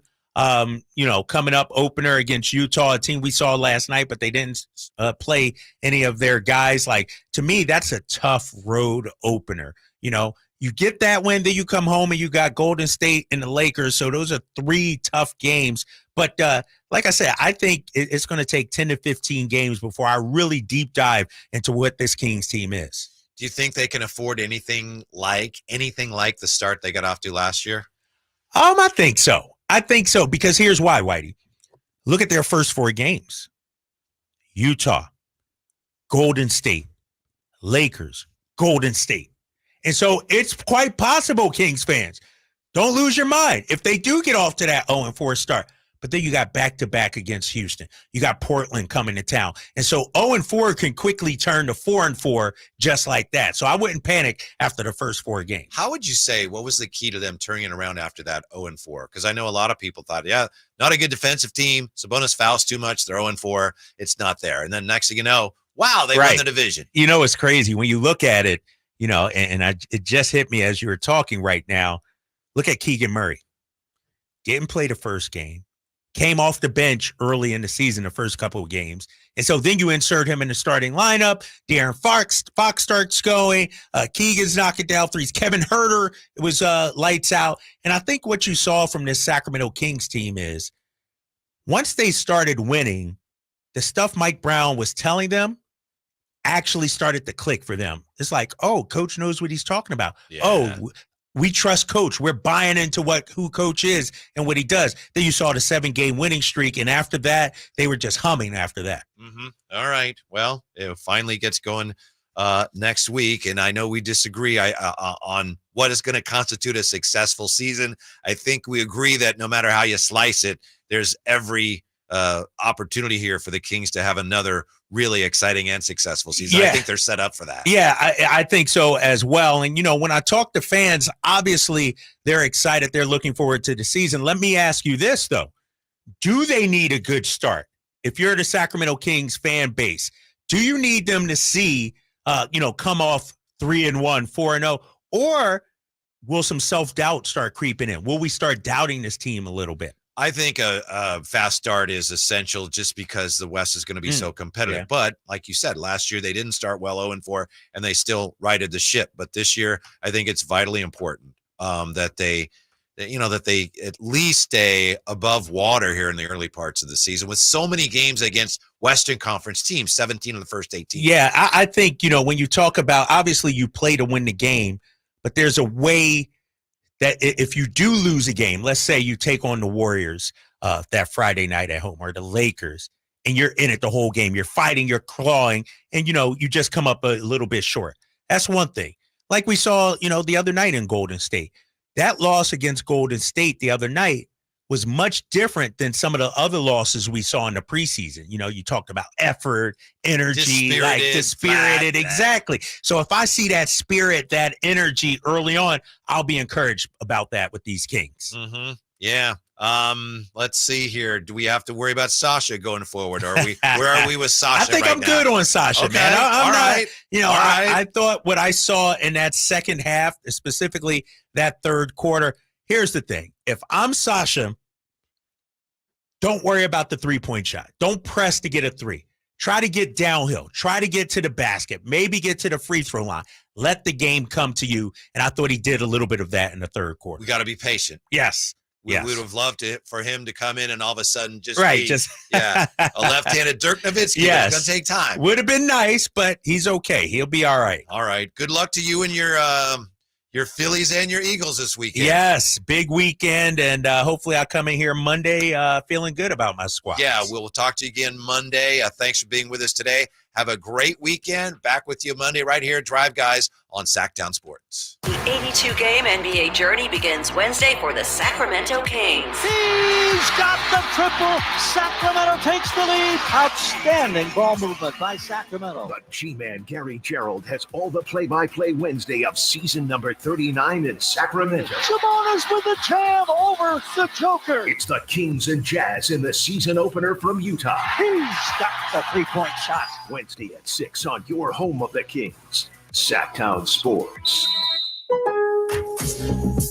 All new spring deals are here at Lowe's. Start planting your garden this weekend with Bonnie 11.8-ounce vegetables. Buy 4 for $10.